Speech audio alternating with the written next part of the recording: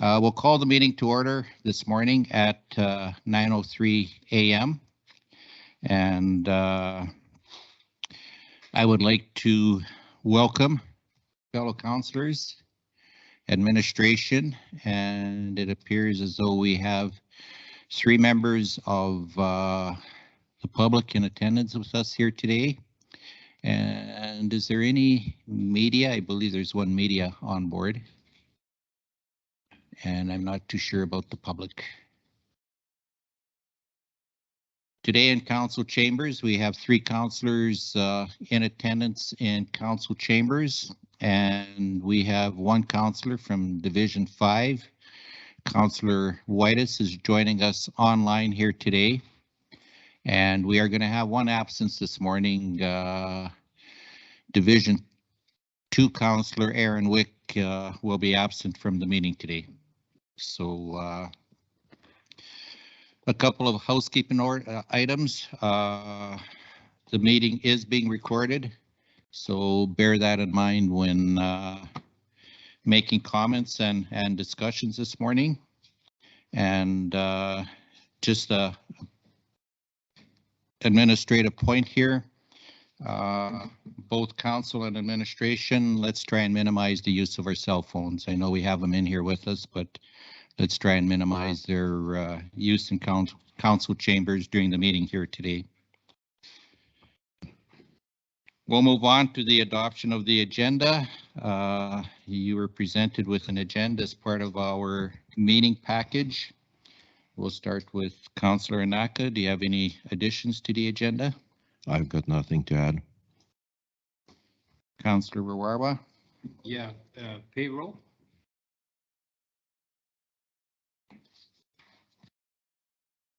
So that's under new business. So that would be item 5.7. Right.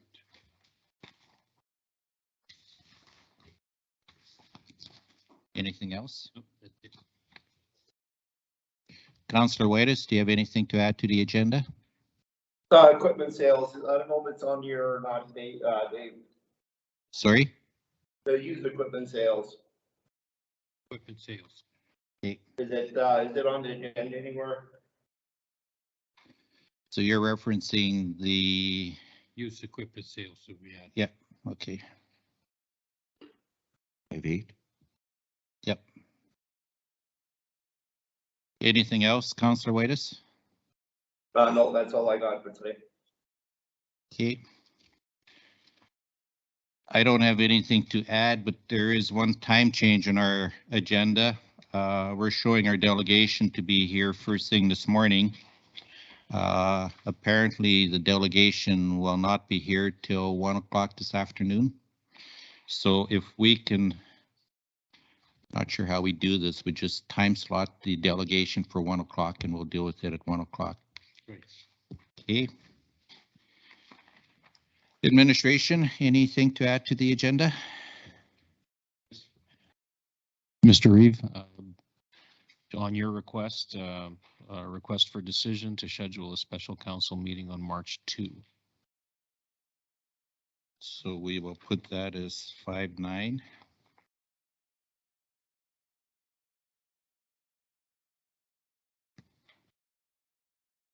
Whoever was just speaking, can you come closer to the mic? Barely hear you here. Okay. And there was one other one. We were going to bring that policy up, but I believe that's the item that Councillor Whitus added to the agenda. So yep. We'll just leave it under used equipment sales. Anything else from administration? Nope. Seeing none, I will look for a motion to adopt the agenda as amended. Councillor Anaka. I move that Lamont County Council adopt the February 14th, 2023 regular council meeting agenda as amended.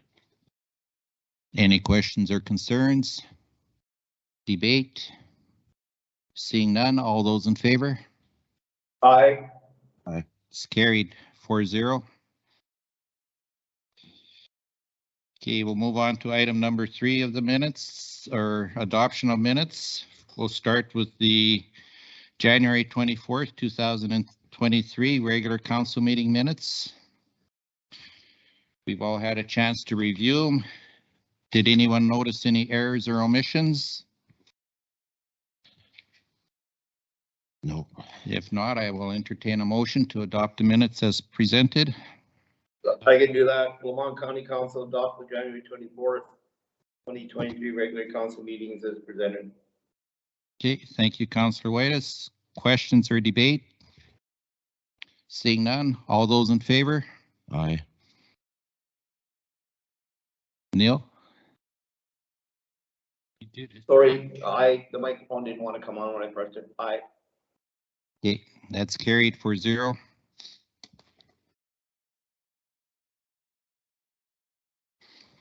Okay, and then we'll deal with the January 24th, 2023 public hearing meeting minutes. Anyone notice any errors or omissions? No. No. I'll move it that Lamont County Council adopt the January 24th, 2023 public hearing minutes as presented. Questions or concerns? Debate? Seeing none, all those in favor? Aye. Aye. It's carried 4-0. Thank you, Councillor Berwawer, for the motion.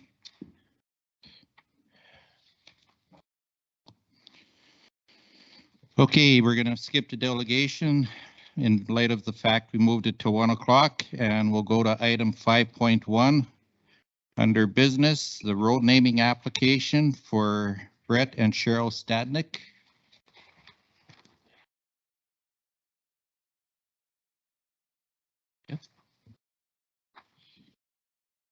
Peter, Ms. Kennedy will address this one.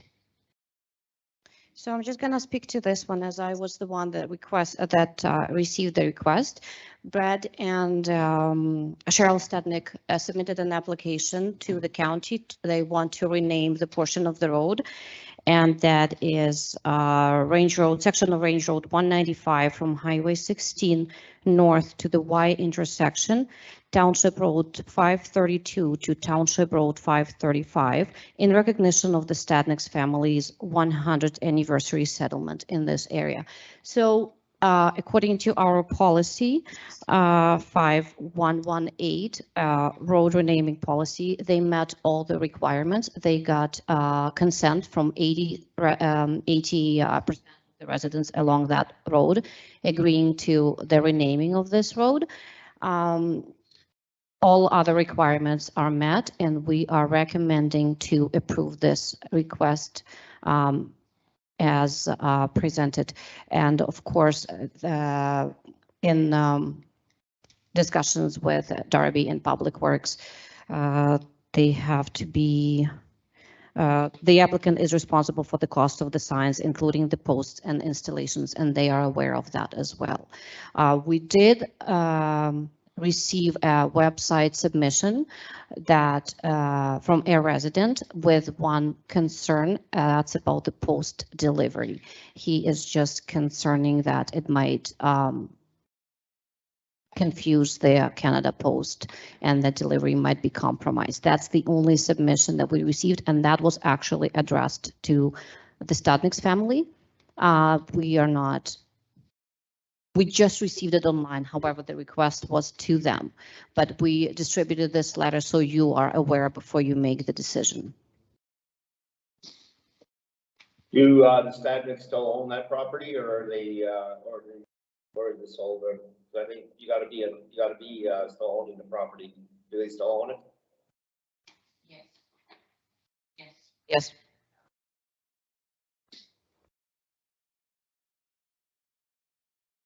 I believe Brett and Cheryl are living on it now. Councillor Whitus.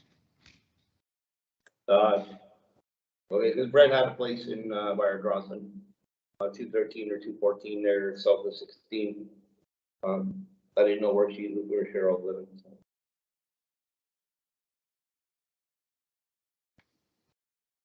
What did he say?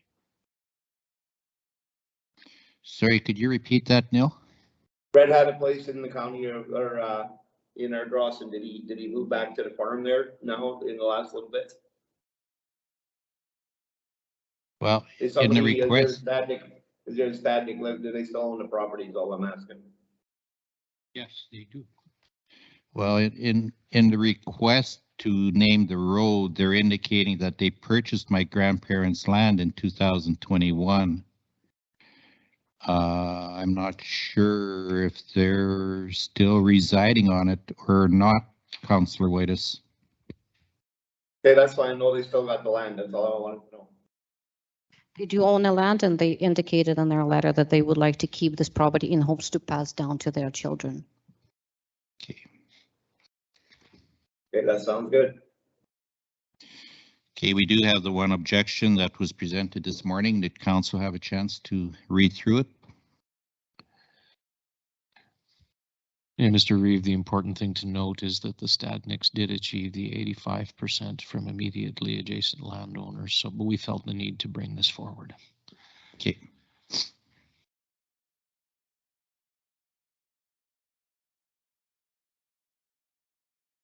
And in order to name a road, there's no requirement that family members have to be living on it, is there? Not as per the policy. Okay.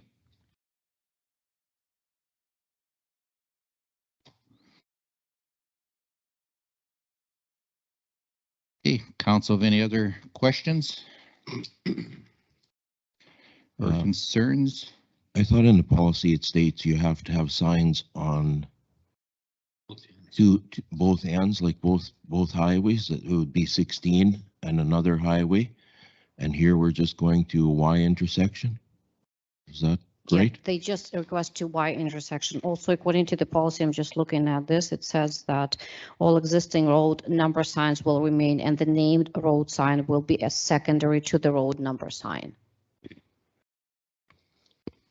So that doesn't meet policy, does it? I thought it says highway to highway.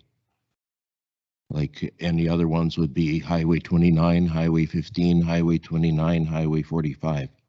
That was my understanding of the policy. Isn't it? Well, it says the portion of the road must be from a primary highway to another primary highway or natural boundary, i.e. a river.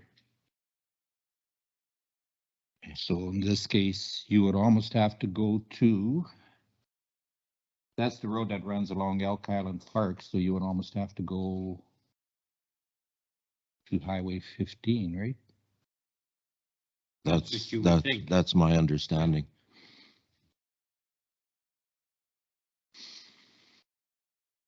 I just don't want to approve something with a concern when we're not following policy.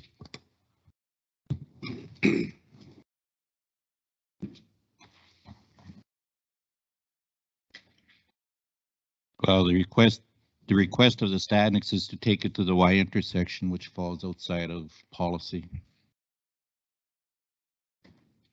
Council, if I may, to remind council, in 2022, council did approve some road naming requests that fell outside of policy, where we named 1 to 2 miles of road from a highway to a range road. So is that the one you're talking about near Star? Yes.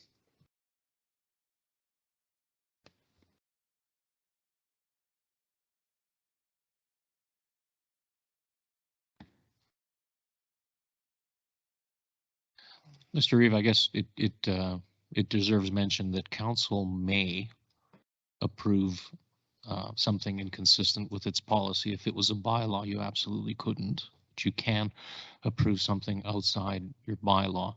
In this instance, it does not hit a river, but the road in essence discontinues because of that body of water.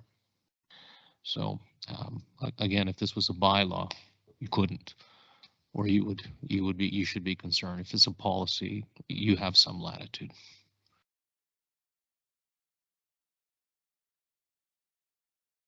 $195 continues all the way north, across the whole county, so it comes out down the Lamco Road and Webb's area.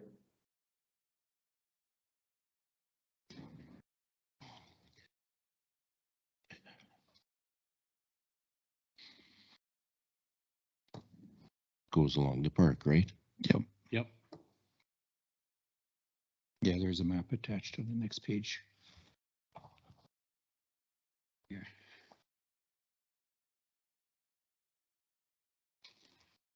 So where is the farm located in this letter of concern?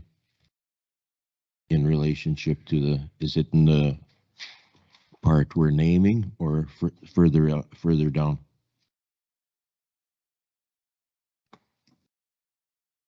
You don't have actually the land, Their property is approximately half a mile south of the Y intersection. no, But so they're on 195. Yes, they are. okay, but the letter of concern that we got this morning, where is that property? I don't have a copy of the letter. 132. That property would Be just north of Highway 16. on 195? Yes.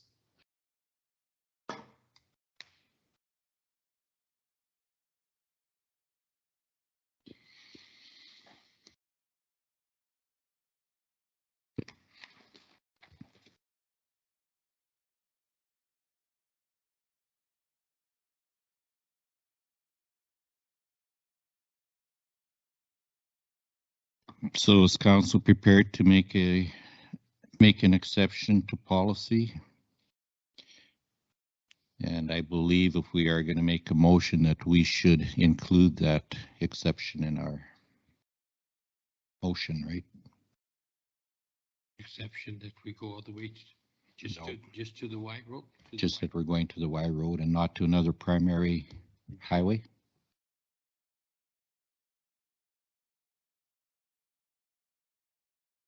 You want to put the motion up on the board? Please.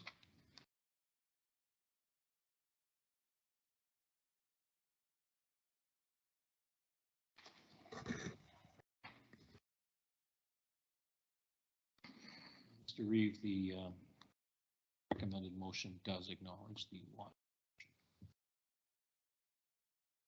But it also says we're pursuant to policy 5118, which we're not really Yep. following policy 5118. So we can see the whole thing.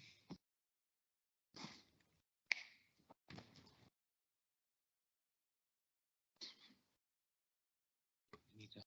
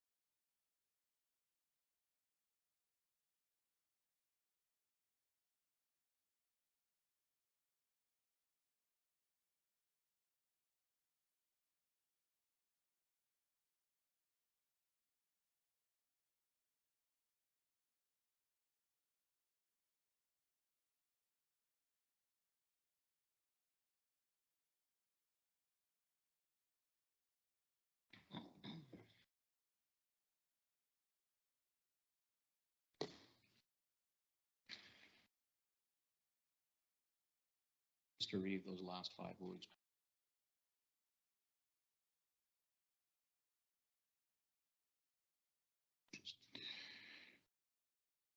Okay, and just for council's benefit, has it been verified that they received signed agreement from 75% of the landowners along that road? So that condition is met. So we do have,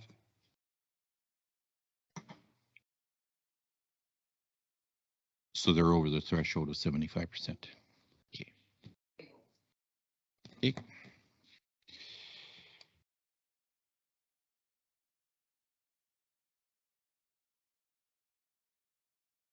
you said to remove the percent to policy. Mr. Reeve, it sounds like that's what the council wanted to say. You.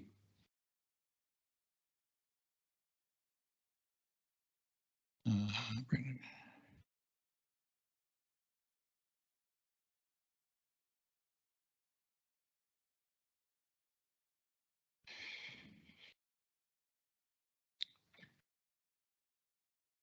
I'm just thinking that in order that we don't, somewhere I'd like to note that we're making an exception to policy 5118 in the fact that it's not going from primary highway to primary highway, As policy states. as the policy states. Debbie, what could we replace the word pursuant with? I think contrary is a little strong. No, no.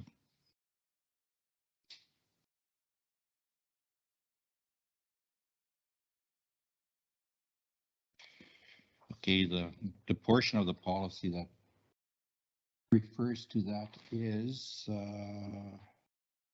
number 3.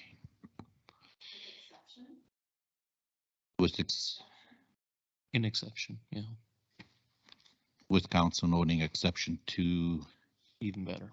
Yeah. Policy number. number 3 of policy number.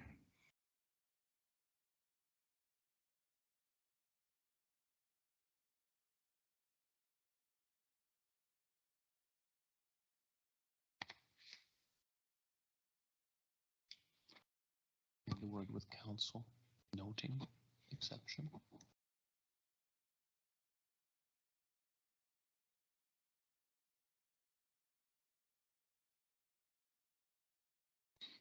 You okay with that, Dan?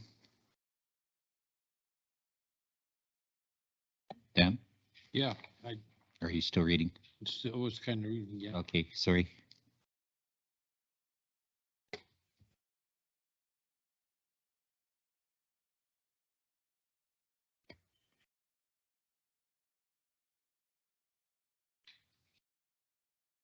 You want to put the motion on the board?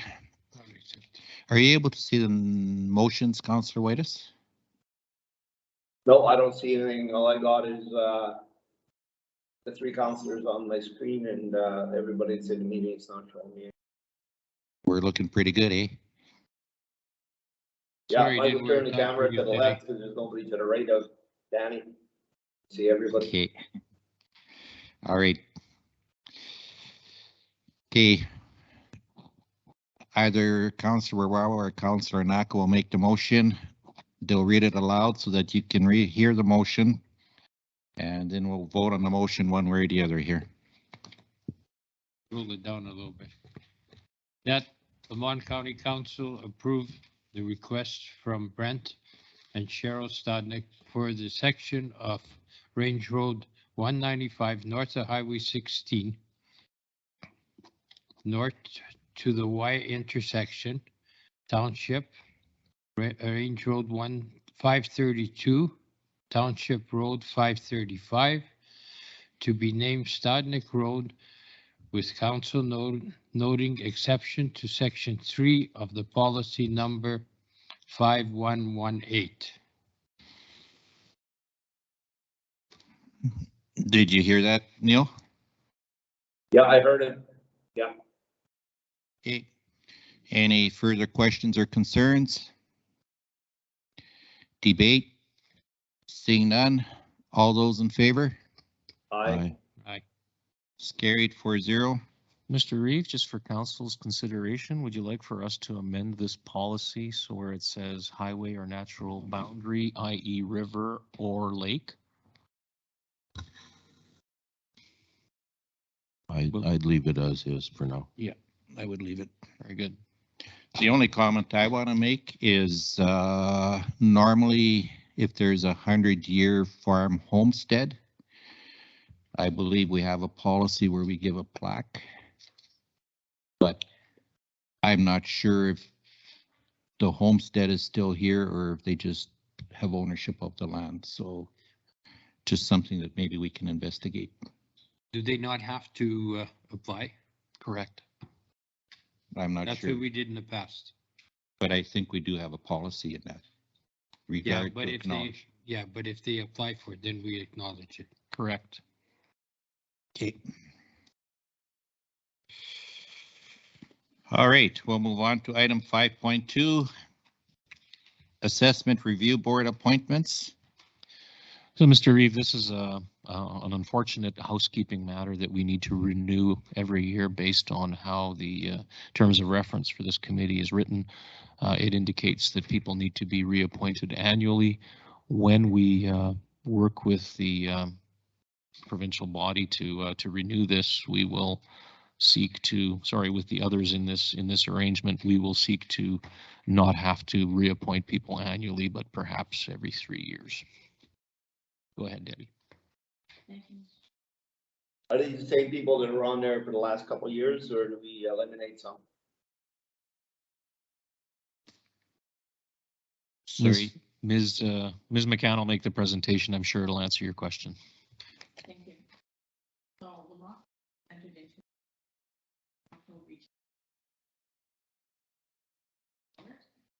and Frost provides a full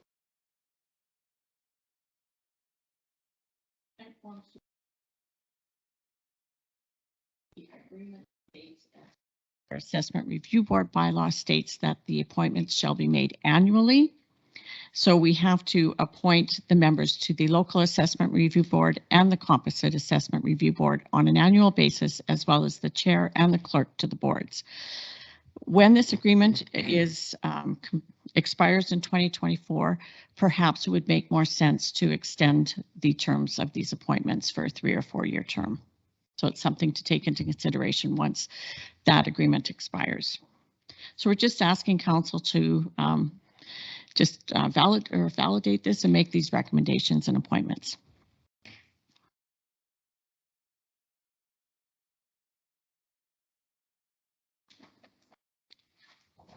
So to answer Councillor White's questions, these are not new people. These are people who are continuing in these roles, which require an annual appointment.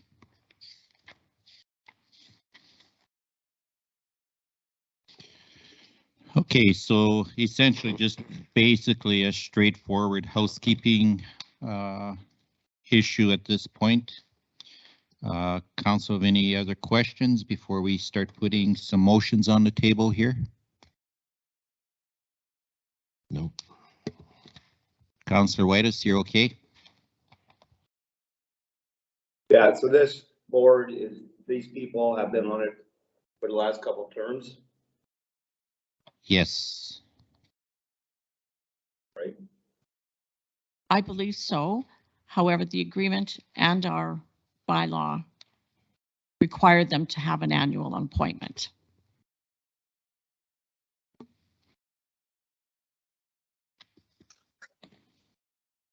Yeah, but they were on there last year and they're getting reappointed, right? Right. Correct.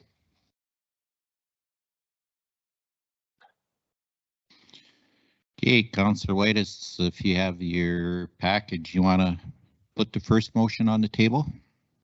Lamont County Council appoint Darlene Chatterand, Tina Driscoll, Stuart Henning, Richard Kowal, Knowles, whatever, Raymond Ralph to the Local Assessment Review Board, LARB, for a term ending December 31st, 2023. Any questions or concerns? Debate? Seeing none, all those in favor? Aye. Aye. It's carried 4-0. Councillor Naka, you want to put recommended motion number 2 on the table? I move that Lamont County Council appoint Darlene Chartrand, Tina Grosco, Stuart Henning, Richard Knowles, Raymond Ralph to the Composite Assessment Review Board, CARB, for a term ending December 31st, 2023. Any questions or concerns? Debate? Seeing none, all those in favor? Aye. Carried 4-0. Councillor Wawa, you know where I'm going next? Yep. That Lamont County Council appoint Raymond Ralph as chairman of the Local Assessment Review Board and the Composite Assessment Review Board for a term of 1 term ending December 31st, 2023. Any questions or concerns? Debate? Seeing none, all those in favor? Aye. It's carried. Aye. 4-0. Thank you, Neil. Okay, we'll move on to point number 4. Councillor Whitus, can I call on you to make that one?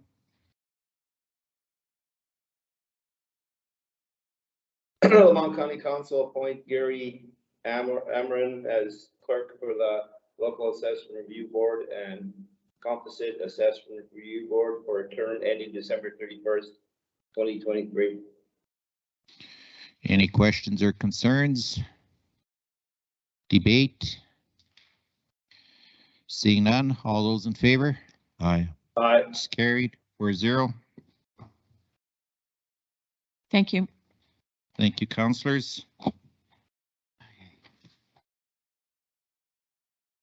Okay, we will now move on to item 5.3, fencing of undeveloped road allowance / road right of way.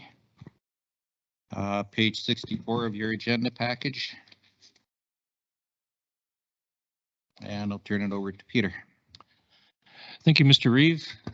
Council heard from 3 parties.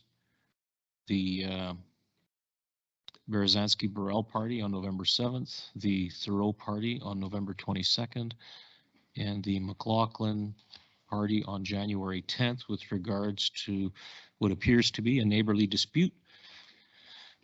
The RFD that you have goes into a fair amount of detail in terms of recapping the presentations made by these 3 parties at these 3 meetings. Council directed us to bring forward a recommendation to address this. Attempted to bring forward an affirmative recommendation that seeks to bring about a solution. In essence, each of the 3 parties were requested and were granted an opportunity for a delegation before council. Each presented their case with regards to the fencing of an undeveloped road allowance to allow for access to a grazing lease. The Berezanski-Burrell party on November 7th expressed concerns about Mr. Thoreau being allowed to erect a fence without a permit. County has the authority to erect a fence either directly or through a third party, and at no time did the county indicate that that fence would be for exclusive use.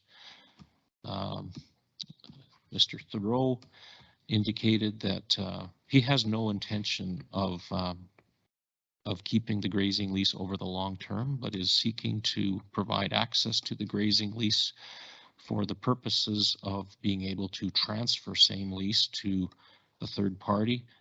Alberta Forestry Parks and Tourism, which governs grazing leases, has indicated that he has an extension until August 15th to complete fencing of the road allowance in order to gain access or to assign the lease to a third party. The McLaughlin-Carroll party were not so much concerned with the placement of the fence, delineating the right-of-way, as they were with the process. And you may recall they indicated that the council might consider additional resources or outside expertise to fill in the gaps on consultation and otherwise. So the conclusion of this analysis is that Lamont County is free to fence an undeveloped road allowance or have somebody do it for the county.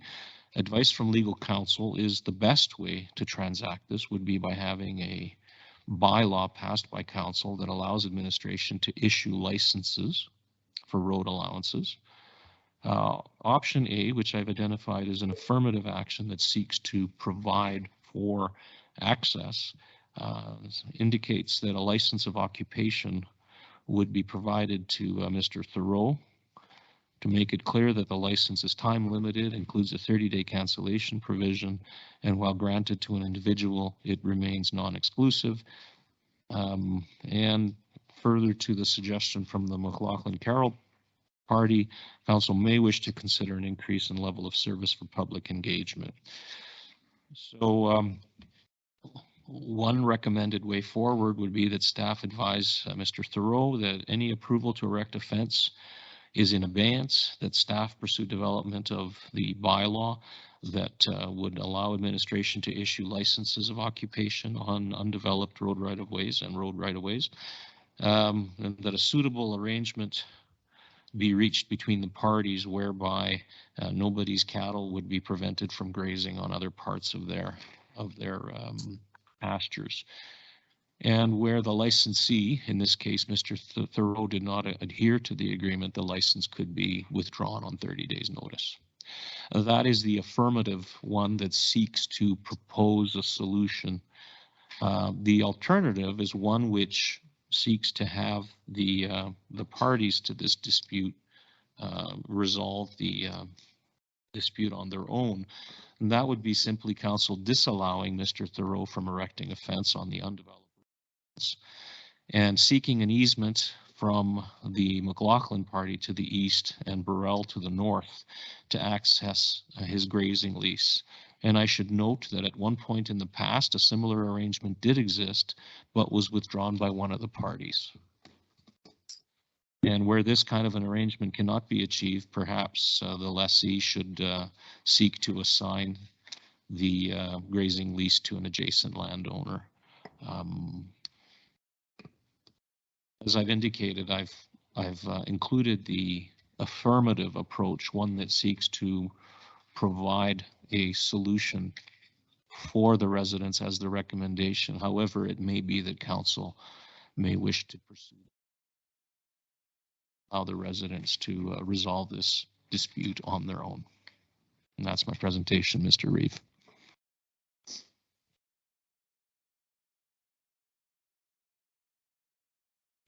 So for council's information, the alternative motion that's being proposed by administration appears on page 68 of the agenda package.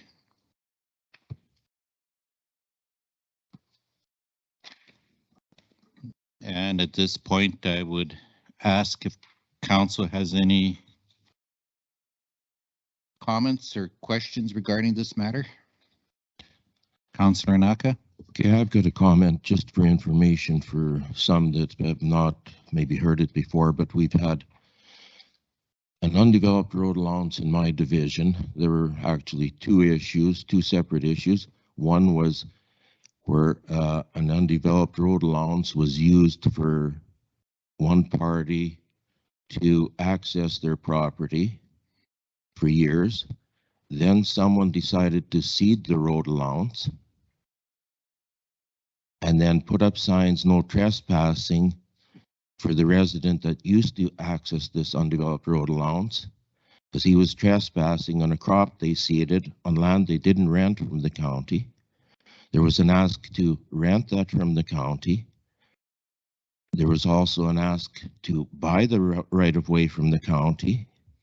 And yet when we did a subdivision of the person that was accessing it, we recommended that he provide his own right-of-way in his own farm. So every one of these, if you decide to rent or sell undeveloped road allowances, every time you come to the river or a body of water where you close this, it creates an issue. Another one was, pasture for access to pasture, where nobody wants to take responsibility for the fence, nobody wants to use a fence, and then they put a gate and block it off. And the other party doesn't have access to their pasture. We also had an instance where someone went and brushed the right-of-way. And then the county was asked to when the person gets stuck in a mud hole, the county's asked to repair the road. So I don't know what other council thinks, but I'm leaning towards the alternative, because there will be no end to policies and all these one-off situations in the future. Roy, sorry, what's the alternative you're leaning towards, please? The alternative motion appears on page 68, Councilor Whitus.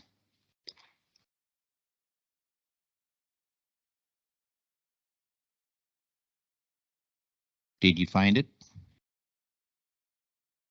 I'm on page 68. Where is it on your, Right in the bottom. It's second paragraph from the bottom. I'll turn it up. Okay, just 1 second. You got it? Guys, here they are. I'm just gonna read it over.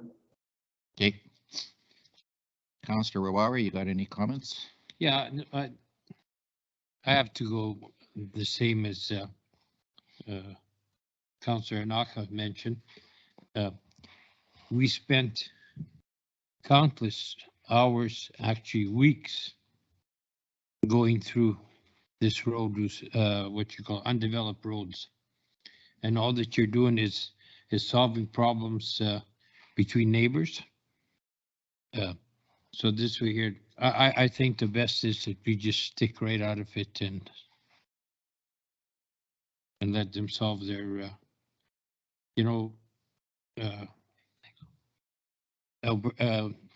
Alberta, who issues the leases? Well, it's Alberta Environment and Parks that Yeah. issues the leases, right? It's up to them to solve their problems. If there's fences or whatever there is, they're the ones that give the leases out, not us.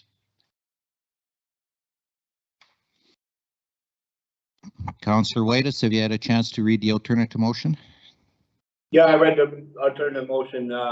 Fences belong on the county property lines, not in the road allowances. And then, like Dan said too, if they're giving a grazing lease, they gotta have access to it. Otherwise, how's the government giving a grazing lease? So I agree with Roy and Dan on the alternative here. That's allowed to let a fence on the undeveloped road allowance. Okay, so it looks as though we're leaning towards the alternative motion. Does someone want to put that motion on the table? Councillor Naka? Yeah, I can do it. Well, okay, is Roy doing it? No, we'll let you do it. Okay, alternative council, the council simply disallow Mr. Thoreau from erecting a fence on the undeveloped road allowance and seek an easement from McCullen to the east and Burrell to the north to access his grazing lease. So I gotta do the paragraphs. Note a similar agreement didn't exist in the past, but was strong. Where such agreement cannot be, guys, I don't know if I gotta read all that or. Yeah, I'm not sure we Require that, I'm not okay. sure we require the motion should end at grazing lease period, the parent. Okay, Lamont Council simply disallow Mr. Thoreau from erecting a fence on the undeveloped road allowance and seek an easement from McLaughlin to the east and Burrell to the north to access his grazing lease. If I could, Mr. Reeve, perhaps we should add the words and suggest he request easement, seek an easement, just to make it clear that it's Mr. Thoreau that would be seeking an easement, not Lamont County.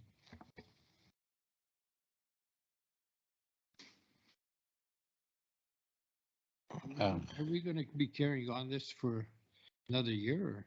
no. I think if council makes this motion, we're done. Yeah. Okay. So would you like me to read it back for the benefit of Councillor Whitus? Can I just put my? Sure. I'm wondering if we shouldn't just put a period after allowance and amend a motion that it ends after allowance. Very good. Because is that not the issue here, whether he can erect a fence on the undeveloped road allowance or not? Suggesting he seek an easement. That's his business. That's his business, right? We really don't want to be involved in. I think I agree with Councillor Wawa. If we say he can't erect a fence, that brings the matter to a conclusion. Yeah. Whitus's motion. Yeah, I agree with the way Dan worded it there. Okay, so you're prepared to do. Okay, well, we can do this two ways. We can defeat the original motion. And then we can amend the motion and vote on the amended motion. Or you can just accept a friendly amendment to the motion, Councillor Whitus, and put a period after lease here. Allowance.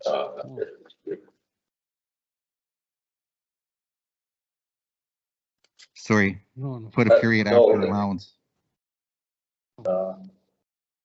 Period after allowing. allows Mr. Trotti to, Mr. Turok from erecting a fence. Period. Right, Peter?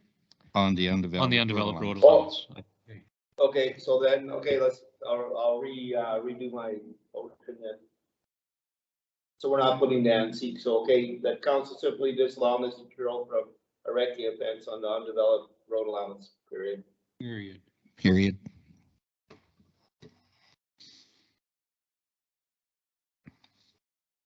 Oh, you don't need the word period, but that's just what I stopped. All right. Okay. Any other questions or concerns? Debate? Seeing none, all those in favor? Aye. Aye. All right, It's carried 4-0.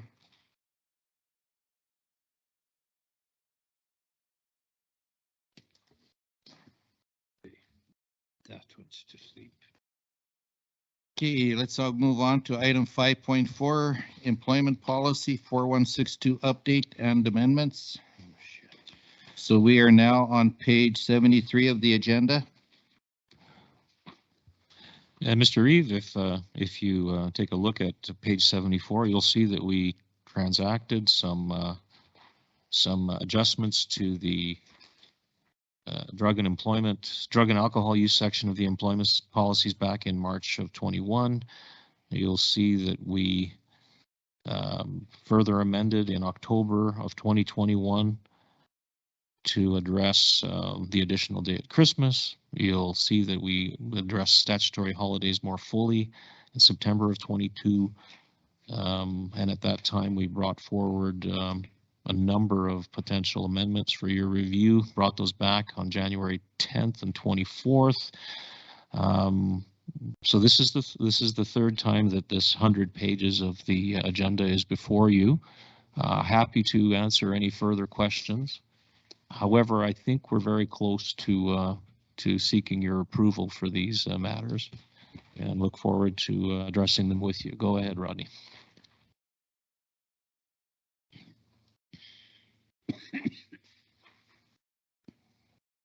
Go ahead.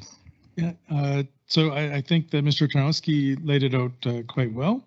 Yeah, so this is essentially just a good practice to be updating policies like this. We've tried to make it more readable as well as easier to edit in the future, as opposed to having one large policy that we've broken it up into specific sections of the policy. So the recommendation is to approve these policies, and we listed them all out individually. Instead of doing 7 or 8 motions, we have one motion to approve them all. And then if that motion passes with those, that we would then rescind the old policies from March of 21 in its entirety, to be then made up by these individual policies. And I'm available for questions here. I think Mr. Tarnowski covered off the history as well on what's happened with this. And then for some of the areas that are still needed from the administrative perspective, the remaining part of the handbook will be put together and published for administrative authorization and distribution.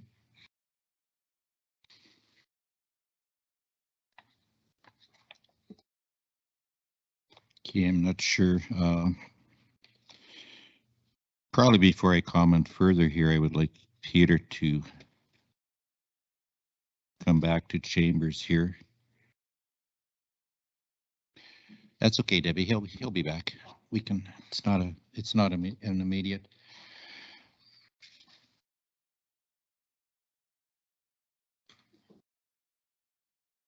My question, Rodney, is going to center around the fact that, okay, it's very straightforward if you look at the policies that are proposed. what portions of the employment policy we're taking out and we're creating a separate policy for. Like, obviously, one is the human resources aspect.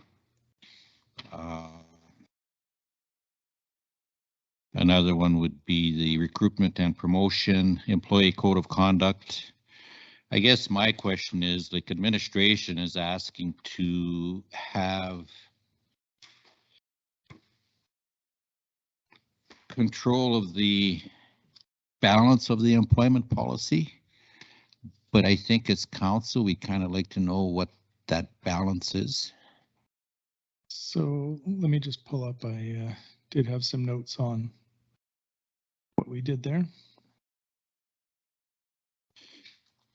And I can appreciate you haven't done the entire process at this point. But if you go through the existing employment policy, there are certain areas that aren't really covered by the policies we're proposing here. So I guess my question is, what portion of the 4162 are we turning over to administration? So I can kind of walk through 4162 from that. So, essentially the beginning sections, definitions, application, and enforcement, those are now consolidated into each policy. We have sections for the employee code of conduct down through probation. Those are. Sorry, Rodney, before you go there, there is a copy of the old employment policy in our. This there is. And you know what page it starts on? Oh, I'm sorry, 107. Yes. Which one? The existing policy starts on page 107. So the actually, even if you just follow along in the table of contents, that's probably the easiest way to do it. So like I said, definitions and the application enforcement, those are now in each individual policy. Code of conduct, conflicts of interest, confidentiality, discrimination, and human rights. Those are all consolidated now into the employee code of conduct policy. Nepotism, hiring, probation, that's going to be covered under recruitment and promotion. And that's the 4162C. Dress code, we're recommending removal of that. That's an administrative realm. Hours of work, so sections 11 to 13, those are in the new hours of work policy. Salary and wages will be covered in an admin policy because that is normally done through budget every year, and a policy on how to set up the grid. The statutory holidays, vacation and personal leave, those are new policies that are in here. Workers' compensation, health benefits. Sorry? Are the statutory holidays? I know yes, that's vacation is 62A. That was done last year in September. Okay. We approved that one. Okay. So workers' compensation, health benefits, and pension. Those are all governed by separate documents already. So for instance, the pension section is governed by the LAP guidelines, and you don't want confusion between another external document and your policy, because then it becomes a conflict of which one is correct. So the statutory leaves and special leaves is now under the job protected leaves area. Workplace health and safety. There's three work areas there. Those are the next three are all OH&S policies, and those should be covered in OH&S as opposed to the HR policy. Again, you don't want confusion between the two. Drug and alcohol use, we have one there. And then the rest of the sections on here for performance reviews, discipline, grievance, those are going to be done in a new administrative policy. Essentially, those are a performance review being in a policy like this is it becomes hard to manage if we need to administratively change different policies or different practices on those forms. Termination was an unenforceable policy because that's contained in each of the employment contracts and in labor standards work. So removing that from here makes it easier to both enforce and to not have extra provisions that could cause additional liabilities to the organization.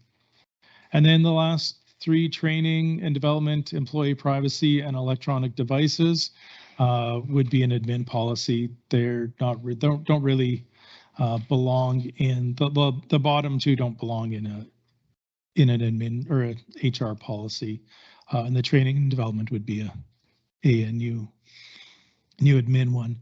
And the idea behind that, again, that's all governed by budget. So if there's budget for training, then the CAO is able to allocate that down across to the organization.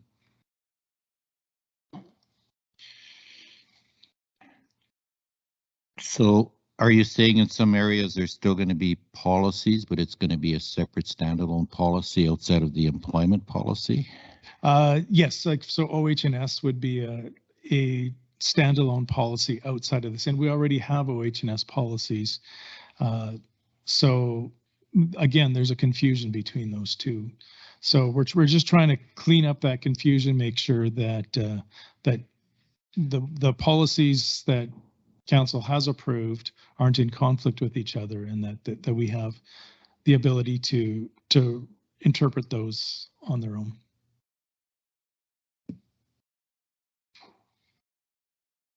So until we see the rest, we don't know what this one's gonna be exactly. We gotta see the rest of the changes, the administration part of it. No, there are policies proposed for certain portions of it, Neil, that are included in the package here that relate to certain areas, right? I don't think having the policies for the other areas is going to materially impact the policies we're looking at today. Well, we're taking stuff out. Give 1 second here.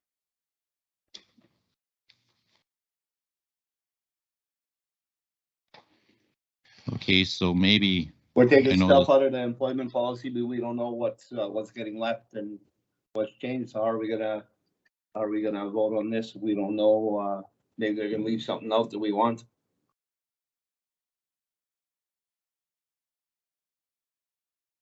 well, the new policies that are being proposed here are covering certain areas of the existing employment policy. That's correct. This is a cleanup of the policy that's there. The things that are taken out are items that aren't normally in the governance realm. So things like the workers' compensation guide section, it's under the Workers' Compensation Board guidelines. So unless council is wanting to raise the standard that's there, then there's no need to have it in the policy. So I would say if council is wanting to include a higher standard, then that's one that we would put into the policy. Otherwise, the items that are already removed from there. So I'm just kind of going from the top. The dress code section is an administrative area. Salaries and wages has already been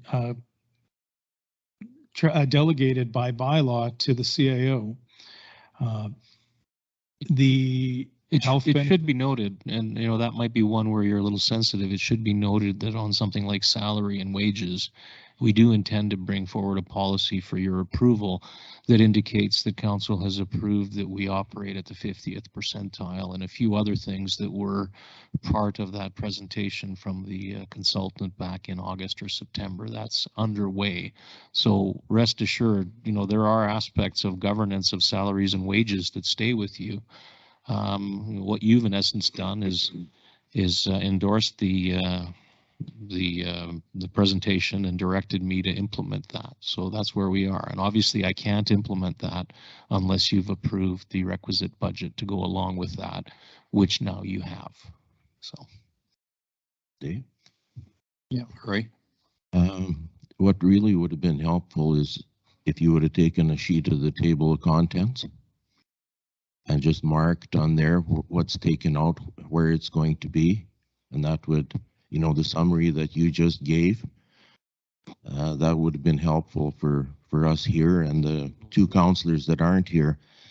I think if you can make a summary of that, where this stuff has been moved to and what the plan is would be good, and let everybody have a chance to review it and take it from there. I agree with Roy. Show us the changes and stuff and everything where it's moved to and stuff, and then we'll have a chance to look over it and discuss it. So Mr. Reeve, Mr. Boyko can either press print on what he read from, or council can refer this matter to the next council meeting and you can approve it then. Your choice. Okay. Okay. The only other part I want to maybe bring up here,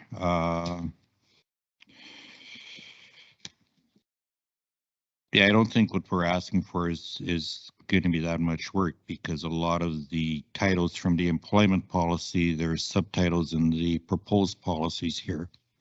So it's pretty straightforward as far as the as the cross-referencing is going. I would like to have administration, though, if we are gonna table this item to a future meeting here, is just let me find my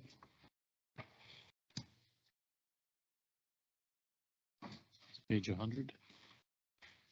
bereavement. Yeah, I think it was page 100 or 103. Yep. Actually, on page 100 of the proposed policy regarding personal leave and stuff, under the section number 9, we have bereavement leave. And essentially what we're saying is a full-time employee, and I'm only going to relate to the full-time because we're not going to get into the weeds with part-time and seasonal, but we're giving 3 days without loss of earnings. And I think we should have a definition here, because I think if you lose a spouse versus an aunt or uncle, I would like to see that expanded. Like if you lose a spouse, I'd like to see it expanded to 5 days.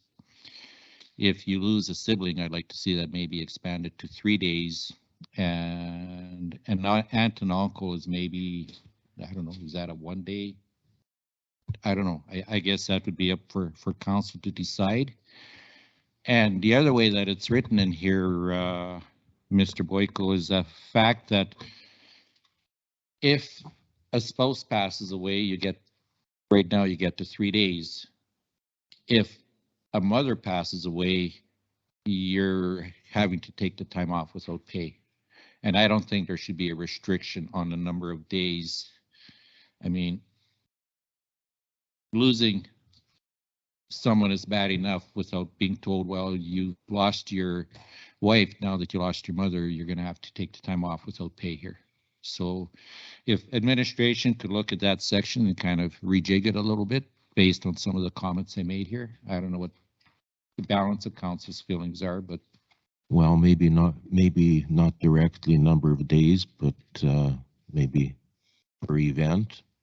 I don't know how you would determine the wording there.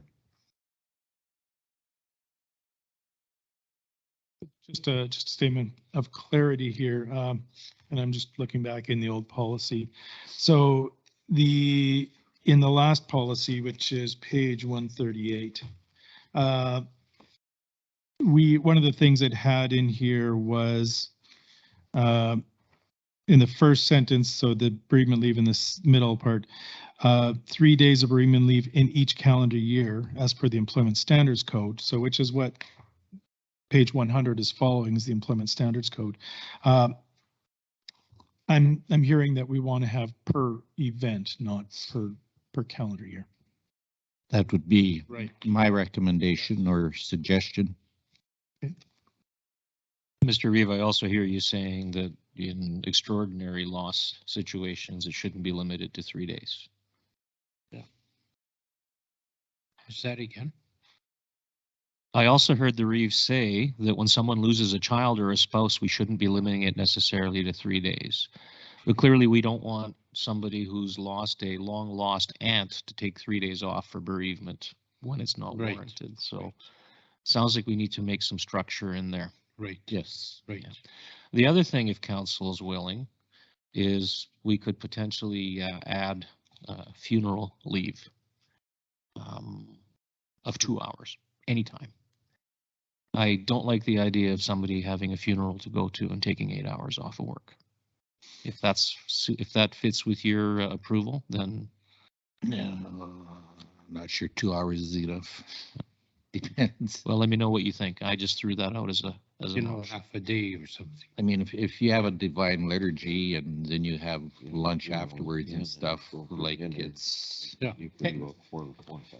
Yeah. Let's just say But half a day. here again, like, is it for a friend? Or is it? Well, if it's not a friend, then it's bereavement. If it's just a friend, then it's funeral leave.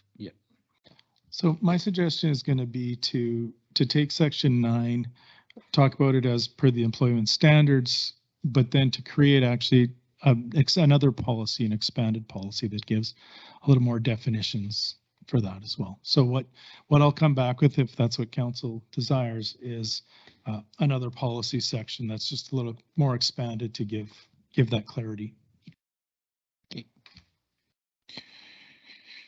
Neil, were you privy to that entire conversation? Yeah, I've been here listening. Move Hey, it, good. table it to the next meeting or whatever, yeah, let's get it hacked out here.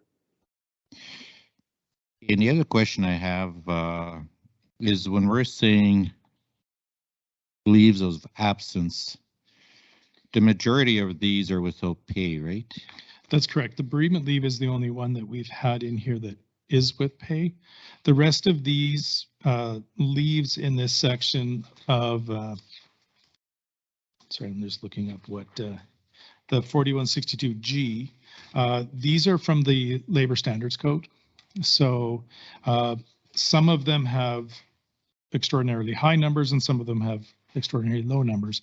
But this is essentially saying that these are the ones that the county must protect those jobs, but they're not necessarily paying them. So for instance, maternity and paternity leave, those are ones that are covered by the EI program. And reservist leave as well. There's paid through other areas. So these are ones where they're taking the leave, but we're protecting their job at the end. So in 4162G is from page 95 to 102.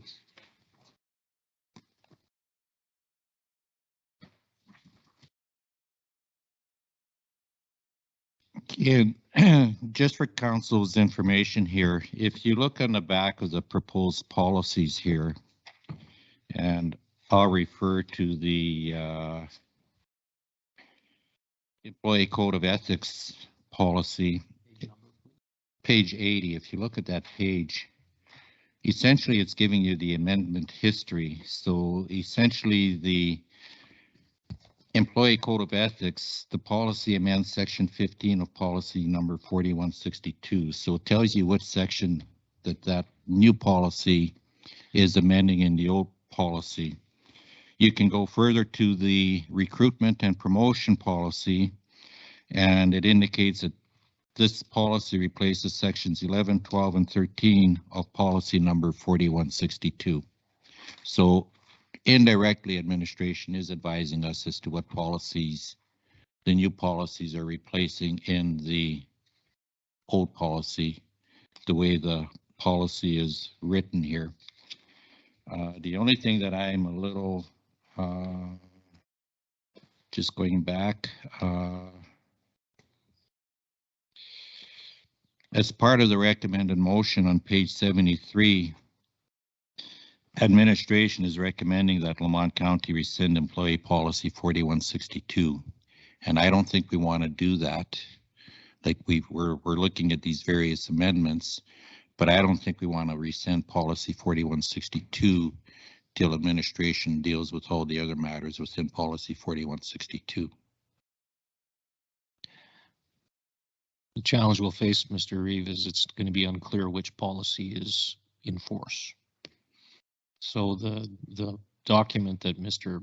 Boyko would bring to the next meeting would show you what is being addressed, either at a higher order of governance, whether it's provincial or WCB, and what we're proposing to deal with as a administrative directive, meaning something that's within what you delegated to me. Okay, but the proposed policies do indicate which portion of our existing policy are being addressed by the new policies. So if we approve the proposed policies, we're essentially eliminating anything within the. True. Now, if we really want to get technical, we can get into the weeds and rescind section blah, blah, blah, blah, of the employment policy, right? Okay. All right, any other questions? So I think this is the third meeting. We've moved this back, so let me get back to page 73.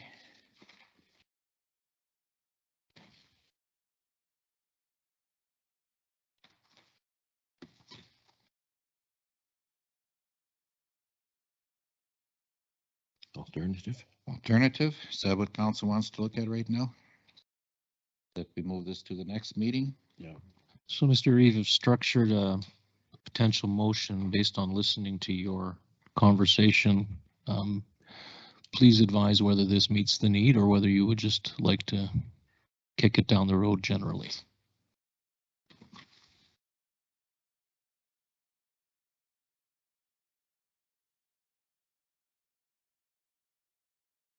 Can you make it smaller? Just use the little down size button.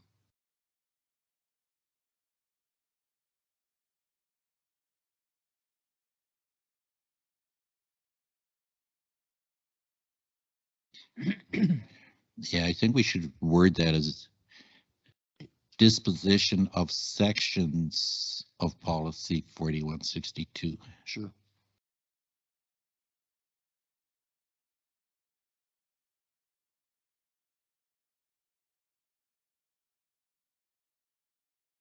Of policy 4162.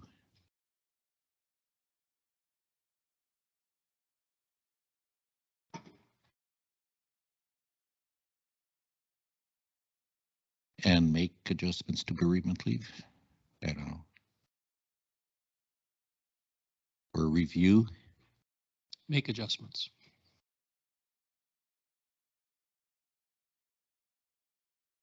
Okay.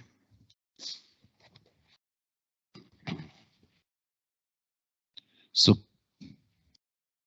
Councillor White, it's just for your information. I'll read the proposed motion here for you. I'm not making a motion. I'll leave that to one of the other councillors. But the motion's going to read that Lamont County Council refer policy 4162 update and amendments to the February 28, 2023 regular council meeting, directing administration to provide a summary of disposition of sections of policy 4162 and make adjustments to bereavement leave.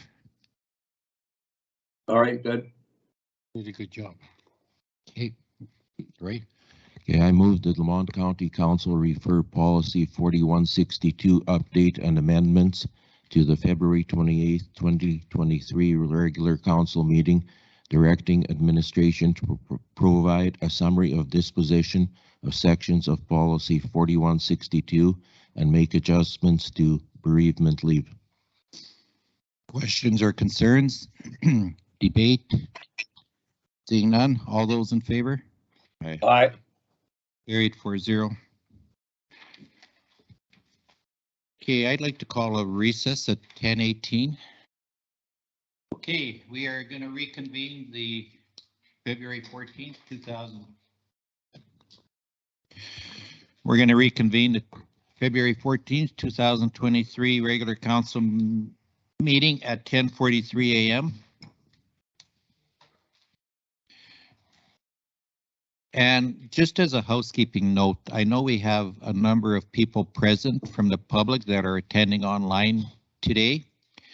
Could you just send a message through the chat room to our executive assistant at the meeting here today and let us know who you are? Thank you. Neil, you're back. You betcha. All right. Yes. I thought maybe you went to the beach or something there. All right. I'm So really close. move on to the next item of the agenda.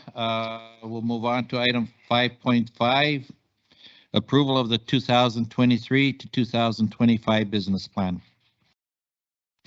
Peter? Thank you, Mr. Reeve. The purpose of this item is to seek approval from council for the recommended business plan, and that's to guide further implementation of council's strategic plan during 2023. Ms. Kennedy is handing out a replacement page in review of the document. Yesterday, the Reeve pointed out that there was something missing, and indeed there was an editorial error. So the business plan is kind of a medium-term plan, which I'm recommending on behalf of administration to council for your approval. It is the corporation's key change initiatives in response to your strategic plan. It is a rolling 3-year plan that we update annually to reflect the implementation of council's priorities. So it builds upon the governance, operational, and leadership transitions that we started in 2021, 2022 as part of the stabilize phase, and it starts working our way into the focused growth phase. It aligns with council's policy. It lays out the responses to the strategic direction in terms of administrative action, and it provides us somewhat of a unified focus in terms of where we're going. So this will drive many of the matters that make their way onto our work plans and onto council's agendas during the year. The plan now includes 55 rather than 54 initiatives based on the one that was identified yesterday. And I am setting a target of 80% to try to achieve these 55. It is a very aggressive target. I have to admit to you, my druthers were to have fewer initiatives during 2023 than we did during 2022. However, in review of the situation and what needs to occur for us to achieve or gain sustainability in Lamont County, we must proceed with these on this kind of a time frame. And as was the case with the 2022 plan, we will report on them triannually, once in June, once in late August, September, if I'm not mistaken, and then again in January in terms of the those that are complete, those that are on track and on budget, and those that are not. So you'll recognize some of the language on page 178 and 179. It's a recap and an update in terms of the business plan. On page 180, we'll change 54 initiatives to 55. The document goes into some detail in terms of pursuing growth in industrial in the Heartland area, which will help address our tax base and help put us in a better position to be able to address our challenges in terms of capital and in terms of operating to potentially raise the level of service for residents in the future. The change that you received is on page 182, and you'll see it in red, and that was that upon completing the infrastructure strategy and doing more detailed analysis on infrastructure in early 2024, it would be necessary for us to review and update our offsite levy bylaws. And for those in the room that are unaware, offsite levies are the fees that industry pays to connect with our water to fund the expansion of roadways and other infrastructure. You will see the same measures and indicators under each of the goal areas. You'll see the 2022 actual, or in a few cases projected where the numbers aren't yet available, and those mirror what I presented to you a few weeks ago with the third triennial report that closed out 2022. On page 185, you'll see a big yellow block. I have not yet received the crime stats for the rural parts of Lamont County only. Those are still pending. When they come, I'll reissue this report for council's information. Once again, to a great extent, this reflects what council approved in the 2023 budget in terms of operating and capital, and reflects change. So if there's things that we've done in the past that we continue to do, those no longer show in the business plan. Those are a matter of ongoing operations. This business plan focuses on those areas that are changes. And I have to comment again that undertaking 55 change initiatives for an organization our size is very aggressive. I'm a little concerned about bringing this forward, but once again, I don't think we have much choice in terms of the need to address this in a timely way. Happy to answer any questions.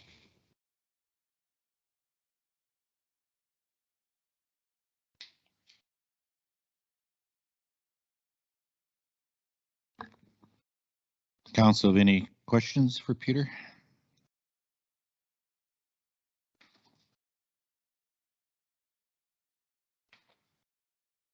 I think as part of our meeting yesterday, Peter, I agree with you. It's a fairly aggressive it's business plan.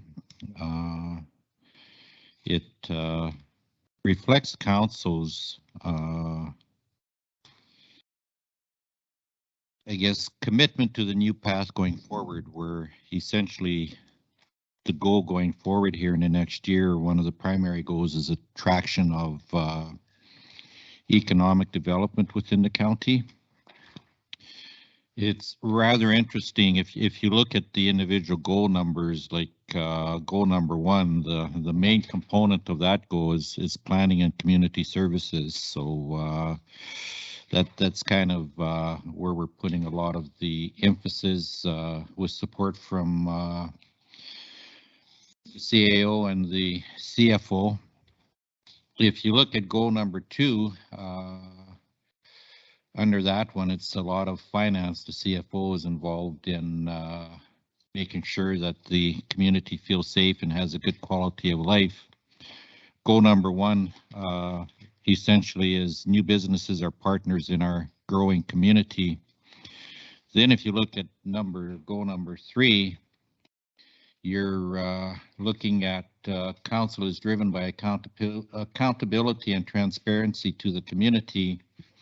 And essentially that falls under the CFO, communications, and the legislative services officers. So I guess what I'm kind of driving at here is there's different departments within the organization that are kind of responsible for achieving our different goals here.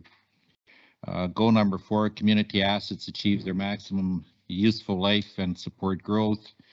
Here we got basically public works and ag services involved in that particular goal in order to see that it's executed for Lamont County here. Goal number 5 is we are recognized as a leader in sustainable growth and holistic decision making.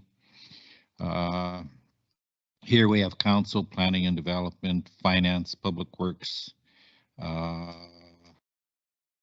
finance and ag services. So that one goal kind of incorporates all of our various different departments here. And Goal number 6 is we are committed to sustainable relationships. And of course, that's where Public Works comes in and ensuring that we gravel the roads, grade the roads, make sure the drainages are up to a standard. And also the community CFO corporate services department is involved in that one also. So there's a detailed business plan, but it's also very set out as to who's responsible for executing on a great portion of that particular business plan. There's one thing to reinforce, Mr. Reeve, and you're well aware of this when you underscore how aggressive it is. There are many uncertainties regarding staff capacity, potential turnover, likely cost escalations, timing of decisions by industry, provincial approvals, funding, borrowing support, and other potential emergent priorities. And that's why we review this every 4 months and potentially make adjustments where another priority emerges or when a key decision point has changed. Yeah, the one goal that I'll refer to here is on page 185, 2C. Obviously, rural crime is an issue in Lamont County, and I think it doesn't matter if you live in the rural area or if you live in the urban municipalities within Lamont County. But we're kind of committing to reduce rural crime in our communities.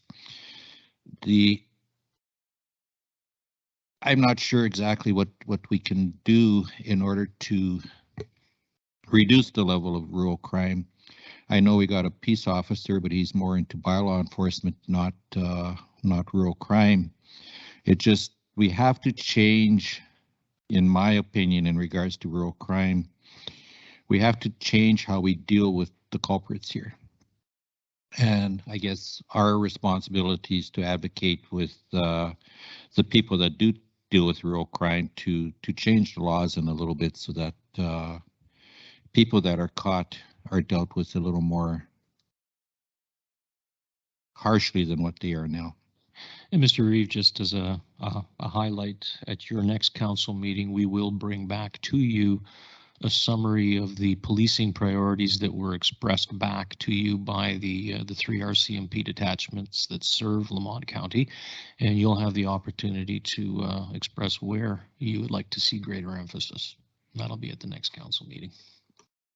I should mention that 2C that you mentioned that speaks to crime rates is more a matter of indicator than it is initiative. So this is here so that you can see how it's changing over time.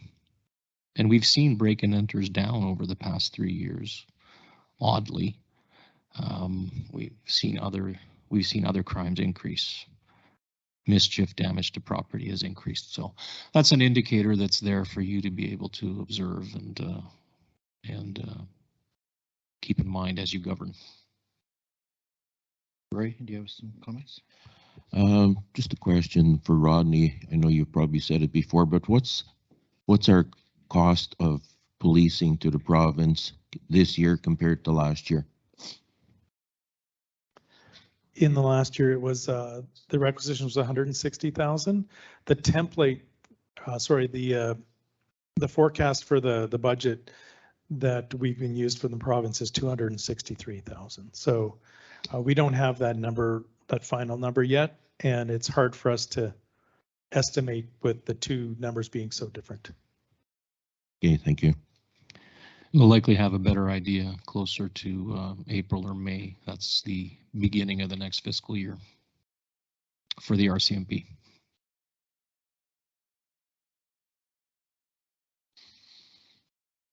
Any other questions? Councillor Whitus, any questions? No, I'm still kind of going over it. Good.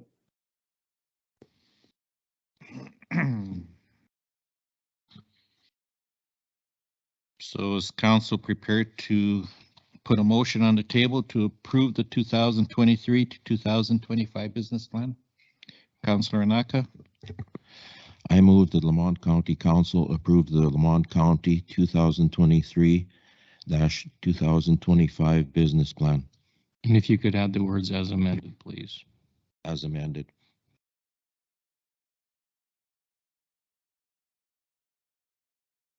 Any questions or concerns? Debate? Seeing none, all those in favor? Aye. Aye. Carried 4-0. We'll move on to item 5.6, follow-up action tracking list.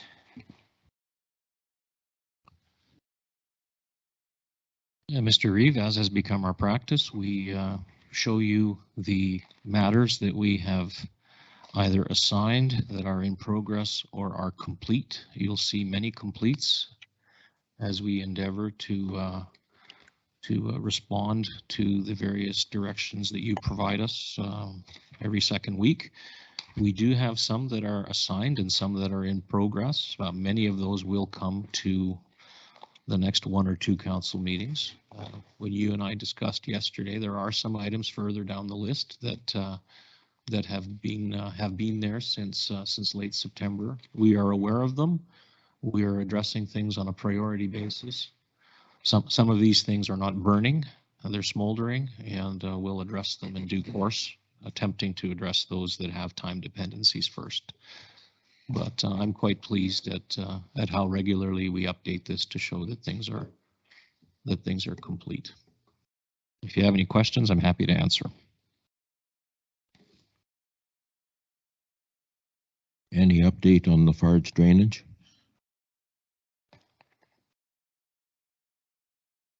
I think Mr. Steffes is on the line. Is there anything, Colin, that you can provide in a public setting that would be helpful? Or Darby? Sorry, Sorry, Peter. I mixed them up. I think this is a Darby one. Yeah. Okay. So our intention is to be bringing a report to council at the next council meeting to inform council of where we're at with the Lafarge drainage, as well as some options on how to move forward with that project. Okay, thank you.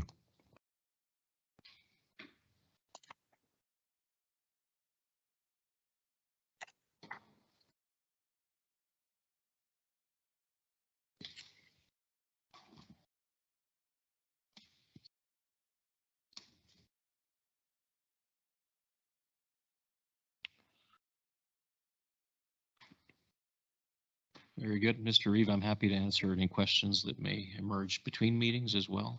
So, Yeah, I'm just looking for one area here.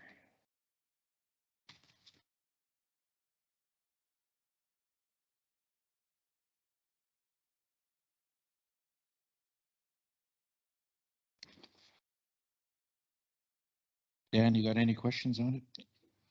No, not. Okay.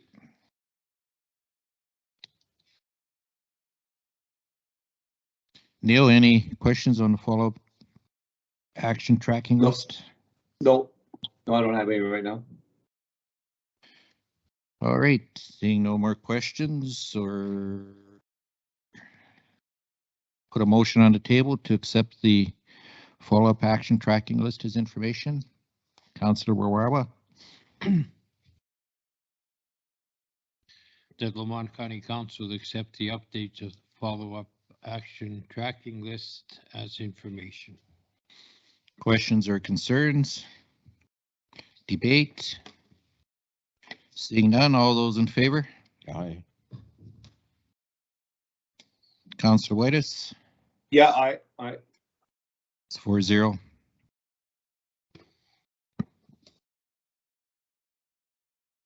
Okay, so we are now on to item 5.7. It was an addition to the agenda. It was titled payroll. Councillor Warwawa. Yeah, I talking to people to counselors and some employees, we can't seem to get into our payroll? I don't know, Roy, have you had I any? didn't, I haven't tried yet. Yeah, no, it won't let me in there either. I'm having a hard time getting in there to see where we're at, and I am getting lots of complaints. People are having lots of mistakes in their checks twice in a row already. Mr. Reeve, I have not received, I'm not going to say any, but many. I know that Mr. Boyko and Ms. Bodnar would be closer to it. In terms of your ability to access, rather than us sending you information, I think what we ought to do is next time you're here is walk you through and get you into the system. Well, I have the same problem. That's what I'm saying. I think next time you're here. See, the interesting thing is that counselors don't need to do anything but sign up. So we'll sign you up. You don't report exception time or anything like that. As far as any staff that are having challenges, we've made it clear how they ought to deal with it, and there shouldn't be any issues. There may be one or two people, and if they haven't been able to address their issues, they should be contacting Tracy or Rodney with that. I am able to get in there. It's essentially you use a username and type in a password, and it allows you to access the system. I believe, Rodney, you sent out new information last week.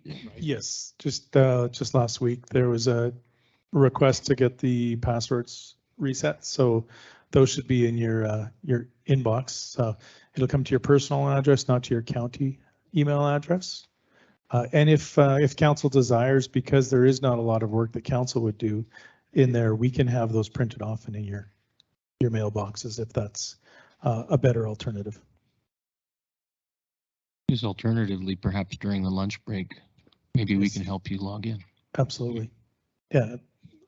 Welcome to help you guys out at any time. And again, if there's any employees that have any concerns that you're hearing, please point them back to me because we can't address them if we don't know what they are.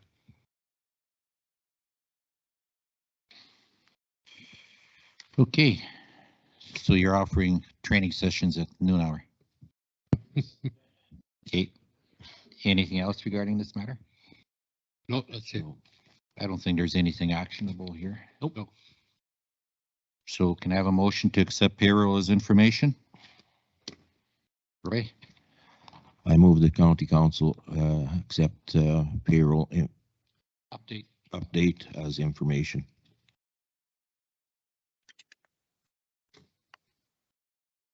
Questions or concerns? Debate? All in favor? Yeah. Okay. And then we'll move on to item 5.8.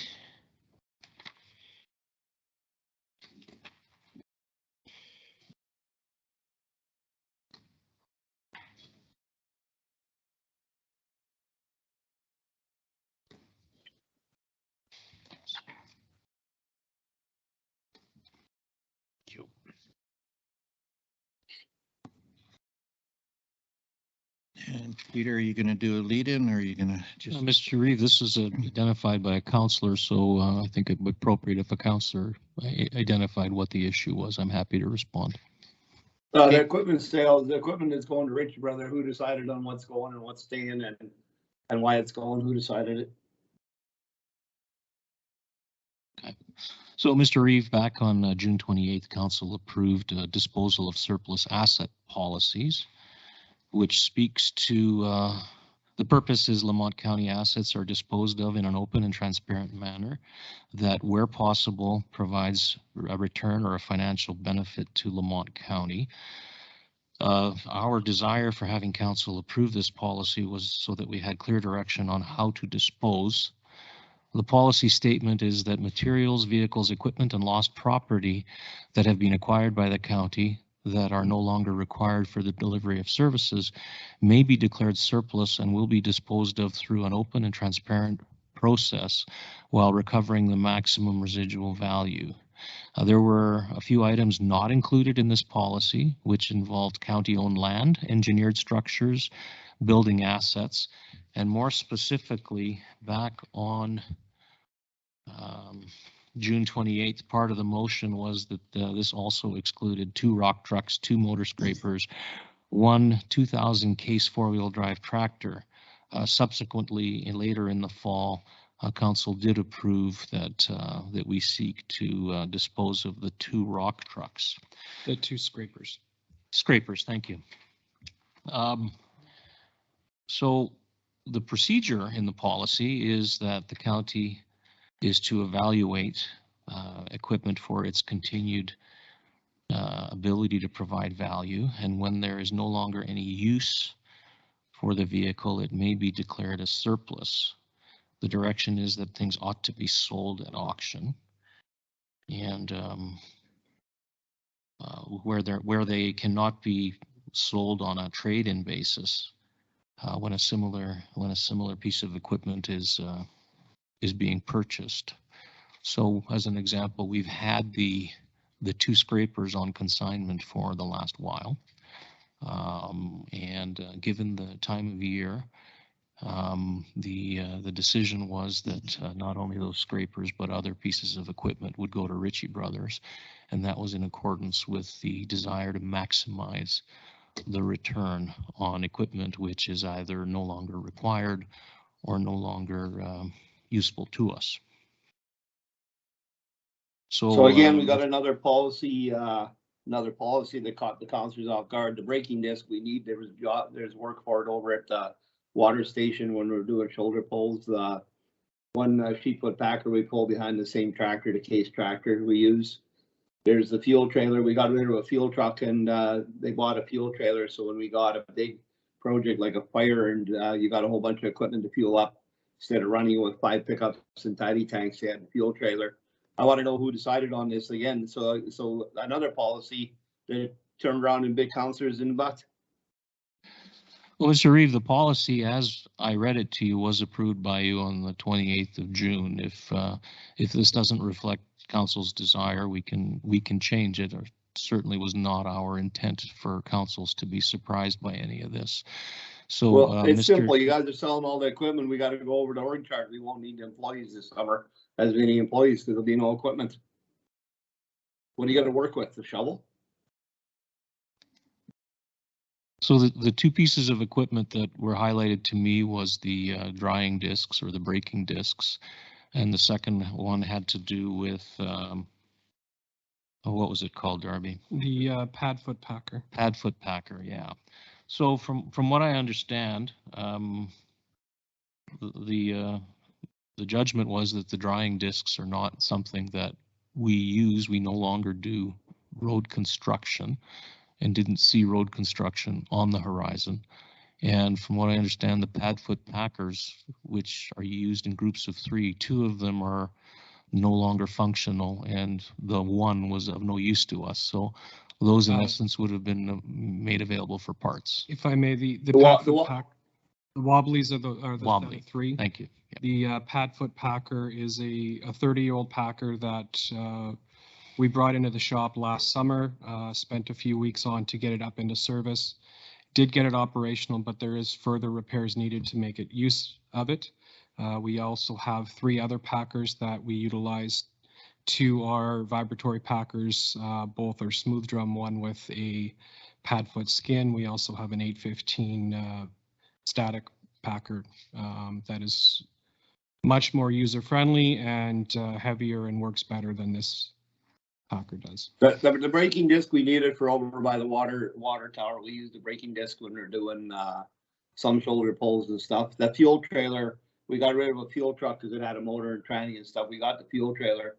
We paid big money for it, and when we got fires and stuff, example, and they had one north of Bruderheim, they come up and fuel up all the equipment.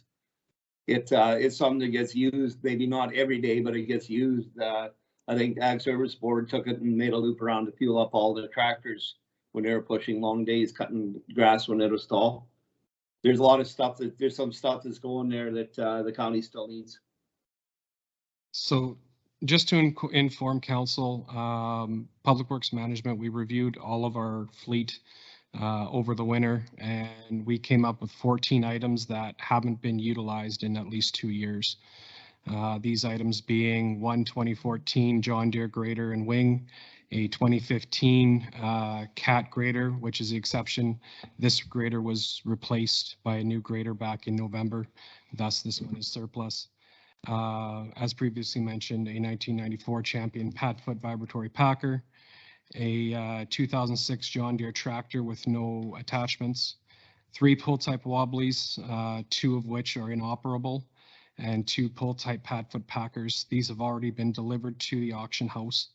And set to be delivered is a 2008 Peterbilt tandem and plow, which is inoperable, has many service issues, hasn't been used in over 3 years. The fuel trailer that Councillor Woitas has referenced hasn't been used in 2 years, has some issues with one of the pumps, and the set of drying discs that haven't been utilized since road construction was in progress by the county back in 2019. The disc, we were waiting for Public Works to come and do that project at the water tower, the water station, Heartland Water Station last year that didn't get done. They were supposed to work that up and then take the dirt out from in front of the culvert so the water flows in the 3 creeks like it's supposed to. So it's it's not its fault it didn't get put to use. We needed it, and we still need it.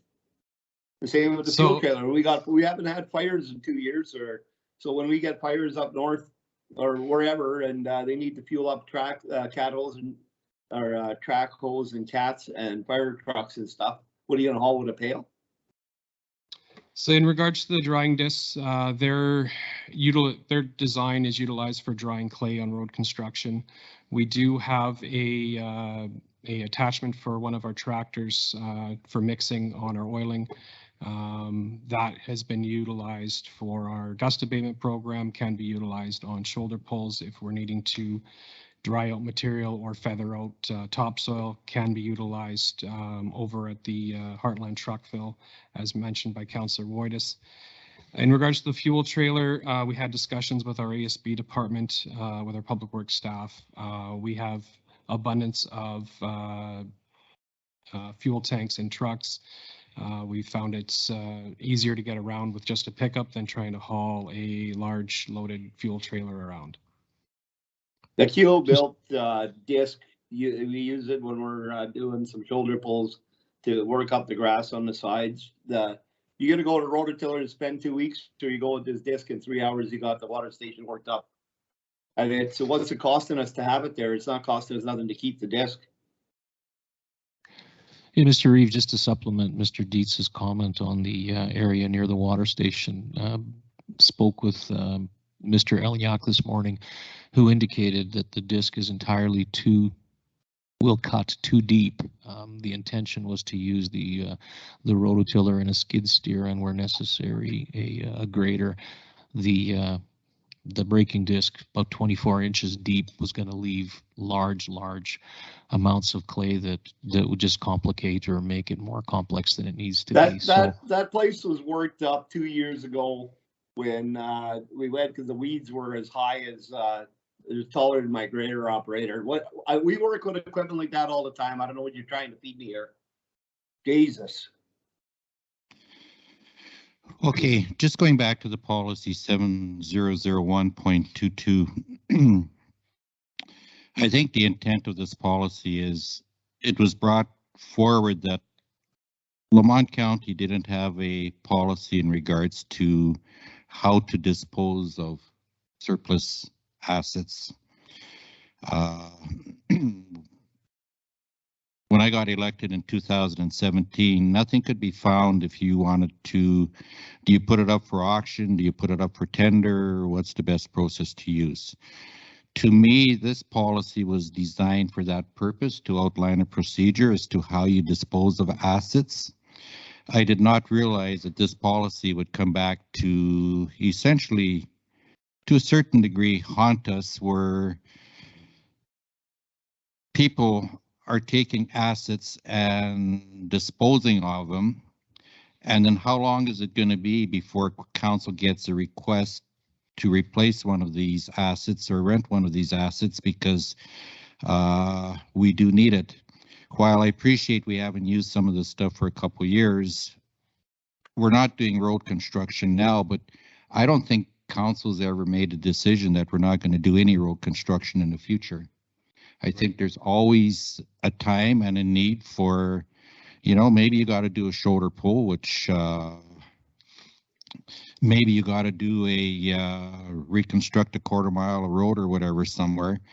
But like I say, I think the intent of this policy was to kind of outline how we dispose of surplus assets. I did not think that part of the process was to do an entire review of what we have in our lot and decide what to dispose of. I would have liked the courtesy, and I know that it's not written in policy anywhere that you have to run it by council. But I think from my perspective, I'd have liked the courtesy to say, hey, this is what we've identified as surplus. Is council okay getting rid of this stuff? Yeah, I would agree with that. Like, make a list, run it by council. If you're doing that in fall and you're hauling the stuff in February to the auctioneer, just have a discussion about that. That's what we did in the past. We didn't have a policy for that, but it was brought to council. What was sitting around for too many years? Can we sell it or can we not sell it? We used to put them up for tenders and line them up by the shop here. So then do we have to amend this policy, because this policy does limit certain assets which have to be approved by council? So does council want to amend the policy to say all assets? Definitely, I am in favor of that. But Amending we the also have policy to, there's also a limitation here though, Councillor Whitus, like if it's scrap iron and stuff, like what are we looking for that we want to approve here? Or not necessarily approve, but see.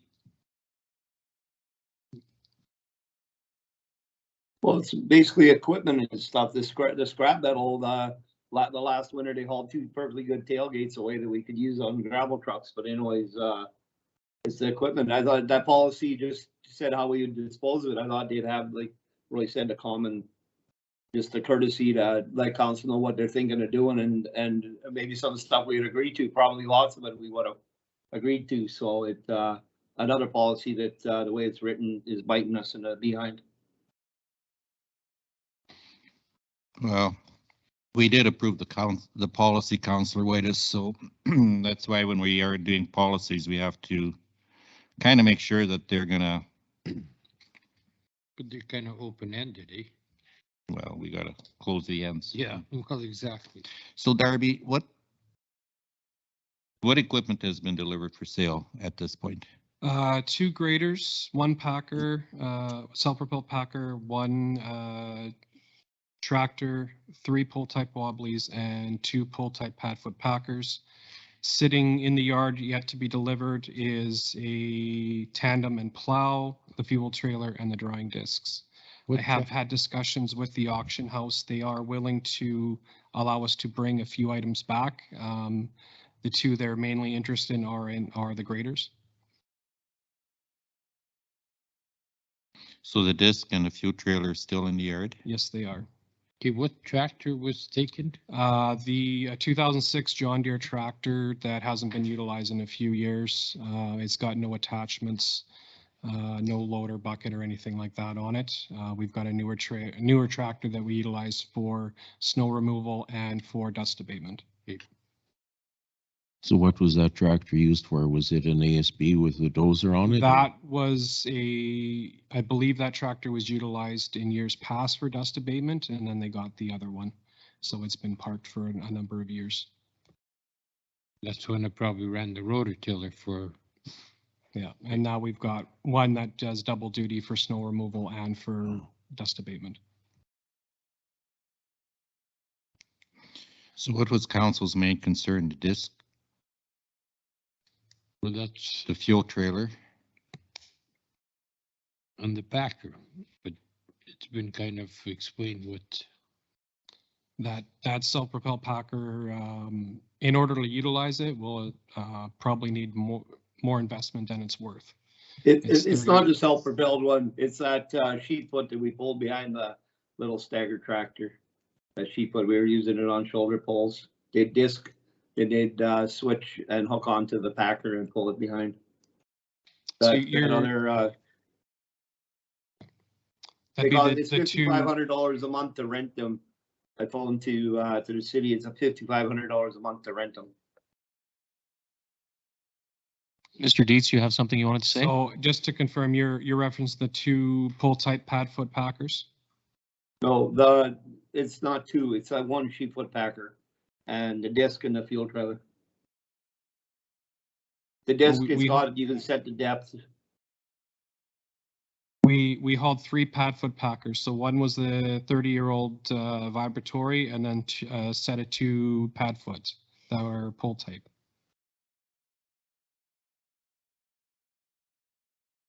There's one sheet foot packer. The drum. Okay. It's a pull type. We use it with a little stagger. So any issues getting rid of the graders? No, the graders. You know what? We got that policy. They were supposed to get rid of fire trucks. We got how many? 20 fire trucks still kicking around. Nobody's getting rid of those. But the stuff we use, they're getting rid of. I just can't figure this out. I got no Mr. problem. Reeve, The if I graders could gotta go. respond.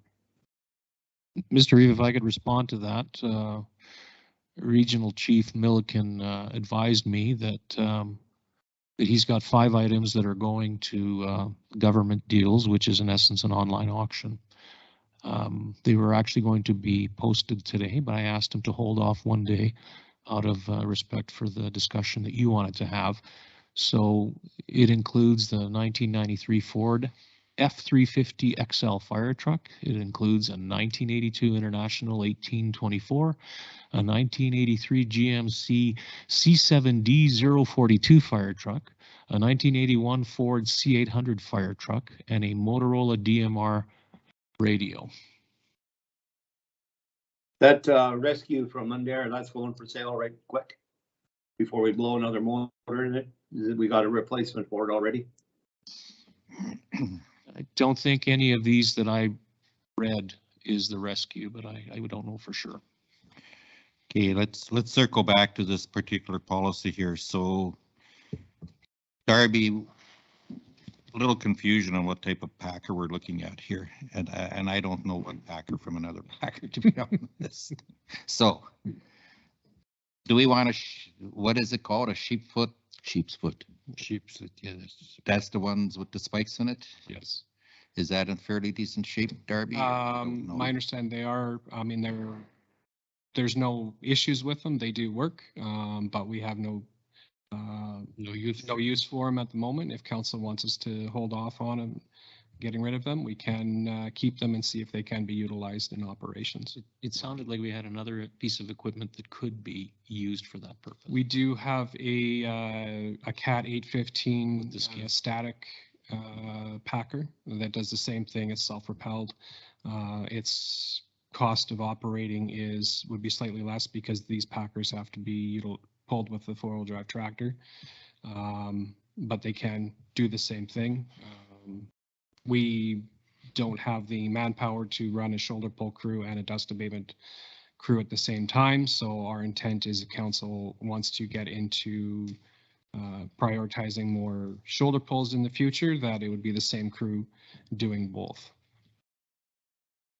What is the value of those packers? Any idea?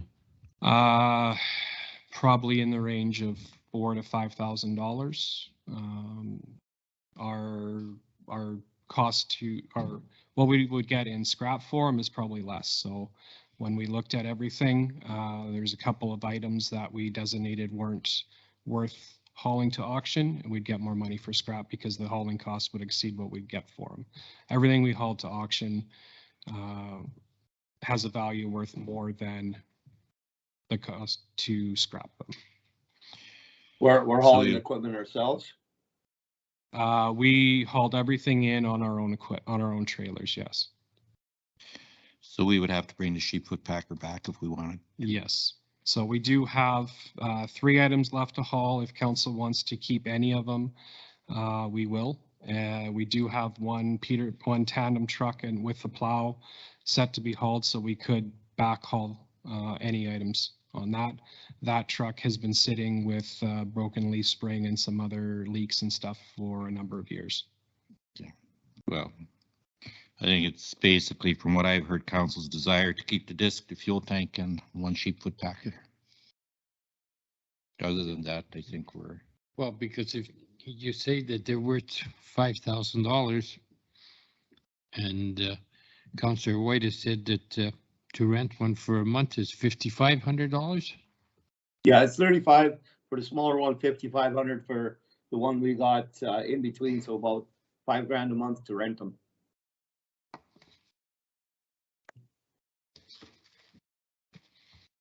So, you know, really, if they don't owe us any money, and because we didn't do any shoulder pulls last year, perhaps we might, or some road repairs.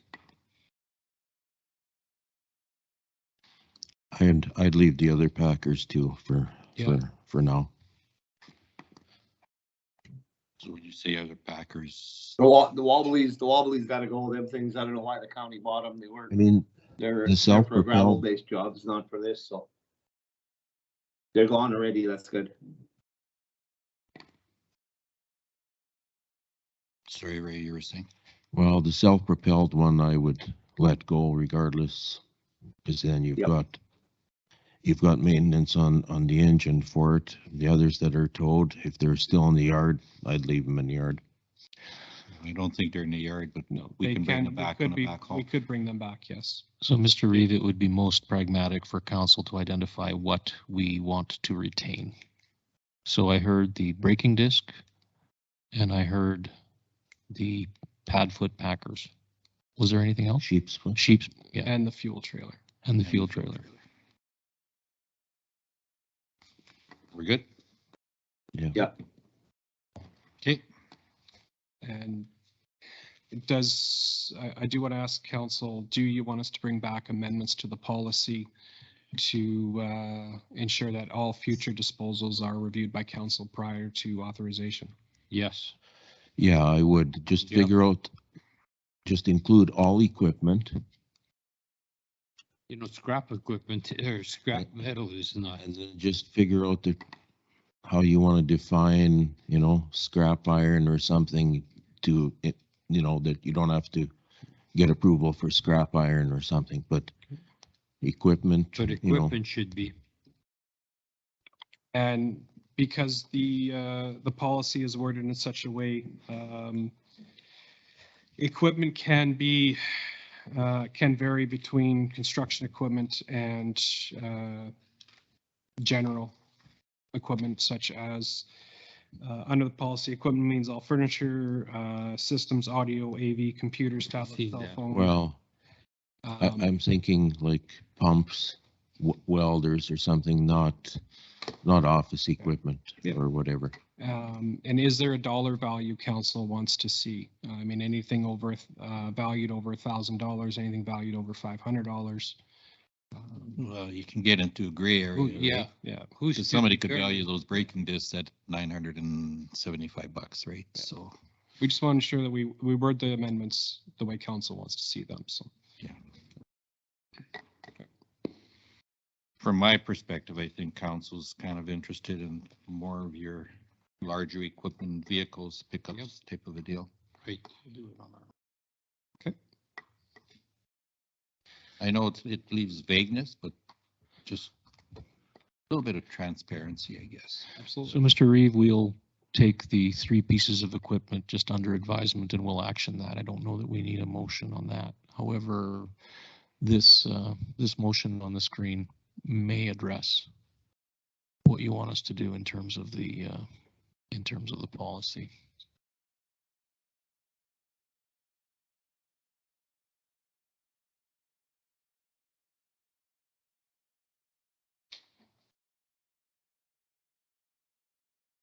No, I guess we're gonna be notified even with, well, surplus office Yeah. equipment. As a part of the list, right? Yeah. I don't care what it is. How are you gonna define what you do and what you don't? If we want to know something, we got to know.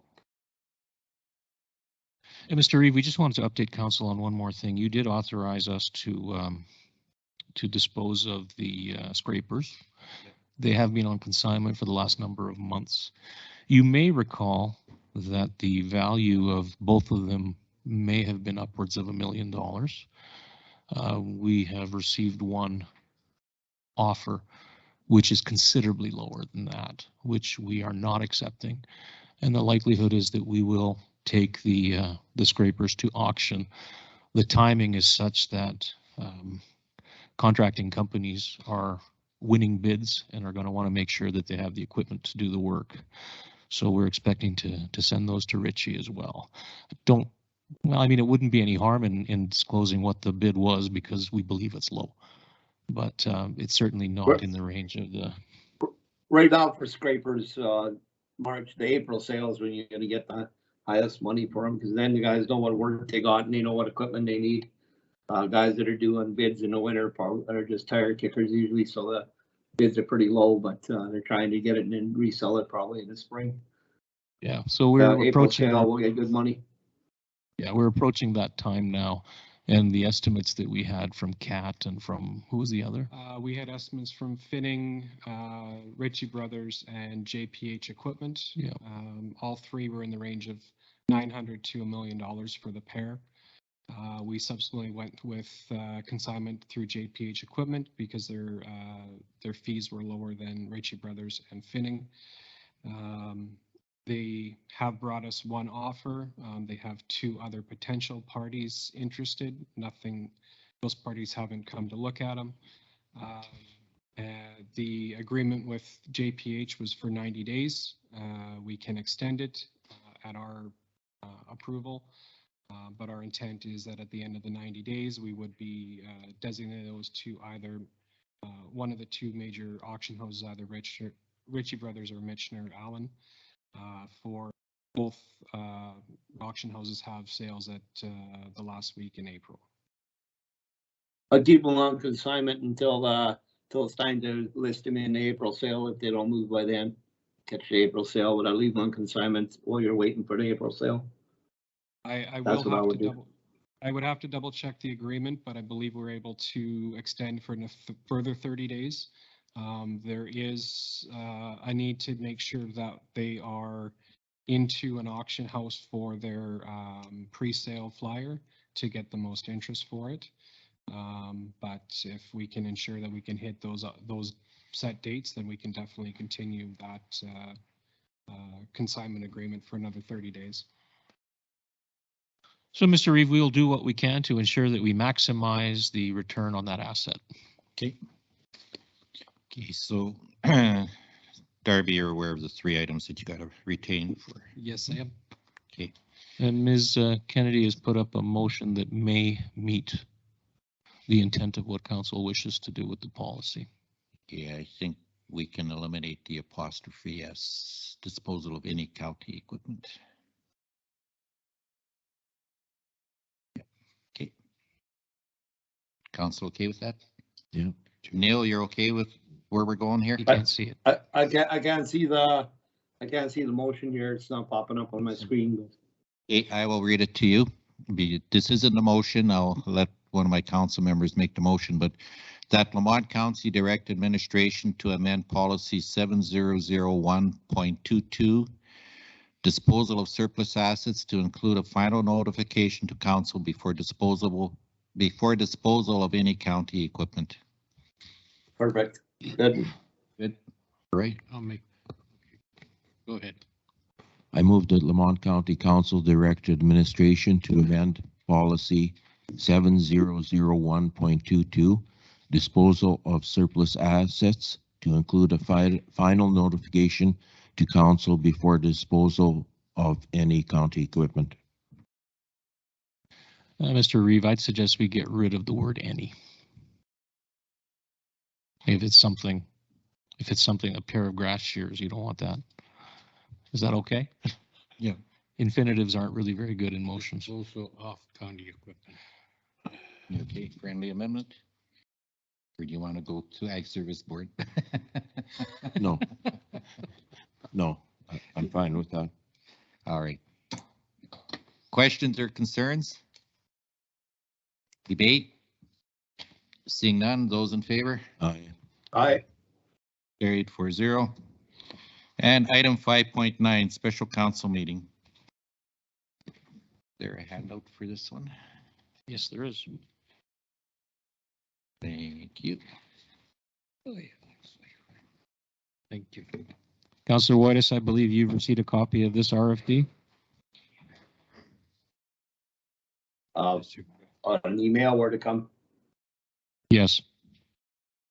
Okay, I don't want to go under the screen, so I know I'll get back on here. It's quite straightforward. It's probably adequate just to listen.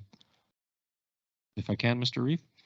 Okay. Yes. So the Reeve indicated that council would like to hold a special meeting on March 2nd, 2023. I believe the start time the Reeve had proposed was at 9:30 a.m. The purpose of this RFD is to schedule a special council meeting. The background information is that council has undertaken appraisal of its CAO and his performance in accordance with the employment agreement and the requirements of the MGA, and council desires an opportunity to debrief with the CAO regarding key feedback. The relevant section of the MGA is section 205 that says a council must provide the CAO with an annual written performance evaluation of the results of the CAO's of the results the CAO has achieved with respect to fulfilling the responsibilities under section 207. So this meets the requirement for you to be able to call a special meeting. It's virtually equivalent to the CAO or the chief elected official providing, you know, a certain number of days notice and etc. Okay, so very straightforward.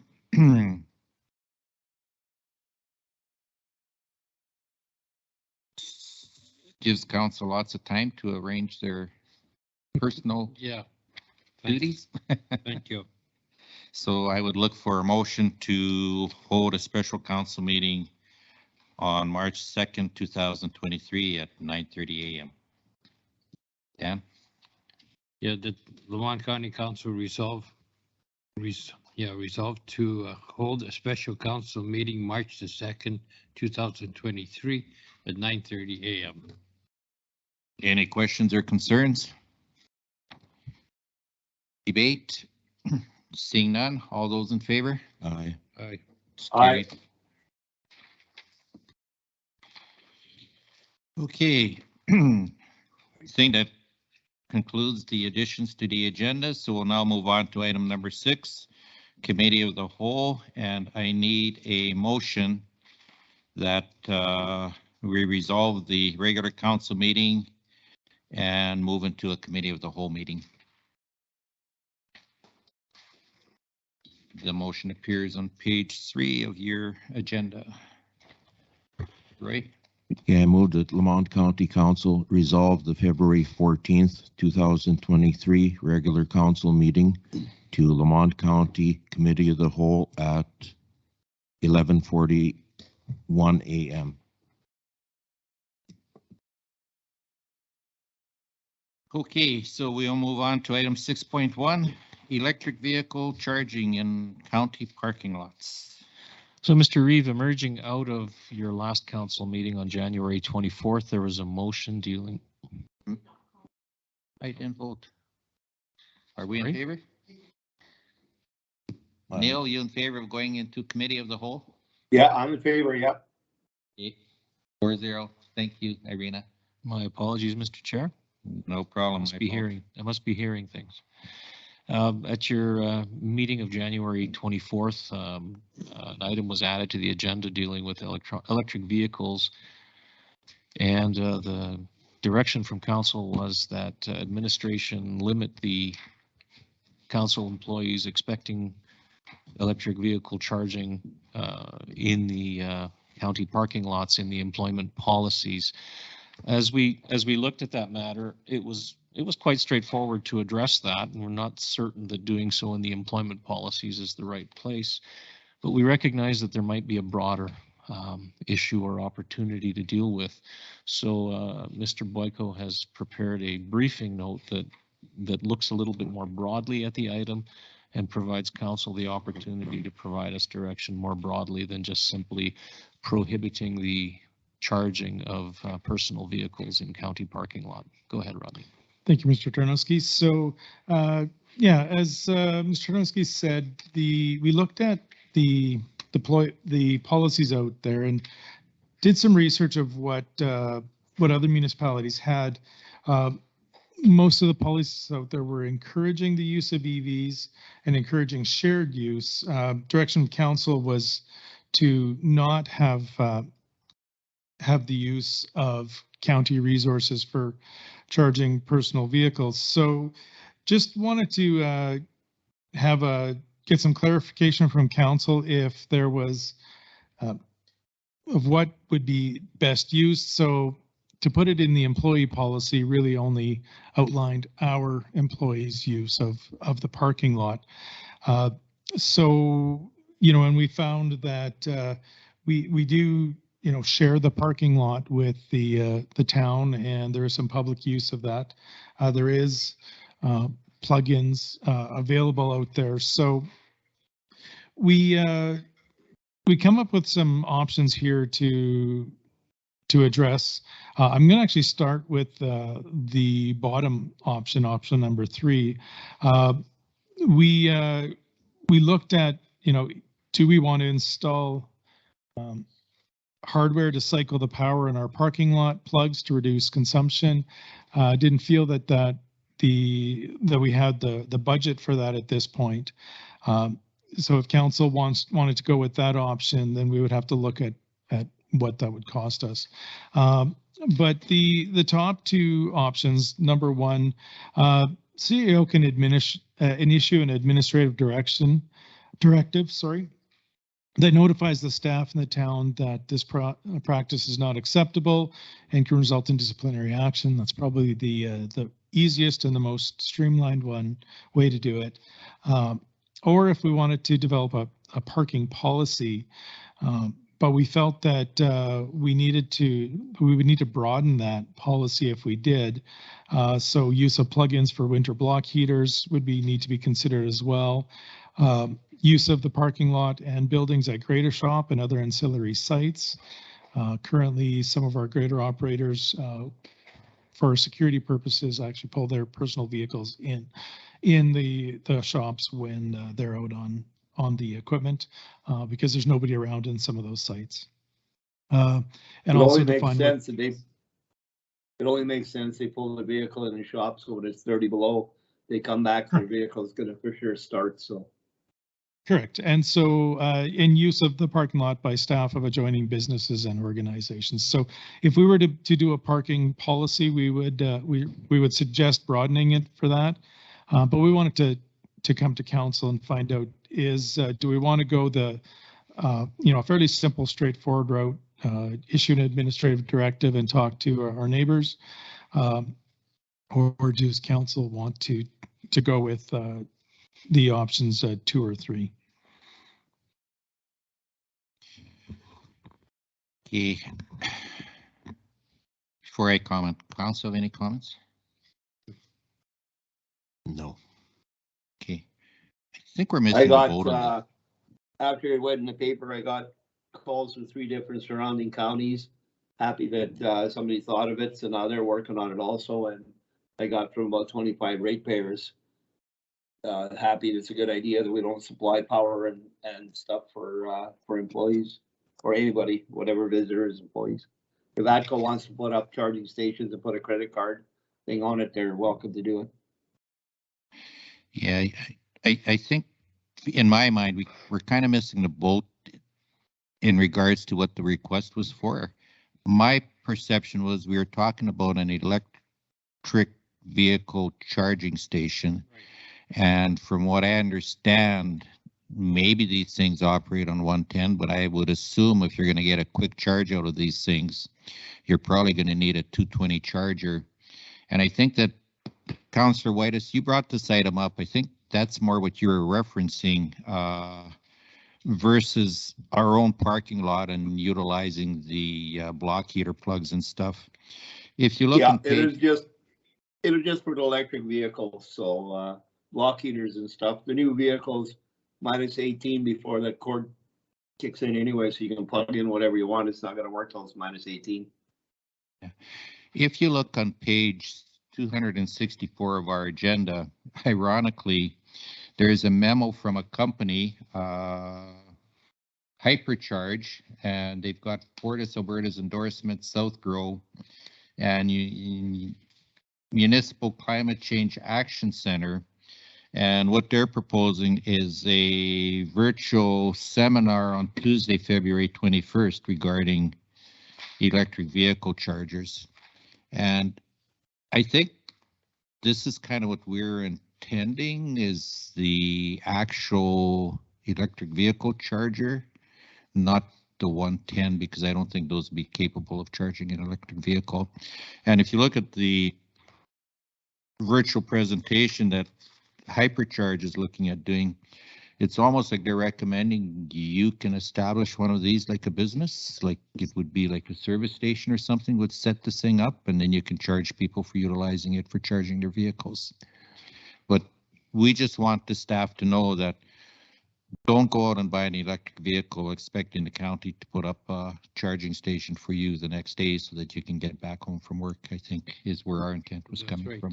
Yes. Or At this point. supply them the power for free.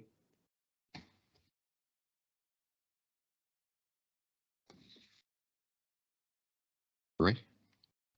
It wasn't anything worthwhile. No. Okay. Does that make sense? Yeah, if that's council's direction. Council's wanted to have it added into the employment policy. But if council's fine with what's happened so far, then we can leave it as it is. Well, Clarify what leave it as it is. Yeah, that's, Well, that this would be so, yeah, I guess the resolution, the Lamont County direct administration to limit county employees expecting electric vehicles charging through the employment policies. So what we're seeking direction for today is how do we put that in the employment policy? Most employment policies that are out there encourage use. And encourage shared use. So this is just a clarification. And there are 110 chargers available for electric vehicles. They're slow and they do utilize significant amounts of power. But so this is just a clarification from council. It sounds like there's maybe a disconnect between what administration interpreted the resolution to be and what the rest of council is. Mr. Reeve, we will add a phrase to the appropriate employment policy that says employees should not expect the county to provide charging of employee-owned electric vehicles. well, Okay, very good.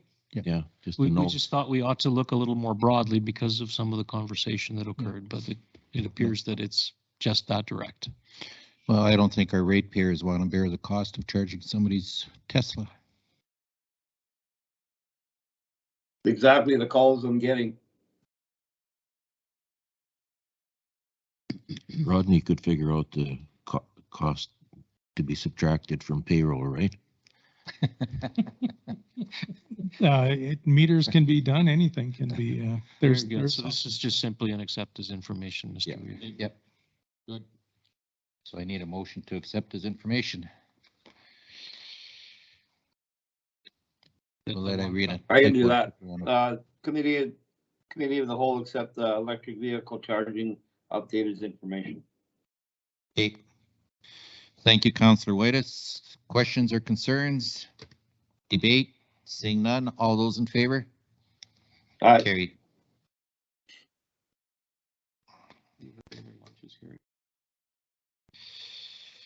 Oh, lunch isn't here, eh? Oh, we'll start on this one. Item 6.2, financial reserves policy amendments. So this is an item that was brought back from Committee of the Whole, the last meeting. And at that meeting, council had asked for a little bit more recommendations as to what Administration would suggest that some of the balances could be. And so the policy itself is attached, and pages 205 to 207 outline the policy. And I think that we've had a fairly in-depth conversation about the policy. We can go further into that if council would like. Really, the big parts of this policy is that reserve transactions, so this is on page 206, that reserve transactions will be ratified by council, going to be governed by things like the public sector accounting standards and our current municipal policies. One of the things that the allowances that is being added in to this item 6A, that there is, the CAO does have authority for projects totaling 75,000 or less, and that's if it's defined in the policy. And the only policy that the CAO does, that this does delegate the authority to, is the Health and Safety Reserve. And that's on page 208. It talks about the purpose and the application. Provide funds towards the county's health and safety program. The CAO has the ability to access up to 50% of the funds each year without a motion of council. So these are the funds that are come through this particular reserve come from the partners in industry reduction payment that the county receives annually. It's from the Workers' Compensation Board, and that's to implement safety-related items. So one of the other things, though, that that you'll see, I've kind of tried to walk us through from where we were to the recommendations that we're having coming forward. So on page 208, you'll see the formulas in there, and a few of these sections have strike throughs. So for instance, on page 208, the second item, the operating funds reserve, we've struck through that one because we already have a general operating reserve. So to have a general operating reserve, an operating funds reserve, and and a few other operating ones, it didn't make sense to break them down, as I think that it's council's desires have changed on the focus of what some of these should be used for. You'll see at the bottom of that page, the virtual infrastructure reserve and the projects reserve. Again, those were capital items that fairly specific items, but we've done a lot of that work already. So we've recommended moving that money up into the general capital reserves. And then on page 210, shows the reserve balances that we have as of December 31st, 2022. And then the farthest right column has the recommended actions for what to do with those funds. So for instance, those operating funds reserve that I talked about, the balance in there is 90,909, and our recommendation is to move that to the general operating and then delete this reserve. The last page of that section, page 211, has what the new recommended balance would be. So the first few are to kind of show us that transition. This last page on 211 is to set up what they would be, and the recommended balances in there. You will note that there are two of them that currently exceed the recommended maximum. That's the capital road reserve and the vehicle and equipment replacement reserve. So the maximums in those ones, for example, the vehicle and equipment replacement reserve is sitting at $2 million as the maximum. So we would bring that down slowly to bring it down so that we can kind of get it to in that recommended area. The council has the option to either increase the maximums or the minimums and maximums, or to move money into a different areas. some of the things that we looked at. So we have the aggregate levy fund and the clay levy fund. These have been used to track the year-to-date amounts that we've collected, but the purpose of them is around road reserves. So consolidating those ones into the road reserves gives them a defined use. If council wants to then maybe dedicate, I know the past was to use it for those roads that were damaged. We could specifically say which roads we were in set up individual reserves if that's council's desire. But this is mostly bringing that money down to a broader perspective as opposed to specifics.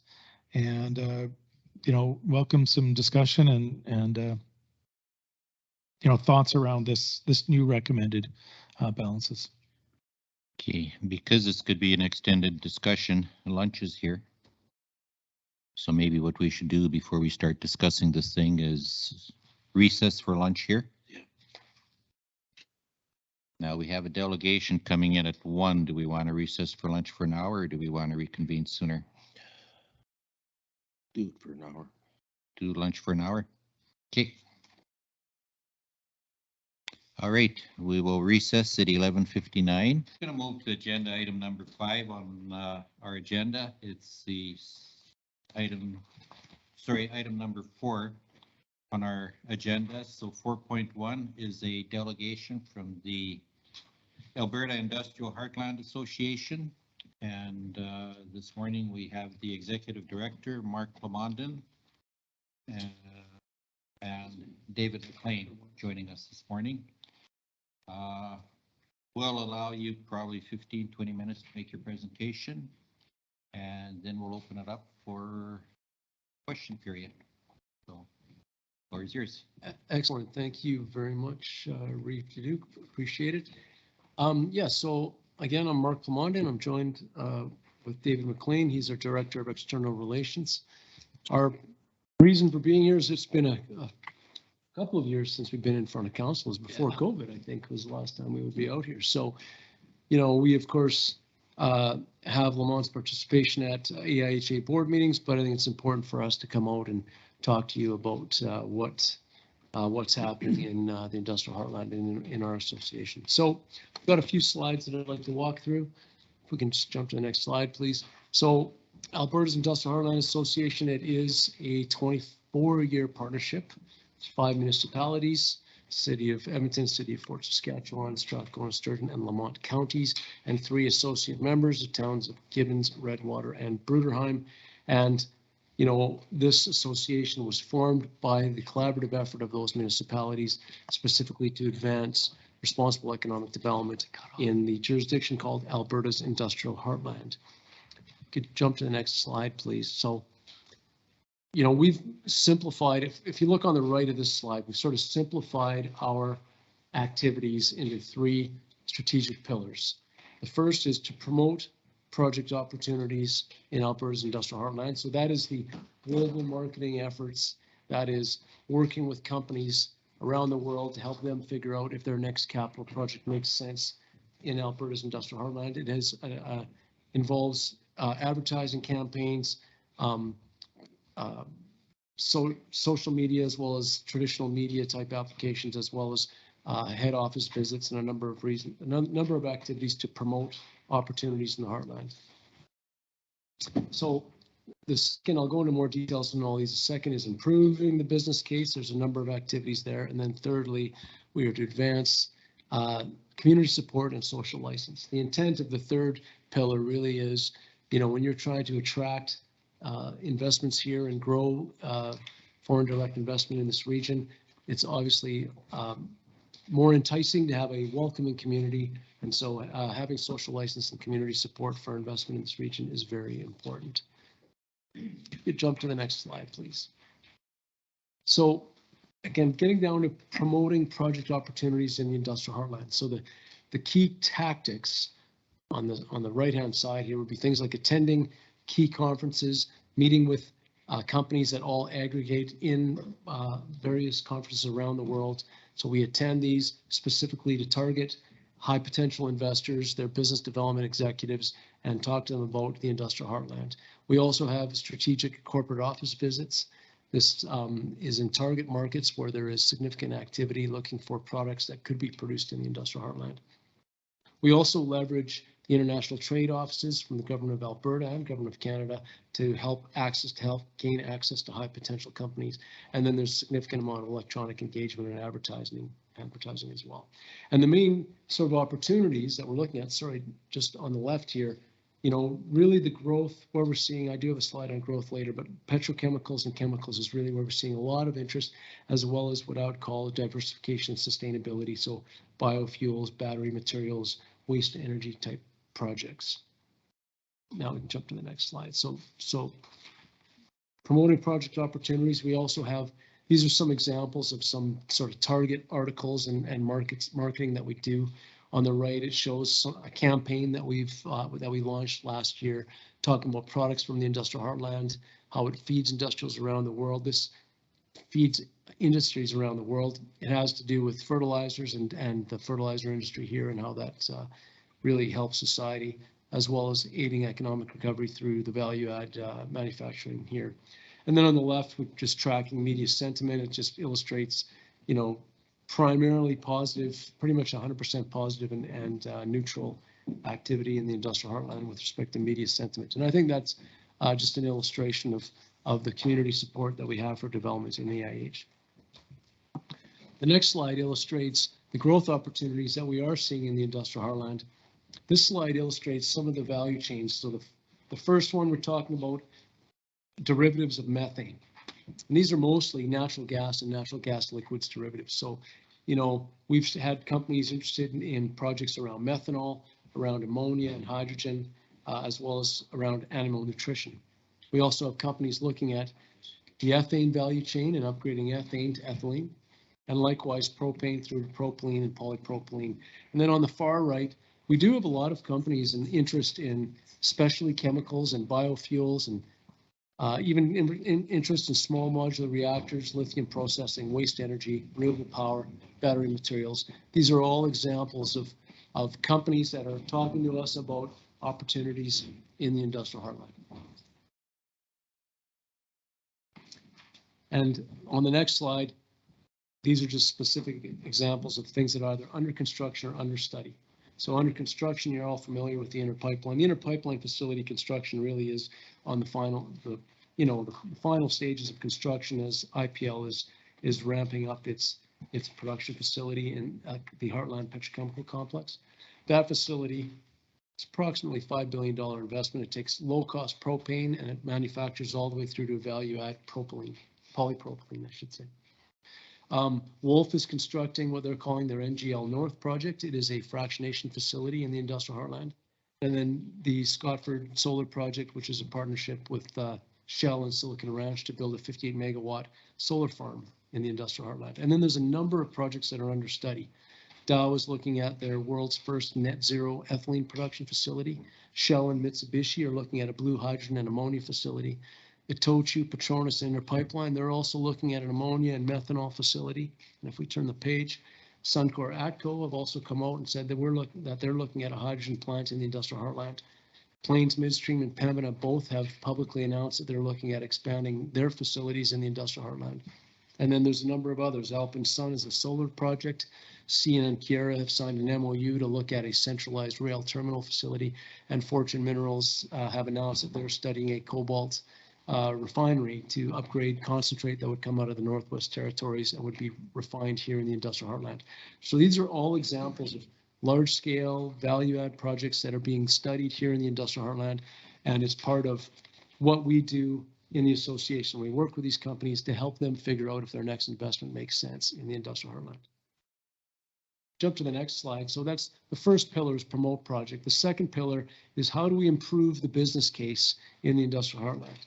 And so as part of improving the business case, we conduct a number of studies. Every year we have a program looking at studies. This past year we studied, had a look at what carbon markets are looking like, and these would be the markets for carbon credits. There's studies around small modular nuclear reactors. we've done some studies around infrastructure opportunities in the heartland, as we also pulled together a regulatory roadmap, which will outline for companies when they come to the industrial heartland, really maps out what the regulatory framework is and how do you get these projects over the line in terms of the regulatory requirements here. On the right, we've also illustrating that we meet often with provincial and federal officials to discuss priorities in the heartland, such as carbon sequestration, infrastructure and development, hydrogen development, new infrastructure, enhancement, potential enhancement of the incentive programs out here, as well as advancing the designated industrial zone in the heartland. And the next slide is an illustration here of the designated industrial zone. So the designated industrial zone is an initiative that was launched by the government of Alberta, but in partnership with AIHA and with the Northeast Capital Industrial Association. And it was really an effort across those three stakeholders to figure out how do we streamline the regulatory framework in the industrial heartland. And so there was this significant effort, and if you look on the far right, it basically talks about some of the key components of this effort was to regulate or to streamline the regulatory framework for new developments here in the heartland, to work on cluster infrastructure to help advance clustering and industrial investment here, and to really ensure that the environmental outcomes are maintained or increased in some areas, depending on what it is for the cluster here. And then, you know, we have conversations with the government around potential grants to advance potential infrastructure for this region. And so the intent really of this whole initiative, Designated Industrial Zone, if you could advance to the next slide, is to go from, you know, what used to be, say, 18 months to get through the regulatory framework for some renewals or some projects, and get that down to around 6 months for renewals and less than 12 months for new facilities. And the idea really is to reduce the uncertainty for new companies that are coming here, how long it'll take to get the regulatory approvals needed to advance projects. It is nothing to do with the rigor of the processes. It is everything to do with how quickly you can get projects through the regulatory framework and streamlining that so that you can reduce the risk for companies when they're looking at projects in this region. And then thirdly, as I had mentioned, our third pillar is to advance social license and community support. And we do that primarily through this initiative called Life in the Heartland. Life in the Heartland is a collaborative effort between industry and municipalities. And the intent really is to facilitate a dialogue between the companies that operate in this region and residents that live in proximity to the companies that operate in this region, really trying to facilitate communication about what's happening, what the issues are for community, and really continue to build up trust between community and industry such that there continues to be support for development in the industrial heartland. And then I think the last slide here that I wanted to emphasize, we, as part of our advancing social license and community support, we do have a reconciliation action plan in Alberta's industrial heartland. And the intent really is to build a relationship with the Indigenous communities that are in proximity to the industrial heartland. And how do we position it so that new entrants coming into the heartland region can build relationships with Indigenous communities if they choose to do so. And so we have pulled together what we call an Indigenous engagement toolkit. And the idea is to highlight best practices really for companies when they're working with First Nations on advancing collaborative efforts on advancing projects. And we've also pulled together an Indigenous business directory, which basically lists out the Indigenous owned businesses that operate in this region.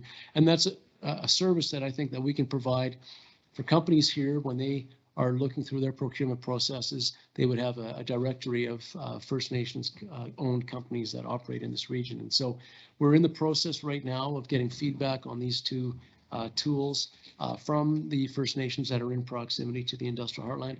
But this is another example of, I think, some of our efforts in terms of building community support and social license for projects that operate in this region. And so what we wanted to highlight for you today was, you know, how we're operating under the three pillars of promoting projects in the industrial heartland, improving the industrial heartland, and continuing to gain and grow community support and social license for projects.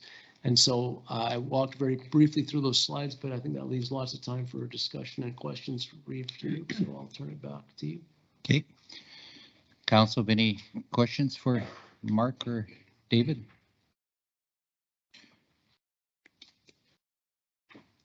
I think you guys do an excellent job. It's not because I'm biased and am a member of the board. And I think that, Mark, you and your team do an excellent job in promoting the industrial heartland. And you don't only do it at a local level, you do it at a national level in regards to advocating with people in Ottawa. And you do it internationally, which is where a lot of these markets that we want to get our products to are based out of and stuff. So it's a big endeavor, and it takes a lot of hard work and organization to try and convince these people to come and locate in the Alberta industrial heartland.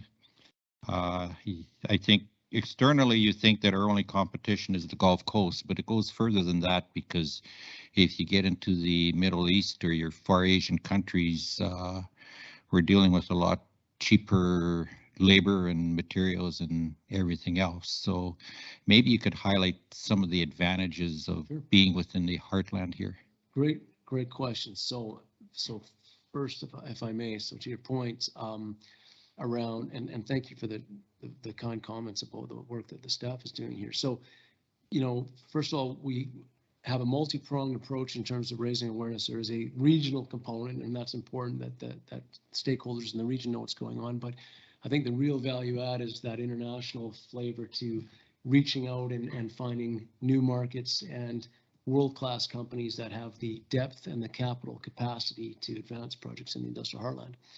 And when we're talking with these companies and we're advancing, promoting ideas or project potential to these companies, there's a number of things that we highlight, to your point, around the competitive advantages. So just for clarity for everybody here is I'm going to say the two greatest advantages that really are catching the attention of international companies, first and foremost, is we have some of the lowest cost natural gas and natural gas liquids resources. So some of the lowest cost oil and gas resources in the world in this region. So when you're looking at value add upgrading natural gas or natural gas liquids through to petrochemical products or base chemicals or anything down the value chain, having that feedstock cheaper than anywhere else in the world, or at least in most other places, cheaper than most other places, that is in itself is a economic competitive advantage that really drives interest in this jurisdiction. And then secondly,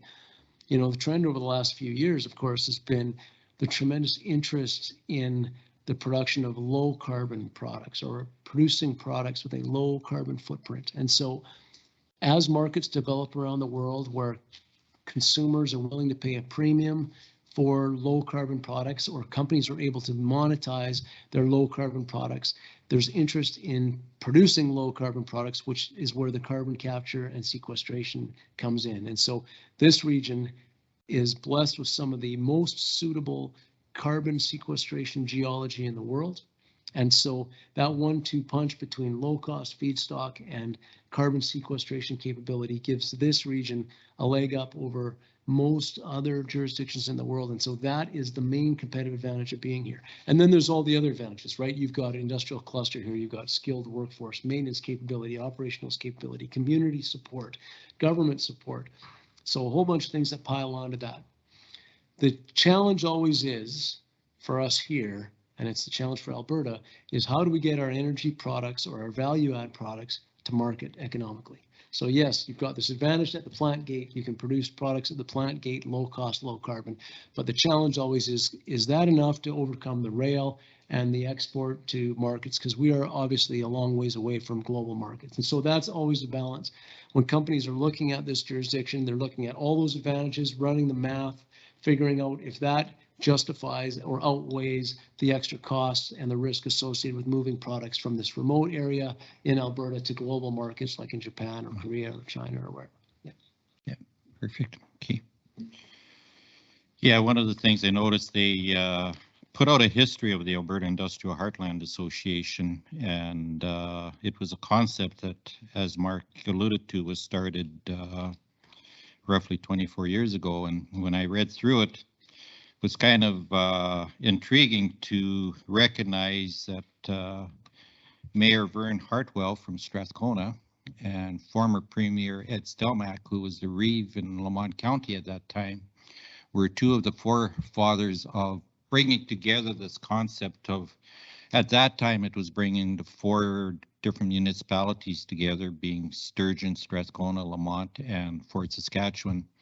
And then I think 10 or a few years later, Edmonton decided to join the fray. So I just think that that piece of history, and for them to have the vision that 5 municipalities can work together a lot better than just one municipality competing on its own, I think it was great. And you know, through your efforts and stuff, the Alberta Industrial Heartland Association is recognized, I think, as a world-class organization, and people look up to us in regards to bringing their investment here. And the association and the way you present themselves is one of the big parties to that. So the other thing is, I know that recently there's been an announcement that ESSO is building a facility. Is that in Edmonton or Strathcona? That's at the Imperial facility in Strathcona. In Strathcona. On Okay. Refinery Road. And Dow is looking at a project, but I think, and as Mark indicated, for pillar number 3, it's all of this is very environmentally friendly. They're looking at minimal emissions and stuff, so they're looking at the future and keeping things green and clean, so to speak, I guess. So Yeah, I think there's a real opportunity for this region to, I'm going to say, continue to be global leaders with respect to, you know, driving industrial innovation that is leading edge, like the carbon capture and sequestration infrastructure and projects that are here in the industrial heartland. Those are world leading, right? You know, the first one was Shell Quest, and the second one is the Alberta Carbon Trunk Line, and both of those really are world-class assets that helps this region lead the way in terms of industrial decarbonization. Yeah, absolutely. Yeah, as you indicated, we certainly have the raw resources and the infrastructure to promote an industrial development. So it's good. Anything else Council wants? Roy? I don't know if you have the answer, Mark, but do you know what the number of trains that Cenovus is shipping compared to 6 months or a year ago? I don't. I'll have to get back to you. I don't know. I'll make note of it. Okay, thanks. Yeah. I may have heard you incorrectly, but I think at one point you indicated that we are trying to get information on exactly how much product is moved from the area via rail. Yeah, so we have done modeling on total train movements forecast to come out of this area, given all the growth. So we said, look, you know, back in 2019, 2020, we said, it was actually 2019, we said, look, we think there's these number of projects potentially coming here. That's a potential of maybe $30 billion investment by 2030. Each of these projects has so much rail movement associated with it. The growth in rail traffic associated with that would be X. And we've done that modeling and looked at where we think some pinch points could be, et cetera. But, you know, one specific project and one specific rail link, I don't know the answer right now. I need to get back to you. But for the most part, anything produced in this area, to a large degree, is moved by rail. Oh, of course. So Absolutely. Rail is very important, and that's why there's a lot of these little projects where different companies are setting up their own rail yards and stuff to move. And as evidenced by the CN Kiera project, that's part of the movement of product to the coast, which is our easiest model right now. Yeah, rail's critical. I mean, you know, the majority of products move out by rail, of course, and growth, especially if growth is going to be to Asian markets, that's primarily going to be off the West Coast, of course, and that's going to be moving from rail from here to the West Coast. And so rail is critical for this region for sure. Okay. Anything else? No. Neil, are you online? Yeah, you bet. I'm listening. Any questions for Mark or Dave? No, it's all good. All good? All right. You betcha. Okay. All right. Well, thank you, Well, thank you very much for your time. We appreciate you giving us time in your agenda. And sorry I dominated all the conversation, Dave, but anyway, glad you had your time here today. David has the opportunity, if you want to give an update on how government advocacy and stuff is going, Dave, or some of the issues you're facing there. Or... Well, I could, to give you a little, just kind of a brief description of what we work on in terms of our advocacy on the federal government. I mean, it's focused on a couple of things. Competitiveness, of course. So we try to persuade our federal government partners to implement policies that will enable us to attract the investment we need in the region. So we're looking at things like tax policy, incentive programs. Federal government in the previous federal budget announced a tax credit for carbon capture, utilization, and storage. Almost a year later, we haven't seen details of that. So we're looking forward to the next budget. We're hoping to see that program fleshed out. We provided feedback on those programs. Likewise, with the hydrogen investment tax credit, we of course see hydrogen as a potential growth area for us in the heartland. So they did a consultation, the federal government did, on the hydrogen investment tax credit. So we provided some feedback and some input into that. We've also recommended some reforms to regulatory timelines. For example, tie-ins to the NGTL for natural gas feedstock can take upwards of 5 years to get approvals. And of course, that's not a good message we want to send to international investors. So we're encouraging them to improve that performance measure for them. And so that's a big issue for us in the heartland. Provincially, we focus again on incentive programs. We've recommended the Alberta government expand APIP to include things like biofuels, the circular economy, to incentivize that kind of diversification we want to see in the program. And also we talk a lot about infrastructure. So think a bridge, rail, grade separations, and we try to emphasize to the Alberta government that some investment in the region can help spur additional growth.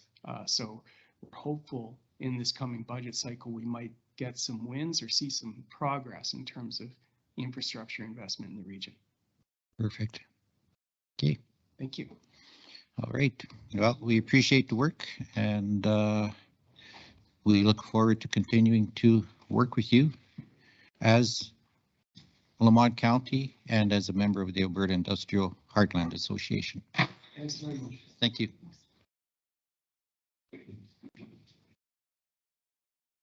Your taxes are over here.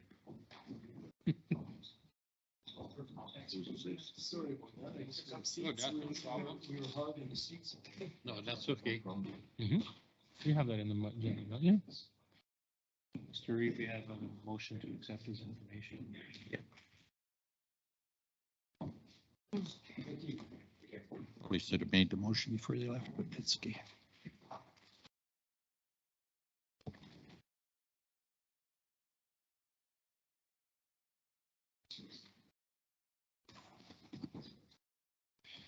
Okay, so any further discussion on the delegation's presentation?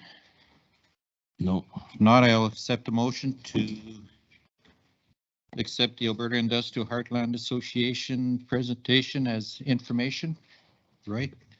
I move that Lamont County Council accept the presentation provided by Alberta Industrial Heartland Association as information. Any questions or concerns? Debate?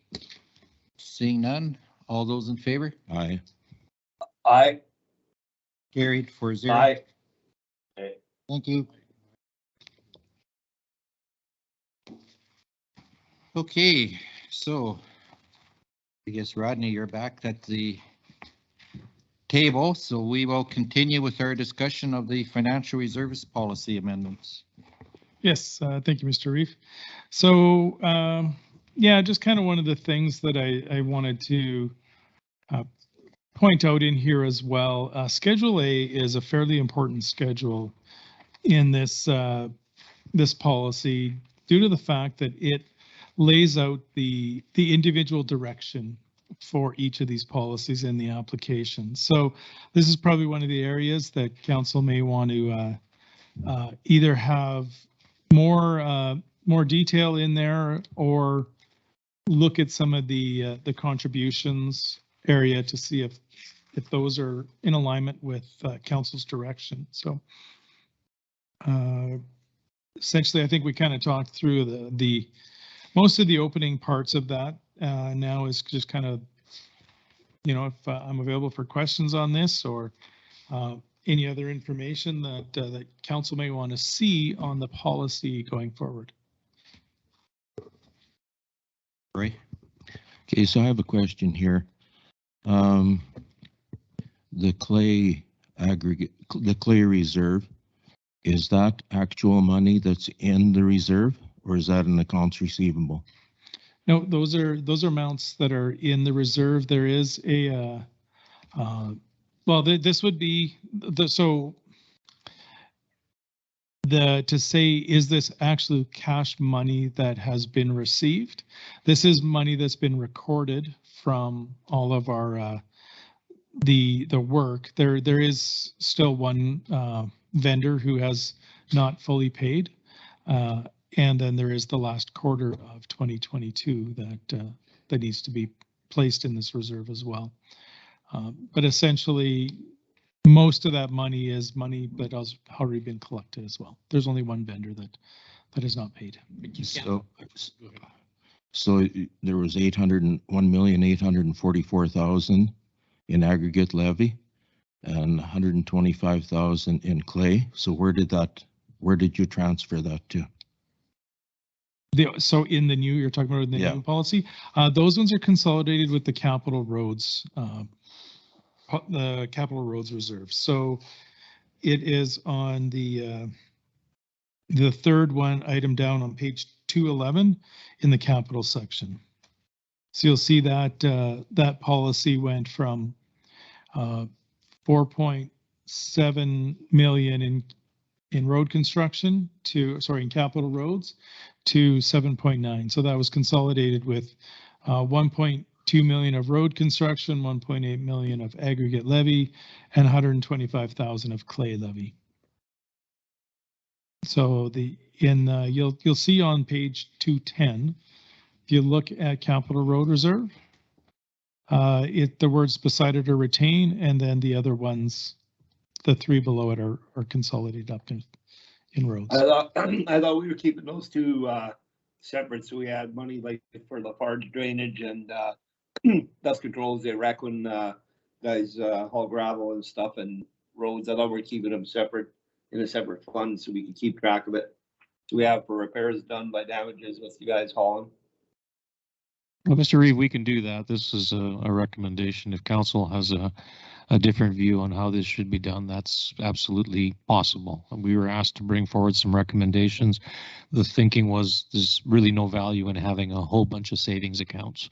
So if you want to designate those dollars from gravel and clay to a specific purpose, that's totally up to you.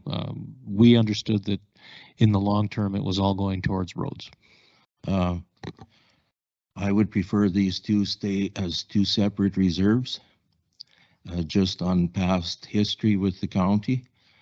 The Lafarge drainage issue is directly related to gravel extraction. Another thing that happened a few years ago is the aggregate levy funds were coming in. The CFO at the time didn't even think that they should be recorded through the reserve. They just went into general revenue. So we don't want to go back to where we were in 2010, where we didn't have any money when the dust controls had to be repaired on those haul roads. Because I asked the question, where's the money from the aggregate levy? It went into general ledger and it just disappeared. We don't want to go back. That's got to be staying there. And that way you can tell, are aggregate levies being collected or clay levies? If you put that into one big reserve of $8 million, nobody's going to know if something's coming in or nothing's collected. So in my view, it doesn't have that much to do with roads. After you fix the drainage and some of these other issues, you want to take some for roads, that's fine, but Lafarge drainage has been on the book since 2011. And you heard the report today. Yeah, we're going to be getting a report, so my recommendation is those two stay separate. And just a kind of a partial answer to assist council. That is one of the reasons why on the financial statements with the triennial report, you're now seeing a separate report just to show what aggregate and clay levies are being reported back. So that's one of the ways that council can keep track of, you know, are we collecting it and what are we doing with that money? So, but absolutely, if what I'm hearing, if council's in agreement, we'll leave those two reserves as is. And then on page 209 is the yearly contribution. So we have it as amounts received from vendors throughout the year. You'll see that in the strike through. Is that a sufficient description to get to ensure that that's happening? So I'm looking on page 209, middle of the page.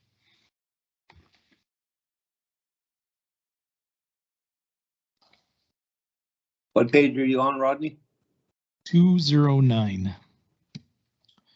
In the middle of the page, you'll see we have it with strike through, but what I'm hearing is that we'll want to return these wording back to what they were. Yeah.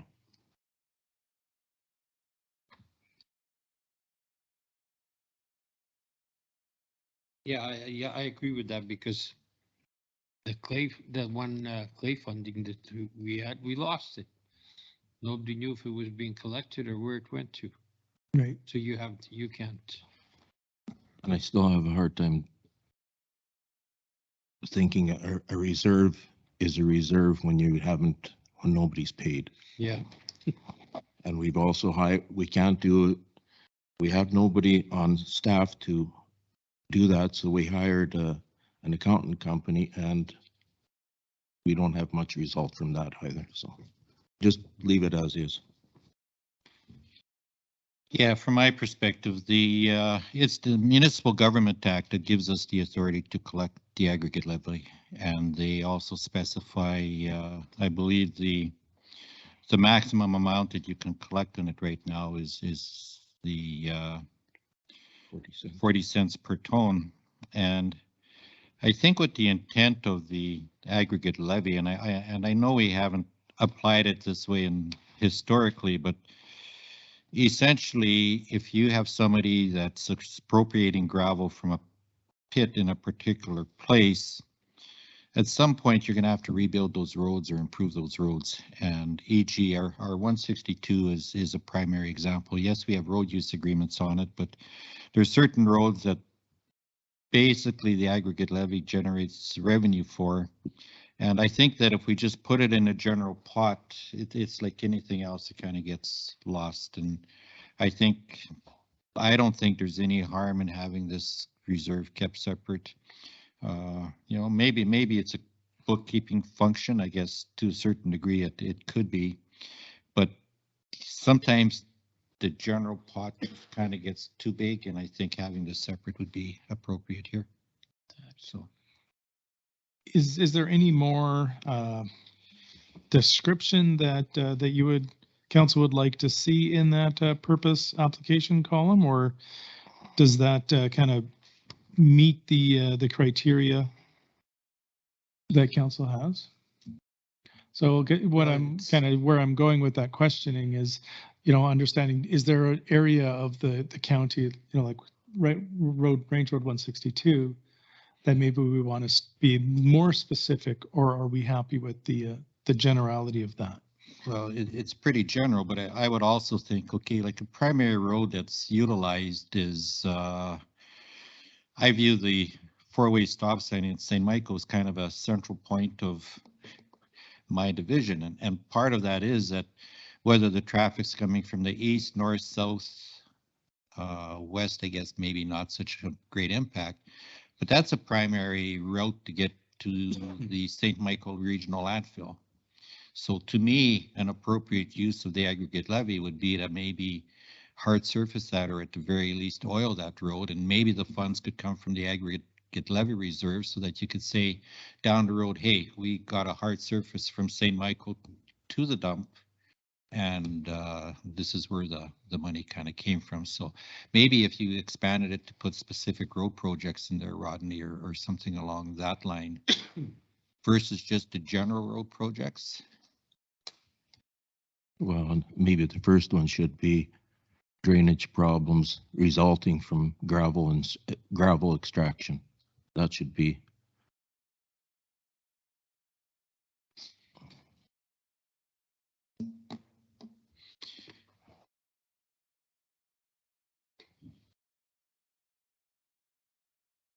Okay, that,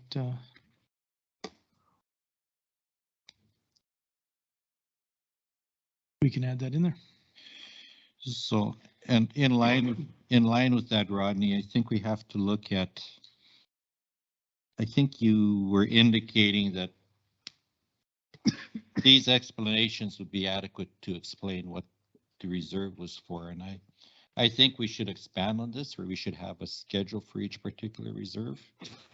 And I think what you do on this particular schedule, you can attach it to the same policy, but you have what the purpose of the reserve is. You have, if you have a annual funding contribution, if you want to put 50% of the year's surplus into that reserve, that it's recorded for that particular reserve. It's just not kind of a overall blanket, so to speak here. Yeah, absolutely. And, oops, sorry. Strathcona has a really good, I won't bring it up, but Strathcona County does something very similar to that. They have this schedule, and then they have a schedule behind for each reserve. So yeah, we can definitely incorporate that and get a little bit more depth into the into each of those purposes and funding. Yeah, because I think part of the issue is, okay, council is here today, administration is here today. If majority of council leaves, or all of council leaves, as has happened in certain municipalities this past election, where's your continuity? And do people really understand the process that we as a council went through to set up these system down the road type of a deal? Mm-hmm. So they look at this thing and they say, oh, here's a general operating reserve. But exactly what does that general operating reserve allow for, type of a thing? So I think that schedule would just take it that one step further. Right. Yeah, we can absolutely do that. Okay.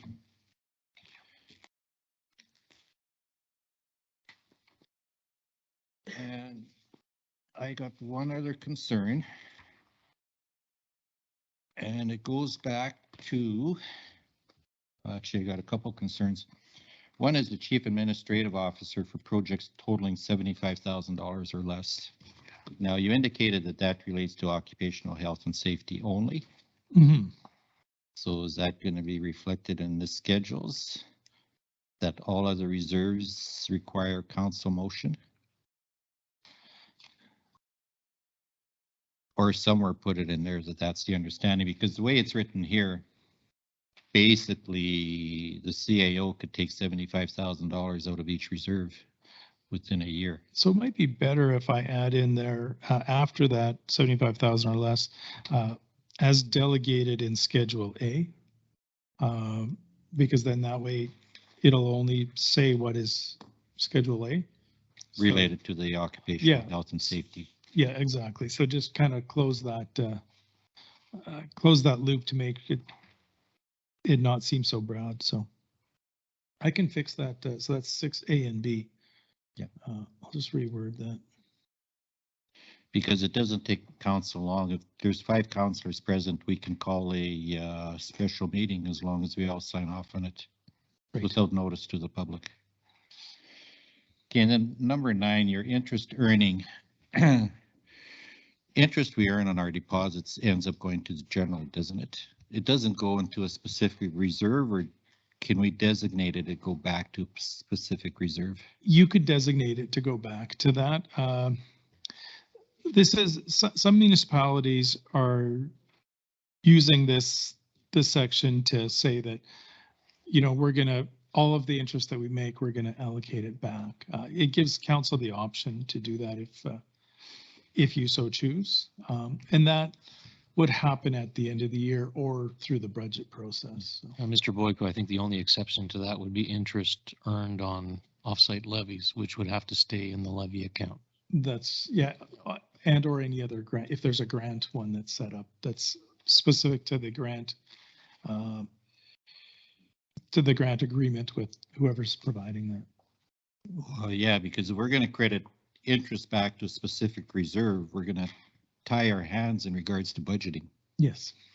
where that money isn't gonna be available to us. And maybe historically, it hasn't made that big of a difference, but when interest rates are 5% plus, it does add up, and it does aid in the general budgeting and stuff, so. And maybe we change that will to May. So interest earning may be applied to the reserves, Yes. you know, as indicated in the reserve description. Yeah.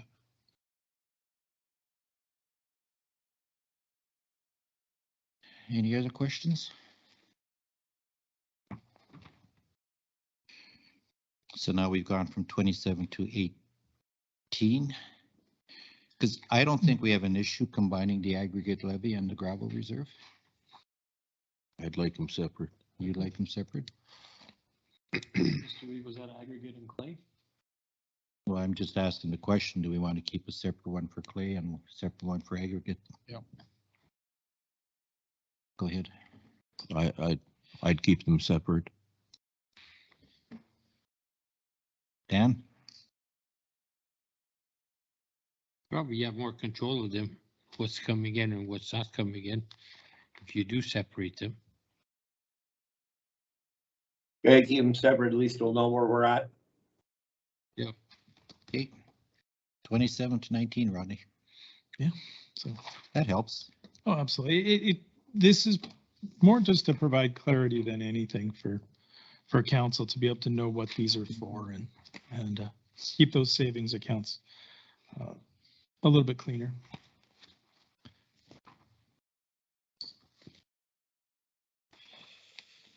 Okay, so is there any more discussion on the reserves? No. Okay, so there's a recommended motion under 6.2 for the committee of the whole, but we should probably change that as presented to as, is it amended, Rodney, or is that, it's kind of Probably recommended? as discussed. Or So, as discussed, I Yeah. guess, right? are you happy with I bring that schedule B essentially, bringing that directly back to council, or would you like to discuss it at a committee of the whole again? I'm indifferent either way, but I think bring it back to the council meeting, and if we don't agree with it, we'll just defer the decision to the next okay. meeting. So I say if we say as discussed, that gives enough direction for me on that. Yep.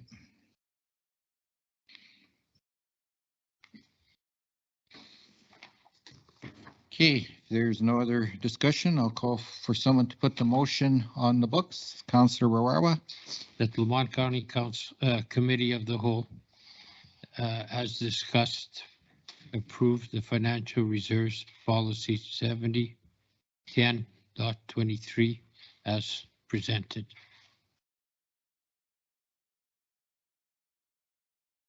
As discussed. Yep. As discussed. Well, I thought I had as discussed up in the beginning there. Too soon. No. Huh? Too soon. Too soon. Yeah. So, okay, so it has to be Lamont County Committee of the Whole recommend to council.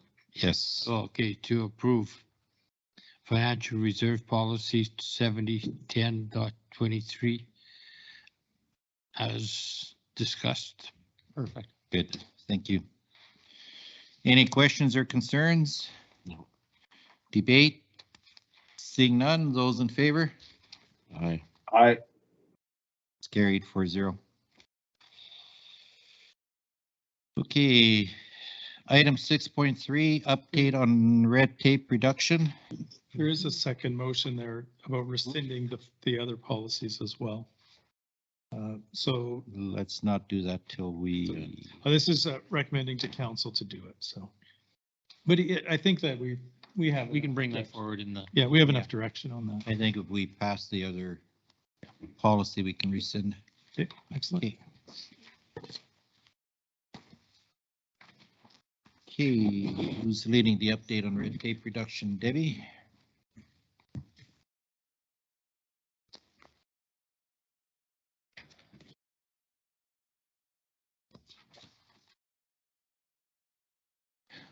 This is just an update based on some engagement that Ms. McCann had with municipal affairs and some changes that council ought to be aware of.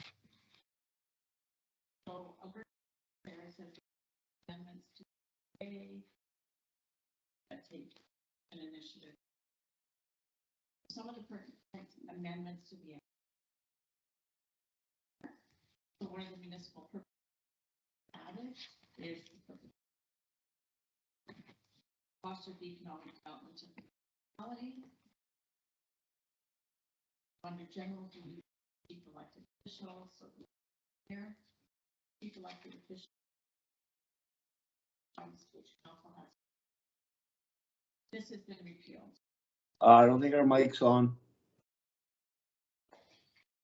I guess he can't hear you. Sorry, Neil. Check. I got it on now. Thank you. Yeah, better start over again. Sorry.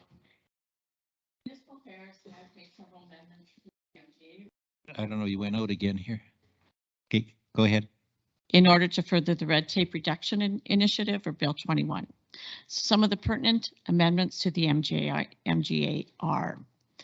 So municipal purposes, another purpose of a municipality has been added, which is to foster the economic development of the municipality. Under general duties of the chief elected official, the chief elected official is a member of all council committees and all bodies to which council has the right to appoint members has been repealed. So that's no longer in the MGA. However, that can be addressed in the procedural bylaw if council so wishes. So under notices of meeting, a councillor or member of council committee is deemed to have received sufficient notice of a council or council committee meeting if the notice was given by method approved by the council. This has been added, as well as the public is deemed to have received sufficient notice of a council or council committee meeting if the notice was given by method approved by the council. This has been added. I don't believe Lamont County has done that, so that may be something we need to address either in a policy or it can also be in the procedure bylaw amendment to that. Section 197, where public presence at meetings, where it talks about closed sessions. It's no longer a requirement to record who the members of public are in the closed session. At one time, all the members of the public, excluding council, also had to be included in the minutes as to who is attending. That is no longer required. Meetings by electronic means. A council may by bylaw provide for council meetings or council committee meetings to be conducted by electronic means. A bylaw under this subsection must specify the type or types of electronic means by which the meetings are authorized to be held. So if it's a Teams meeting, if it's a Zoom meeting, if it's a cell phone meeting, it requires the identity of each councillor attending the meeting to be confirmed by method authorized by the bylaw. Except in the case of a meeting that is closed to the public and except in accordance with section 197 specify a method by which members of the public may access the meeting and make submissions. So again, through Teams or Zoom. If a provision of the SAC requires information in respect of the meeting to be made publicly available, a method for making that information available, and a method for giving the public notice of the meeting. So these now have to be done by bylaw. We will probably look at amending the procedural bylaw to include it in that. One of the other new legislation that has come out is the recall legislation or recall petitions. So this is brand new, and basically members of the public can recall their councillors. So any eligible elector under the Local Authorities Election Act is able to commence a recall petition. The process commences with the notice of recall petition to the CAO. The notice must identify the councillor the petition refers to, identify the petition representative or the person who's conducting the petition, include an application fee of $500, and there will be no recall petitions within the first 18 months immediately following the date the councillor was elected. So recall legislation will come into effect April 21st of 2023. So if the notice meets the requirements, the CAO must, within 7 days of receiving the notice, provide the notice of recall petition to the minister, the recall petition representative, and the councillor named in the petition. The recall petition must have 40% of the ward or division population signatures. Recall petition must not be signed electronically. Petition is filed with the CAO. The CAO will determine the sufficiency of the petition within 45 days. The CAO must at the next council meeting advise council whether the petition is sufficient or not. If the recall petition is insufficient, the CAO must publish the declaration on the website, notify the minister, the petition representative, and the council referred to in the petition. Upon the declaration of a sufficient petition, the individual named as the councillor in the notice of recall petition is recalled or removed. The individual is no longer a member of the council or any council committee, and the position to which the individual is elected as a councillor is vacant. The CAO must then publish the declaration on the website, provide the declaration to the minister, the petition representative, and the councillor named in the petition. Following the declaration of a sufficient petition, the council must hold a by-election. So that's all new and been added. Those are just some of the highlights of the amendments. And this is just submitted for council information.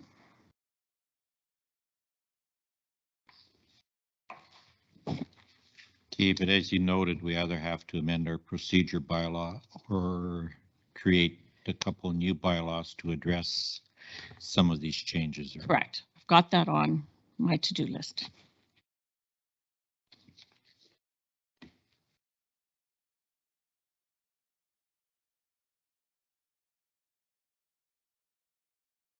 And this is red tape reduction, right? Yeah, right. This is red tape reduction. Very good. Very good. Anyway, how do you want to proceed? Should we make committee of the whole? I mean, Just receiving this as information. okay, and then you'll deal with the needed bylaws in this one, Debbie. Okay. Any questions on this, council? The one that kind of appeals to me is that I no longer sit on all committees. You guys are on your own. Unless, of course, they disagree and want it in the procedural bylaw. True. Okay, if there's no questions, I'll accept a motion to accept the update on red tape reduction as information. Right? I move that committee of the whole accept the update on red tape reduction, MGA amendments as information. Questions or concerns? Debate? Seeing none, those in favor?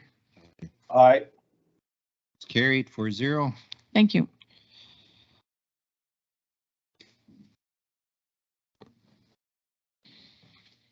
And we'll move on to item 6.4, specifications for a 2-ton cabin chassis with dump body and double drum mini packer. So, Mr. Reeve, this item was approved in the budget. As has become a practice, we are advising council of the various configuration specifics for the dump body and for the mini packer for your information.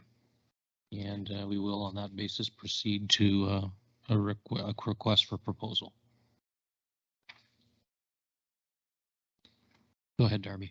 So as council was briefed back at budget deliberations, what we are looking to purchase is a two-ton cabin chassis with a dump body to replace an existing unit, as well as add to the fleet one double drum mini packer for utilization on our road patching and potholing crew. In regards to the two-ton truck, we are looking for a new or slightly used, something with a 2020 model year or newer with less than 50,000 kilometers. We're specifically looking for something with a gasoline engine so that we do not have to deal with diesel emissions like we have on other units in the past.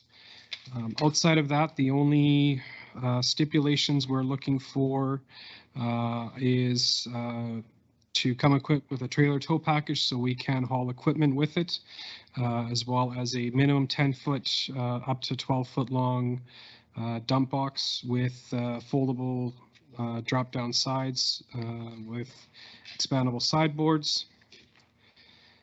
In regards to the mini packer, we are looking for either 2022 or 2023 dual steel drum packer, up to an operating weight of approximately 1,350 kilograms. As previously said, this is a small packer that'll be utilized for road patching and pothole concerns.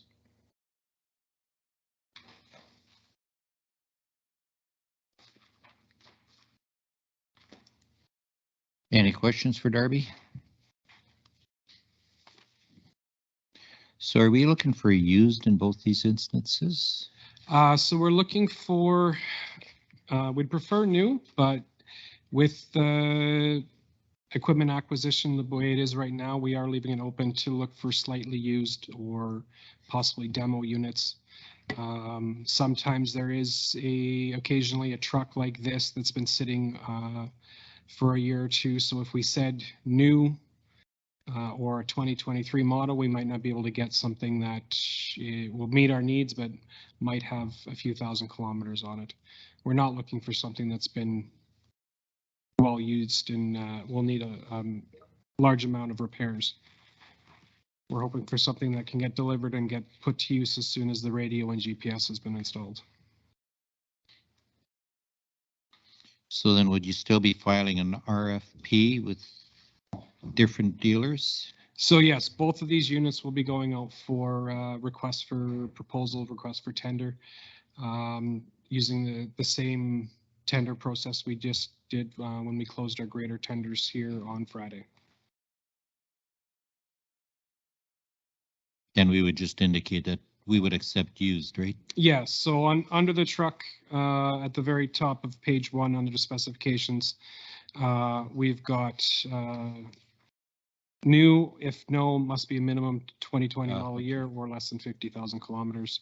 And on the Packer, we've got 2022 or 2023 model year listed at the top of the page. So Mr. Reeve, we fared quite well when purchasing our last tractor, being able to get a demo that had 150 hours on it or something like that. So we're leaving the door open for exactly that sort of opportunity.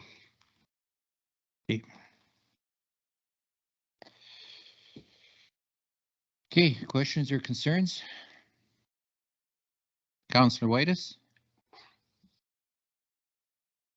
Oh, I'm good. Okay.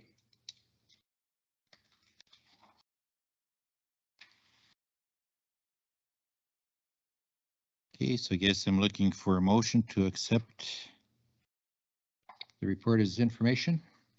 Councillor Naka? I have one question first. Oh, Um, sorry. That's okay. So is this open to all makes? Absolutely. What we're looking for is a truck that meets our requirements or a Packer that meets our requirements. So if somebody bids and there's only one dealer in Edmonton, you still give it the same consideration as? Yeah, so when we tendered for our graders, we put, and don't quote me on the percentages, but I believe it was 30% price, 20% serviceability, 10% operator preference. So we're doing similar so that we're not buying whatever's the cheapest. We're having the option to review the proposals and get the most appropriate unit that we feel will do the job. Okay, thanks. I'm good. We're good? I can make that motion. Okay. I move that Committee of the Whole accept the report on specifications for 2-ton cab and chassis with a dump body and a double drum mini packer as information. Questions or concerns? Debate? Seeing none, I'll call the question. All those in favor? Aye. Carried 4-0.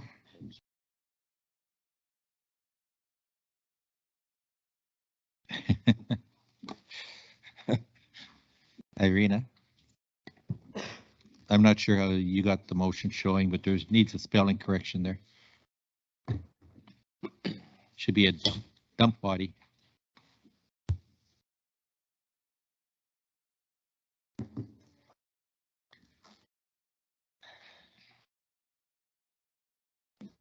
Got it? You're good? Okay, thank you. Sharp eyes. All right, we'll move on to item 6.5 of our agenda, the land use bylaw 848-22 and the municipal development plan bylaw 849-22. Peter? So, Mr. Reeve, having heard from the public, both in terms of written and oral representations, staff have consolidated those key inputs in a briefing document, and have also identified the revisions that they propose to make based on that feedback from the community and from the neighboring municipalities. So we've got Colin and Tina here to take you through the highlights and answer any of your questions. Okay, just to reiterate what the CAO just said, we had the public hearing was held here on January 24th to receive comments on the proposed land use bylaw and the municipal development plan. Comments generally pertain to clerical errors and map upgrades mostly. The attached map that was in your gentleman's package highlights those comments received as part of the public hearing and provides the recommended revisions in response for consideration by council in advance to these documents moving forward to second reading of these two bylaws. Did you want me to go through these revisions? Get the highlights. The highlights? Yeah, do the highlights, Tina. Okay, some of the comments received, review of the proposed land use bylaw, specifically map 1, our land use district map shows the land use districts surrounding the town of Lamont are very difficult to determine. The map is currently being worked on to be updated to identify the existing zone lands. And just to note that only the existing zoning of these lands would be identified. Future land uses are identified within the MDP documents, the IDP documents, or the ASP. I will say it's the municipal development plan, the intermunicipal development plans, or the area structure plans, just to reiterate from acronyms. Those full uses for future are notified in those documents. Next up for changes under section 3.8.1, the Development Authority will refer a development permit application as required by the Municipal Government Act, intermunicipal development plan, or other legislation. In the proposed land use bylaw 848-22 edition, the Development Authority may refer a development permit application at the Development Authority's discretion. The Development Authority will consider comments received from internal and external referrals in assessing a development permit application. The proposed revisions moving forward under this section, it will state all subdivisions, proposals, and all applications for significant discretionary development permits within 3.2 kilometers of adjacent municipalities shall be referred to the adjacent municipality for comment prior to a development permit being issued or a subdivision being approved. Further, 3.8.3, the Development Authority may refer an application for a development permit prior to making a decision on the application to any other person, agency, or organization as deemed necessary or suitable by the Development Authority. Further comments received from the hearing under 8.17.2. The maximum parcel size for natural resource extractions for Class 2 pits on private lands shall be less than 5.0 hectares. The Development Authority shall require a reclamation deposit in the amount of $2,000 per 0.4 hectare for each 0.4 hectare of working pit. The reclamation deposit shall be in the form of cash or a renewable irrevocable letter of credit. If an irrevocable letter of credit is used as a reclamation security, it shall be in the form satisfactory to the Development Authority. The initial term of the irrevocable letter of credit shall be not less than 3 years. The irrevocable letter of credit shall be renewed for further term by the owner 30 days prior to expiry. The security shall not be released until the reclamation has been completed to the satisfaction of the Development Authority. The proposed revisions moving forward is the maximum parcel size for natural resource extraction for Class 2 pits on private land shall be less than 5.0 hectares. The Development Authority shall or may require reclamation deposit based on the schedule of fees and charges. The reclamation deposit shall be in the form of cash or a renewable irrevocable letter of credit, which shall contain the following: a covenant by the issuer that if the issuer has not received a release from the municipality 60 days prior to the expiry date of the security, then the security shall automatically be renewed upon the same terms and conditions for a further period of 1 year. If I may, Three. sorry, I just want to make sure. Yeah. If I may just augment a little bit there for consideration, I know there's been some discussion with council on how we, through our securities, can, ensure compliance with reclamation and whatnot going forward. We want to be clear here that what we're trying to propose is a basis to look at a calculation that is determined as part of the fee schedule. So as the authority, we're saying we will consider assessing a security, but because the calculation of it is, technical is an understatement, but the variability of how we would calculate it, it's very mathematical. So we're not trying to pull that discussion. It just doesn't seem well placed within a land use bylaw. We're saying that the actual calculation, which is approved by council, would be placed in the fees and schedule. I just wanted to make sure there was good understanding about what the intent of that was. So who renews the security? The county or the applicant? Who will renew it? Yeah. The renewal will be a condition of the permit that will be espoused in the permit. So the enforcement behind that is the county. So what? So Must we? The applicant. yeah. will- So what happens if after 3 years we give them the notice and we don't get the renewed security? So where are we there?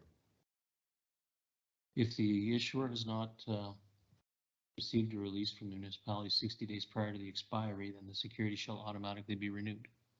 How does that automatically renew?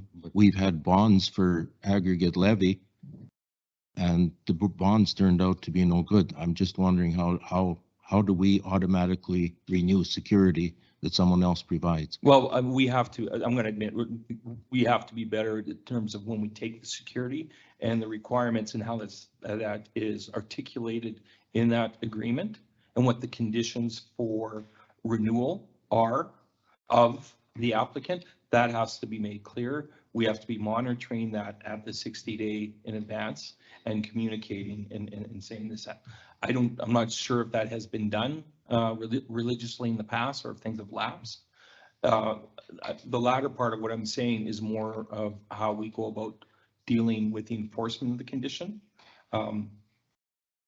But as for this allows us and compels us to be very clear in saying this is what the security is. you can expect that you would need to renew it as per this, and you can expect to hear from the county if it isn't renewed, this is the action would be taken. That would be all articulated as a condition of the permit. So I don't, Tina, if you have anything to add to that. I have seen irrevocable letters come, and they are issued by a financial institution, and the wording is within the actual description on the actual irrevocable letter credit that is issued to the municipality, that this covenant is within that meat and potatoes, that if the bank or the applicant themselves do not hear from the municipality, that there will be an automatic renewal as well. So I have seen that written in those irrevocable letter credits that have come from the financial institutions. Okay, because I'm just going by, you say a condition of development permit. Well, we know where we were a year ago, and where we are now. So that, I'm just want clarification on that. I don't think this enables enforcement. That's just my opinion. Just, if I can just add another question to this. For a class 1 pit, the term that's normally given is 10 years for class 1. Within the land use bylaw, we have 9. However, provincially regulated as class 1 pits are more provincially regulated. Provincial regulation on class 2 pits only falls under reclamation. However, every 5 years, the developer has to submit an updated report to the province every 5 years. Okay. So we're saying, we're saying our development permits within the land use bylaw says we can limit time to 9 years before development permit renewal. Okay, so if we're going to get a development permit with an expiry date 9 years down the road, why would we not get the letter of credit for 9 years? That's for big pits. For smaller pits, we wouldn't allow the 9 years. It would be 5 years. 5 years? For Okay, so then reduce my question to why would we not take an irrevocable letter of credit? Oh, you for wouldn't 5 years? tell it. The irrevocable letter of credit here is for reclamation. So reclamation is the finishing product of the pit. So it's held till that pit is actually reclaimed. And they do have to get the reclamation certificate on a class 2 pit from the province. Okay, so you're saying not less than 3 years? No, the irrevocable credit would be issued as a condition on the development permit. Right. And however long that development permit being the small pits, because we do not take securities on the bigger pits. Right. We take them on the little pits.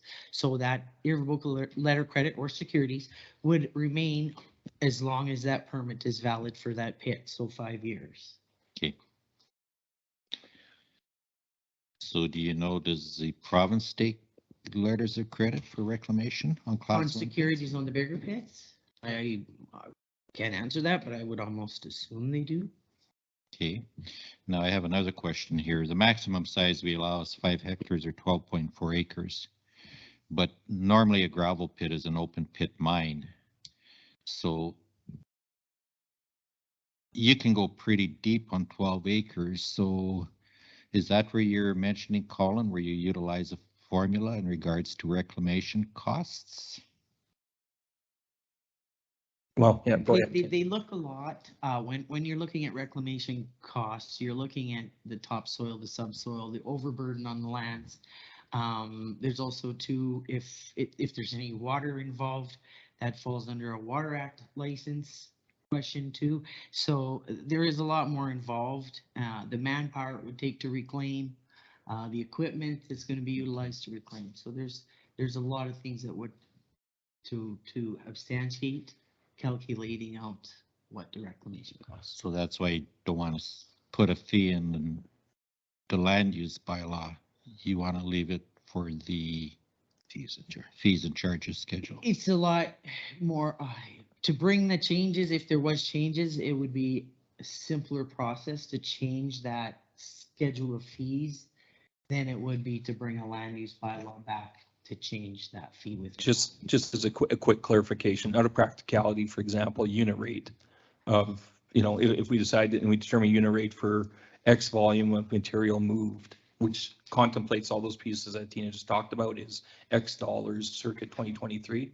Well, you know, due to fuel and other things, that might be X plus whatever, 5%. So going back to the land use bylaw to adjust things like on a unit rate is cumbersome. Whereas we saw the fee schedule being more the place for that actual adjustment of calculation and review on an annual basis.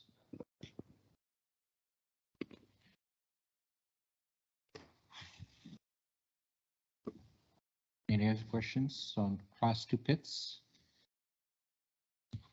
Neil, you're okay with class 2 pits? Yes, I am, yeah. Okay, carry on, Tina. Okay, the next revision, the comment received was in regards to the table 8.22, in regards to the size of parcel and the amount of sea cans, shipping containers. So the size of parcel 26.3 hectares or more, table 8.1, maximum number of shipping containers, 5, and this was changed to 8. And more than 8 would require a development permit. Under that same section, what is going forward was that these sea cans would be screened from view to the satisfaction of the development authority, and this clause was removed. Next part. Before you move on, Tina. Sure, sorry. Councillor Whitus, this item was a concern for you. Now, all we're referencing here is 65 acres or more, but there was also limitations on on parcels less than 65 acres. Is that being addressed? As for revisions and changes to those amounts, no, not. Just the maximum, the 26.3, the larger parcels.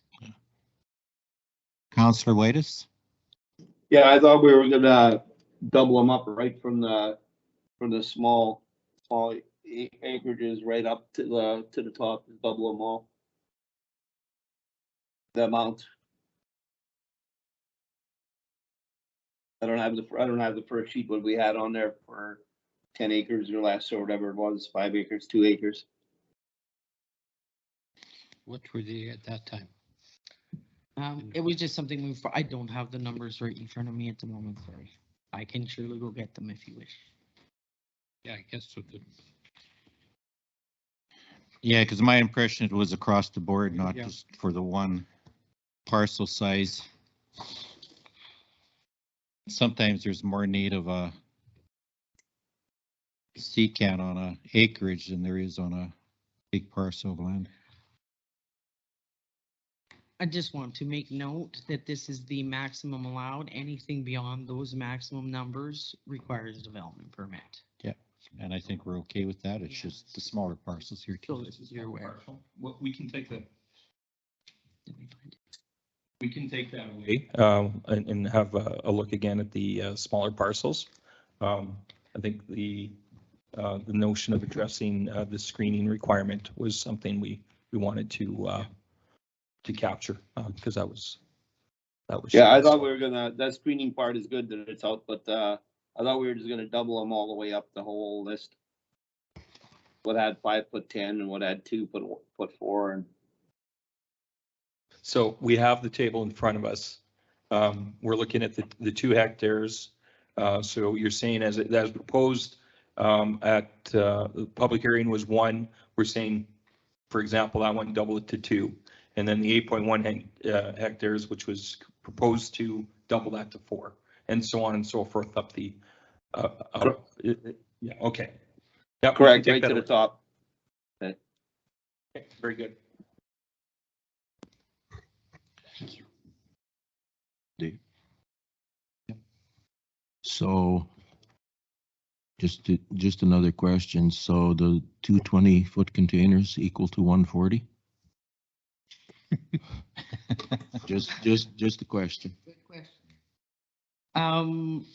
So parcel size is over 65 or 26.3 hectares, 65 acres. So anything larger than that would be 10. Oh, I'm talking size of the container. Oh, all right. There is nothing in here regarding size requirement. Put 8 to make 40-foot containers? Because it's gonna come, the question will arise, eh? So what's the answer? Excuse me, there's no standings to. By- Today. I think the answer is, just put in brackets 40-foot containers, 4 in brackets 40-foot containers Solution. or equivalent. No, that's not. What, any idea what the permit's gonna cost?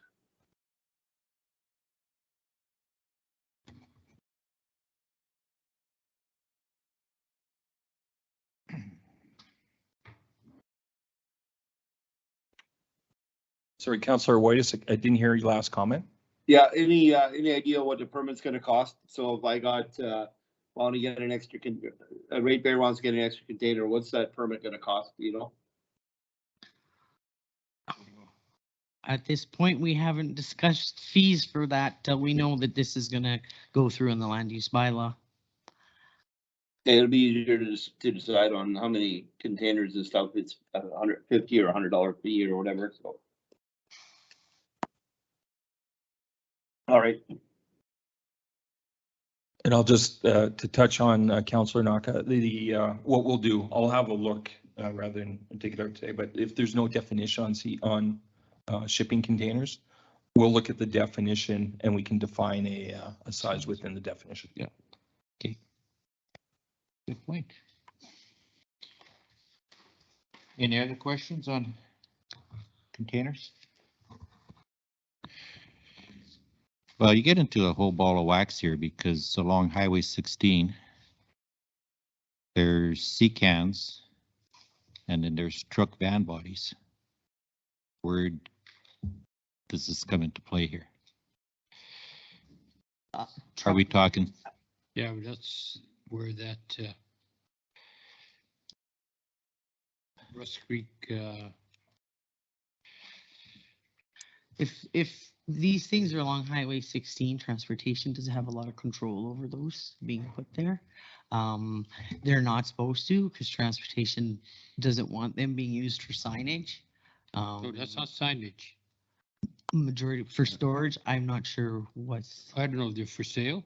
It is a truck body though, right? So There's, yeah, I think one or there's two wheels there. under them yet and stuff. Yeah. So let's not. That's where there's a If flea you market. had wheels Yeah. and wheels under your sea can, is that a trailer or is that a sea can? So rather than asking questions, does council have a preference? Should the definition for CCAN also include truck van bodies, as you've expressed? I brought it up. I would say no. Yeah, I'd leave that off.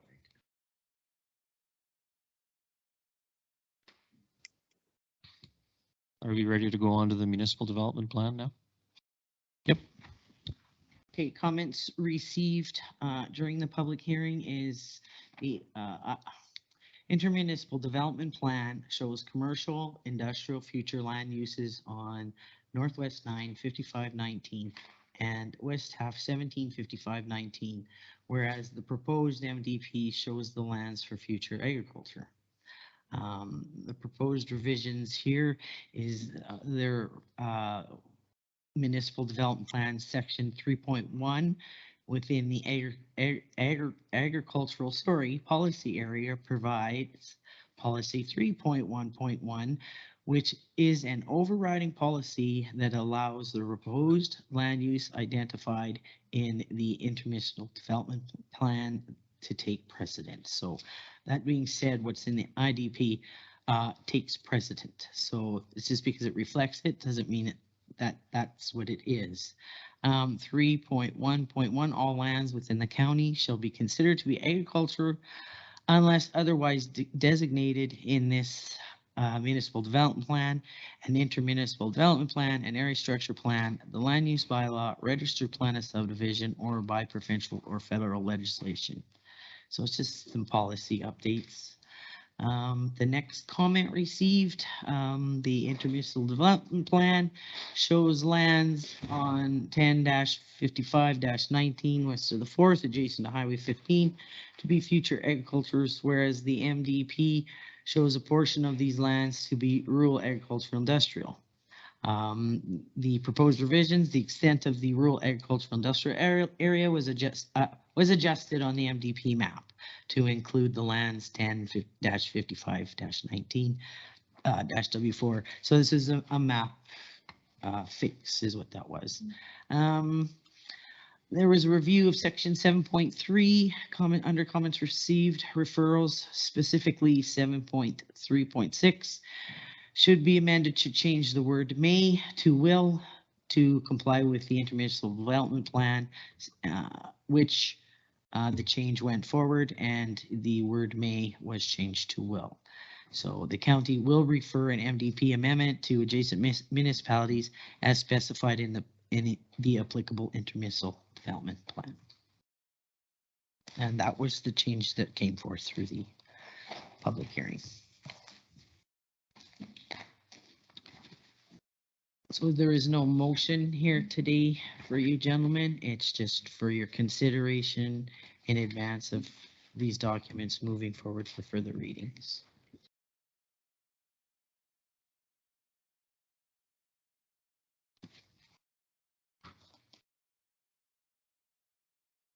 Any questions or concerns?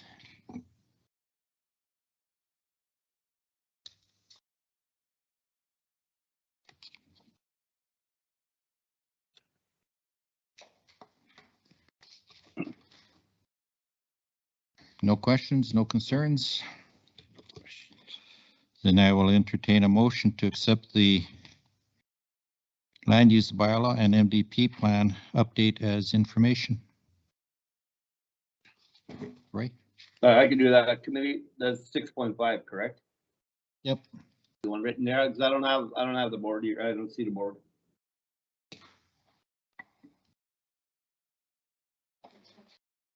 Do you have your meeting package? Yeah, is it 6.5 that committee of the whole Yep. except the land use bylaw? Okay. Yep. I don't see what you have on the board there. Committee of the whole except the land use bylaw 848-22 and municipal development plan 849-22 updated information.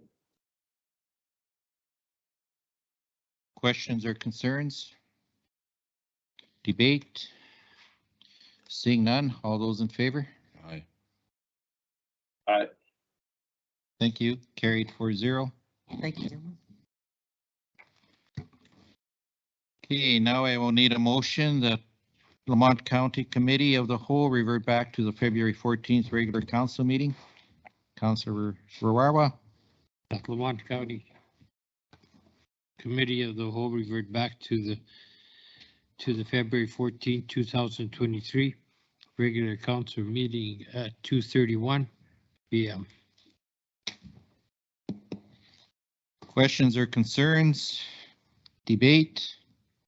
Seeing none, all those in favor? Aye. Aye. Aye. It's carried 4-0. Do we want to recess? Yeah.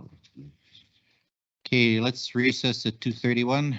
All right, we will reconvene the February 14th, 2023 regular council meeting at 2:43. And we will move on to item number 7 on our agenda. 7.1 CPO activities update. So Mr. Reeve, CPO, right, is here to provide an update.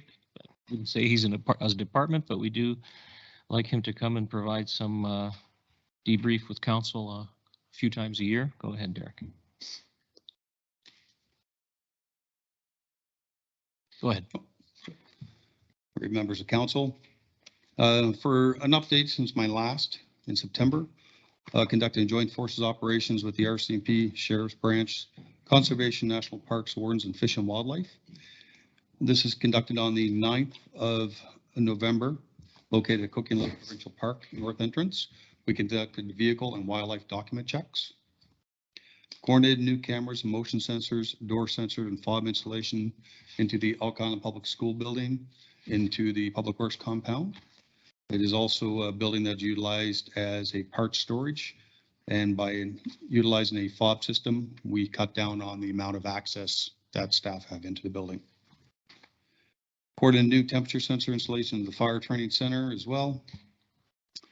reordered expired CPO equipment for disposal and replacement, conducted mandatory recertification training for CPO designation, assisted the RCMP with an ongoing investigation here in Lamont, conducted multiple intersection surveys for Public Works due to complaints of required or missing signage, and provided responses back to Public Works. Review and issued road uses agreement for the new year, 26 in total. Switch the e-ticketing, which is electronic ticketing provider, from Smart Squad. The new provider is MRF. MRF is currently the RMS provider, which is my records management system provider, and also our GIS provider. So the change was made from one provider, so all CPO ticketing and report needs are contained in one vendor instead of two. There was a delay in completing the switch as the holiday season saw persons in certain authorizing positions in the provincial side away, resulting in a delay in finalization. I just had a GPS module installed into the computer yesterday, so now everything is up and running. This delay translated in CPO spending more time conducting administration in the office than on patrol issuing violations for the month of January. And finally, I attended the annual CPO conference and obtained courses delivered. So let me editorialize on one of the bullets here before our councillors ask. It says review and reissue road use agreements for the new year. Yes, the road use agreements were issued. However, we have the ability to provide 30 days notice in order to replace them with the revised version of the road use agreement that Mr. Dietz referenced a meeting or two ago. He is finalizing that draft with a pilot customer, and the intent is to bring that back next meeting or in 2 meetings. Right. Yeah. Very good. So it may have been council's expectation that we would be renewing road use agreements with a new agreement. We found ourselves in a situation that the old agreements were expiring. We renewed them. However, we have the ability on a 30-day basis to replace those agreements with new and revised ones, which you will see at an upcoming meeting. So in line with that, I have a comment here. We have one oil company that's known to me that hasn't paid their taxes. And the reason it's known to me is because I sign legal bills. We're not sure if all our aggregate levies have been paid. Can we not withhold issuing a new road use agreement pending payment of taxes and or aggregate levy? Sorry, Derek, we're purporting to the province not to issue new well drilling licenses for somebody that hasn't paid their property taxes. So why can we not reduce that to a local level and not reissue a road use agreement if they owe Lamont County money? Mr. Reeve, I think the answer to that is we can. Let's talk about that outside the meeting, and we'll take the appropriate action. It might be that rather than we cancel the road use agreement, we could suspend them potentially for some period of time. Obviously, we don't want to put them out of business because ultimately they will at some point pay. So let's take that offline. You can confirm for me who that company is, and we can take appropriate action. Well, and I think we have to be careful because when we did that to one company, their comeback at us as well, we're going to sue you for lost revenue, right? So we got to be very cautious as to how you. We would have to do it within what the limit agreement allows. Yeah. Yeah. Okay. Something to pursue and investigate. Okay. So, Constable Wright, what would you suggest is the normal division of your time between administrative duties and patrol duties? Probably, I'd say a 60-40. And that's kind of what your level of service work said. Yep. Okay, so January was a little light on patrol, a little heavy on admin. Yep. And you're still able to visit every location of a road use agreement at least once a month.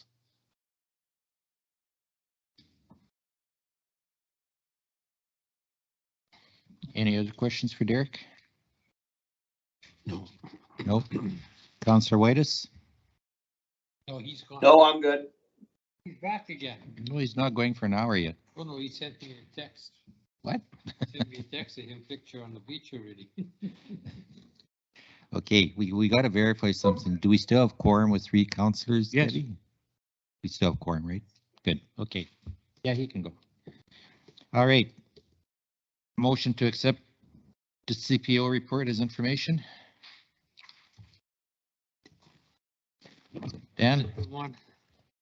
That Lamont County Council accept the community peace officers activity update as information. Questions or concerns? Debate?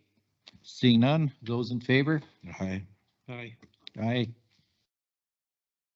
Counselor Whitus? Yes, I'm in favor, yeah. Okay. That's carried 4-0. Off the beach. Okay, 7.2, Office of the CAO Department Report. Thank you, Mr. Derek. Thank you, Mr. Reeve. I've once again organized my report based on meetings and activities and absences, and the legislative services and EA staff have also included some inputs here. With regards to time frame, this is from about the December 13th time frame to the February 13th time frame. A whole host of meetings that I've been attending: the Ag Service Board meeting, biannual Administration Building Health and Safety meeting, Heartland Task Force meetings, meeting with Ian McCormick, a consultant that has done some work for us in the past, who wanted to do a touch point. Monthly water meetings with Alberta Environment on the dates identified, various council meetings, obviously, Heartland meetings on water infrastructure, joint health and safety meetings, touch point meetings with the town of Lamont CAO.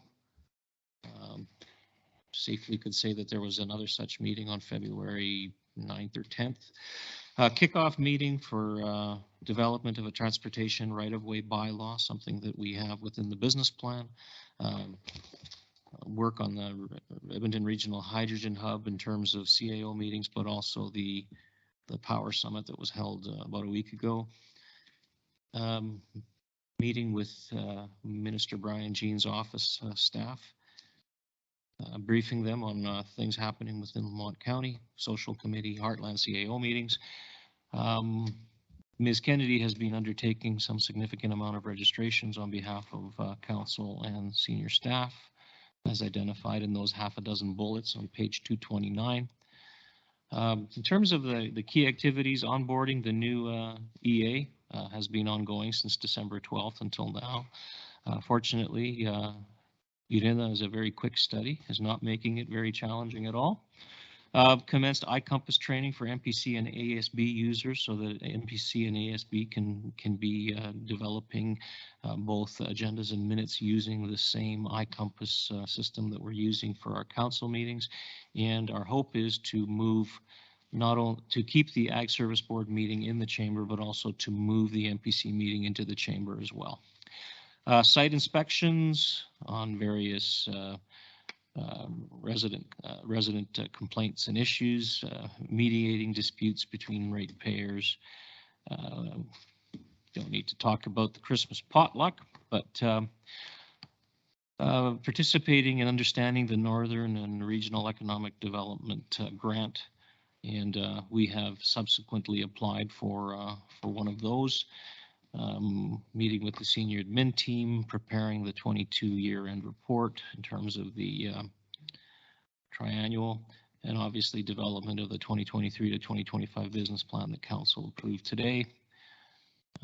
We received public hearing submissions in the office of the CAO for the bylaws, and obviously participated in some PayWorks approval training along with other supervisors. Participated in part in the SIL presentation. Unfortunately, was unable to continue to the site visit, but some senior staff and Councillor Woitis did. Participated in RMA Division 5 meetings, in the Bruderheim CAO's departure, some everything disc management training along with members of the senior and extended team. Training backups. So Ms. McCann and Ms. Kennedy are are ensuring that we have backups for the executive assistants during absences or illnesses, and that's why you've seen Darlene here today. She'll be at least one of the backups. Issued amending agreements to the 5 towns and villages for the recreation cost sharing agreement. I've already got one of those back and signed, and the others are on their way. Some of the staff participated in first aid training, and we have engaged with the Elk Island Public School Board on something that we've recently been reminded of, and that is that we need to have a joint use and planning agreement with the school board. And then I've highlighted a few absences during the past couple of months. One thing that's not on this report is that we've received notification from the town of Lamont that they would like to schedule a review of the ICF. This is not unexpected. There is a term within the ICF that suggests it needs to be reviewed every 4 years or every 5 years, and that should not start any later than 2023. I will get something out to members of council later, but they're proposing a get-together between our councils on May 30th on 6:30 p.m. Generally speaking, this would be a directional discussion that may or may not lead anywhere. It is fulfilling a condition of the agreement. I will be developing a reporting on when a review of the other ICFs is required per the terms of those agreements. And that's all I have. There's a trip to Mexico in there somewhere too. I see that. Yes, there was.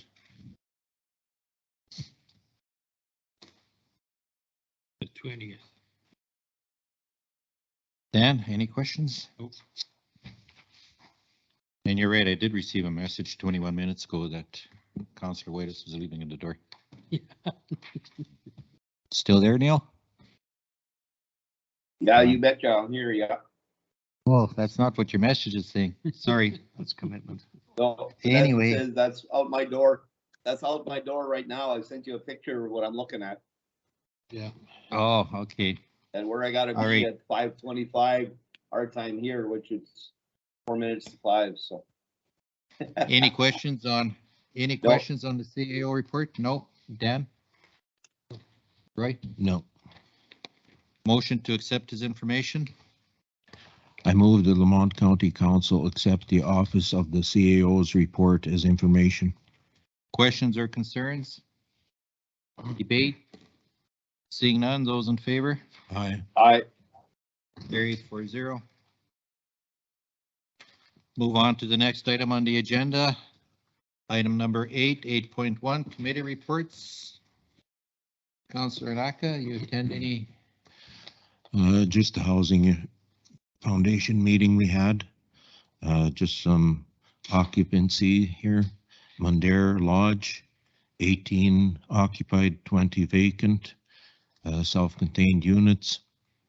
Grzanowski Villa full, Dr. Strilchik full, self-contained in Andrew, Heritage Court full, Elk Park 1 vacant, Beaver Hill Pioneer Lodge, 17 suites are vacant, self-contained units are full, Heritage Court is full, Villa 75 is full, Spring Creek Manor in Bruderheim has 1 vacancy, and Bruderheim and Lamont RNN units are occupied, and that's all the reports I have. Nothing from Seed Plant or Beaver Hills. You indicated 17 vacancies in Lamont. How many units do they have in Lamont? I think it's 55. 55? There, some of them are double. That's a vacancy rate. So I think I can't remember if it's 2 or 4 that are double occupancy. So essentially there's close to a third vacancy in a place. Yeah, well, and I guess the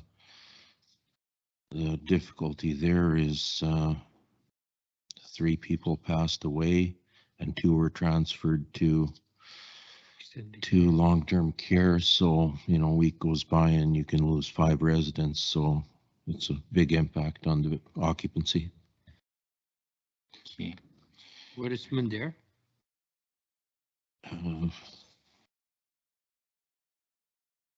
18 occupied and 20 vacant. Mr. Reeve, perhaps a question for the counselor. Does the foundation report on their wait list status? How many people they have on a wait list? It can't be any. Um, If there's all these vacancies. There might be, you know, for a self-contained unit or something, nothing on the lodges for a wait list that I'm aware of. There were, when Lamont was just opening up, yeah, there were wait lists, but there haven't been any for a while.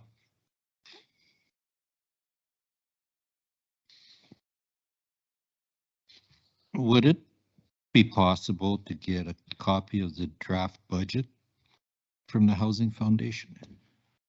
I can make the request. I do have a copy of the financial statements for the end of the year that I can give to whoever wants. And you make copies of it. I have those with me. Those would be handy, but the draft budget to support the level of requisition they're asking for would be helpful. I'll make that request and I'll have them forward it to administration. Okay. Any other questions? Dan, any? No, we just had a, with the Water Commission on the 4th. We had appreciation evening for Pat Tomko, who's retiring. So we had that at Chops. Turned out very nice. And a library board meeting is, I think, tomorrow evening. That is it. Okay. Neil, you been on any committee meetings lately? No, it's been quiet here. I'm gonna have a busy beginning of March, but right now, up till now, nothing. Okay. Yeah, from my perspective, on February 7th, I attended the Hydrogen Summit with Peter. It's pretty amazing what progress is being made in the hydrogen space, especially on the local level. As part of their exhibits, they had 2 highway tractors, one that was fully powered by hydrogen, one that was a mix of diesel and hydrogen. They had a electric city bus, and then they also had a bus on display from the city of Edmonton and Strathcona County that are powered by hydrogen. Attendance at the conference was really good. It was held at the Shaw Conference Center. I would think there probably would have been, I guess it'd be about 800 people there. But definitely a lot of interest in hydrogen going forward, and building a demand for hydrogen as an alternative fuel.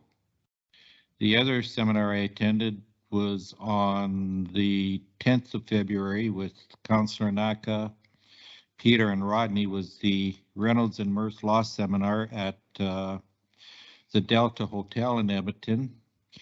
I thought it was a pretty good seminar. Some topics were informative, some not so much. Albert Laverne was there, and he's always a little bit of a interest to listen to. I think the part that when you ask a lawyer a question, it doesn't really matter what the question is, but their response is, it depends. So they never really give you that straightforward affirmative answer. So, Mr. Reeve, the saying is, if you want an opinion, ask a lawyer. If you want a decision, ask a judge. So that's where they learn to say it depends, because it always does depend. Yep. So yeah, that was good. I believe on this coming Thursday, I think, is the Brownlee Law Seminar. I know Councillor Anak and I are registered. I don't know, Peter, are you registered? Mr. Elignac is going, as is Mr. Boyko, if I'm not mistaken. Adrian and Debbie are also going. Oh, very good. Good. We'll have good representation. That one is at the Expo Center, I believe. Yeah, no Heartland meeting till March. You got a pretty decent, well, you got a decent report from Mark today, what's happening there. And, yeah, that was it. So if there's nothing else, we'll look for a motion to accept committee reports as information.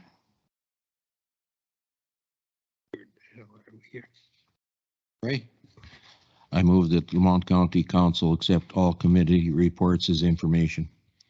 questions or concerns? Debate? Seeing none, all those in favor? Aye. I'm in favor. 4-0. Thank you. Okay, moving on to item number 9, correspondence. Peter, I'll let you lead us in this one. Mr. Reeve, we have an array of correspondence items. First one is the President's update from RMA. I believe that each of you have received this directly, but we decided we would also include it in the agenda package should members of the public also wish to look at it. Some of the highlights are discussion about energy reclamation, renewable energy reclamation, loss of ag lands, the role of quasi-judicial independent agencies in what you identified a few moments ago, and that is ensuring that oil companies pay their outstanding bills. Second item is a letter from RMA regarding a change that's occurring in the province. The Camrose Casino applied to Alberta Liquor and Gaming to relocate the casino, which currently serves, or which currently contributes to St. Albert and Lamont County, to relocate to Edmonton. Now, I'm a little confused because it suggests that the AGLC denied that request, but I've heard verbally that there are some indications that the change has happened. So this provides a briefing in terms of the specifics of the change. I guess the Camrose Resort Casino is asking Albertans upset with this unfair treatment of rural charities to let AGLC know that they support the relocation of the Camrose Resort Casino, which again seems backwards. They don't support it.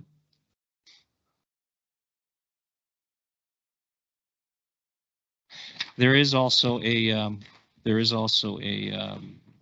a reference in the correspondence to a online 1-hour session that speaks to it's in here somewhere.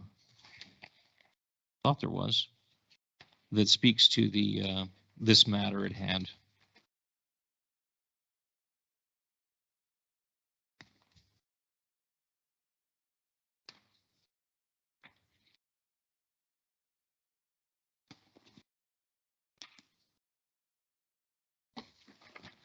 The next item is a letter from Fox Creek to the Minister of Health, speaking to concerns they have in terms of the inability to achieve reliable ambulance service at Fox Creek.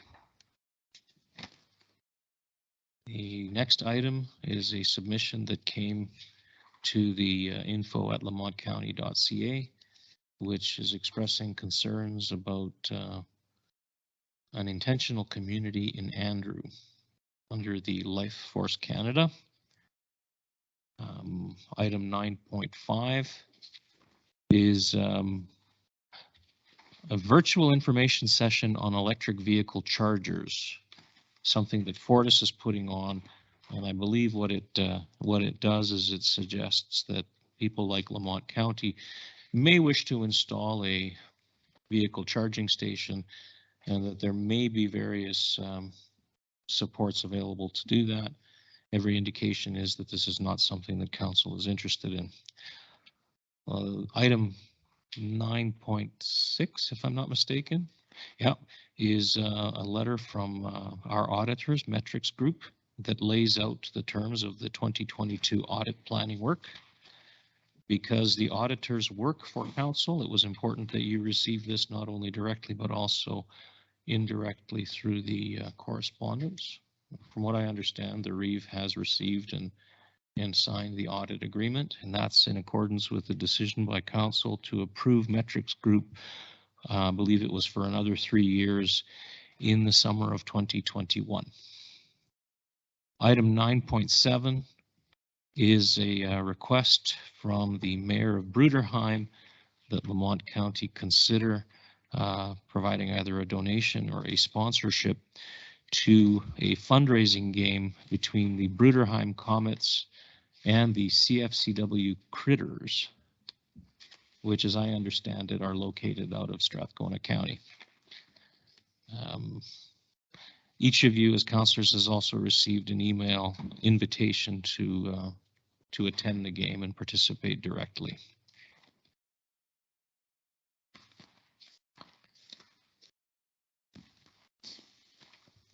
That's pretty much it. Do we have anything to give them for door prizes or anything like that? If the question is, do we have anything hardware-wise to give them? Not really. There's nothing downstairs in, Oh, we might have something with the Lamont County logo on it. But is it valuable to? no, is there jackets or? No. I mean, there's the option would be a cash donation, very much like we do for Village of Andrew or Chipman. The alternative would be to go and get one of those prepaid Visa cards that they could use as a door prize, as a raffle item. Those are two things that I thought of. But I don't think that we've got anything on hand that would be valuable to somebody. I think at the end of the day, whatever we give them would be converted to cash. So to get the best bang for a buck, if we just give them cash and it goes towards their intended project here. That's maybe the simplest way to look at this thing. So, Mr. Reeve, I have the latitude to provide some cash, but I think it would be meaningful if council made a motion directing administration to provide the donation. Particularly since the mayor has specifically asked.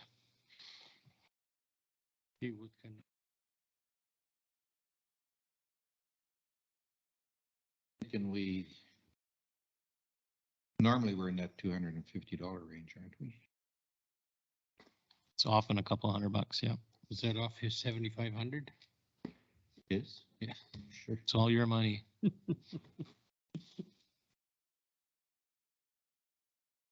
Yeah, I'll make that motion that we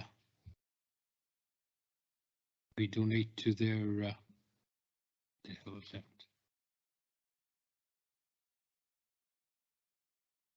There's hockey game Yeah, fundraiser. Critter versus Bruderheim Comets hockey game. 50.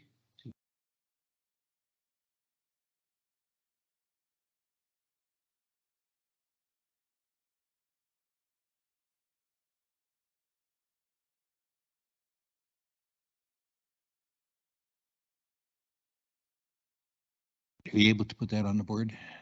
Yeah, it's Irina? getting there. Lamont County Direct Administration to provide a donation towards the Bruderheim hockey game raiser in the amount of $250. Questions or concerns? Debate? Seeing none, those in favor? Aye. Yeah, I'm in favor. Okay, carried 4-0. You must see a long ways away. It takes a while for him to. The only other actionable item, well, I don't know. We really don't want to get involved. I think we just accept the correspondence from the Village of Andrews information. Right. The only area is the Camrose Casino closure concerns, and what I would suggest to fellow councillors is I'm not sure if administration can make some copies of some of this stuff, but maybe we got to talk to groups within our communities that are holding casinos and let them know what's happening here. I think they're fairly well aware. I know Madera is. Okay. My concern is when you get 275 Edmonton charities going to the Alberta Liquor and Gaming Commission and saying we're not in favor of this. Well, because I don't know if you've read through there. I think the average is 39,000 for the Edmonton charities, and the rural charities that go to Camrose or go to St. Albert are $80-some hundred. Yeah. Okay. So that's why Edmonton doesn't want them to come into their region, because they're going to cut into their share of the pot. Plus your wait times are so long, right? Right. So what does Edmonton get per day? 3,900, I think. According to this, it's saying 39,000, Or 1,000 rather. 39,000. Yeah, sorry. but they work a casino every 23 months. Fort Mac would be the ideal one to be in because they make 32,000 and they work a casino roughly every 17 months, right? See, but you know what? Our rule can apply because we had some from my end there that did go to Fort Mac. But I think they are grandfathered, like Oh, maybe so. if they were going to Fort Mac before the Camrose Casino opened up, then, Could be. but the urban charities may have just shot themselves in the foot because my understanding is, maybe it's not, but my understanding is that the Camrose Casino could very well shut down. And I believe there's 641 charities that use the Camrose Casino that are going to have to be billeted somewhere else. Right. So maybe in our case, considering we're just touching the river, because I think anything north of the North Saskatchewan goes to Fort McMurray. So maybe we would end up going to Fort McMurray, which would be great, right? Like shorter wait time. But yeah, right now we wait 41 months and we'll probably get a check for about 20,000 every 41 months. See? So anyway, bear it in mind if you got people you know that are dealing with casinos, pass on the information. Otherwise, I don't think there's anything else there, so I would entertain a motion to accept all correspondence as information. Councillor Roy.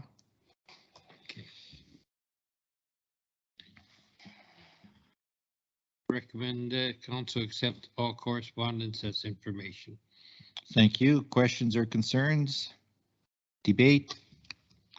Seeing none, all those in favor? Aye. In favor. Aye. It's carried 4-0.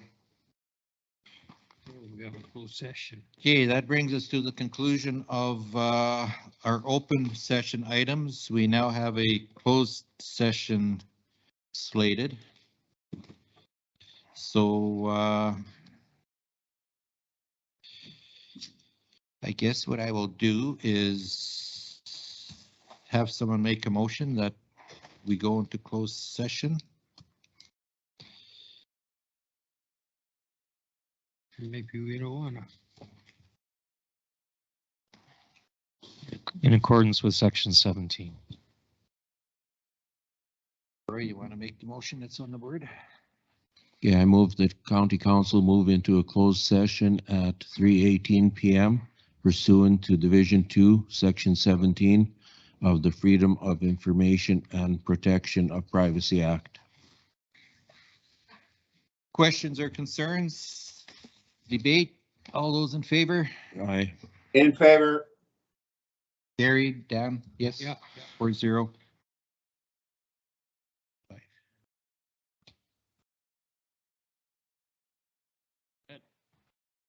Okay, we're back in a regular council meeting. I'm looking for a motion recommended as in item 10.1.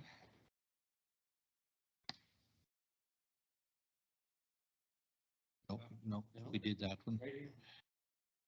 We don't have that one. Right, go ahead and do. She took out. No, that's okay.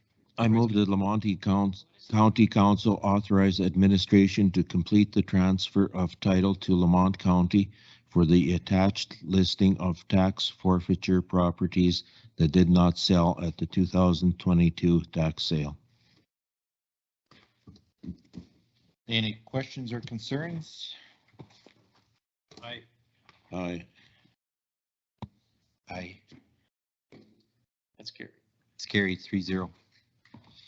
Okay, the only thing is the attached listing of tax forfeiture properties.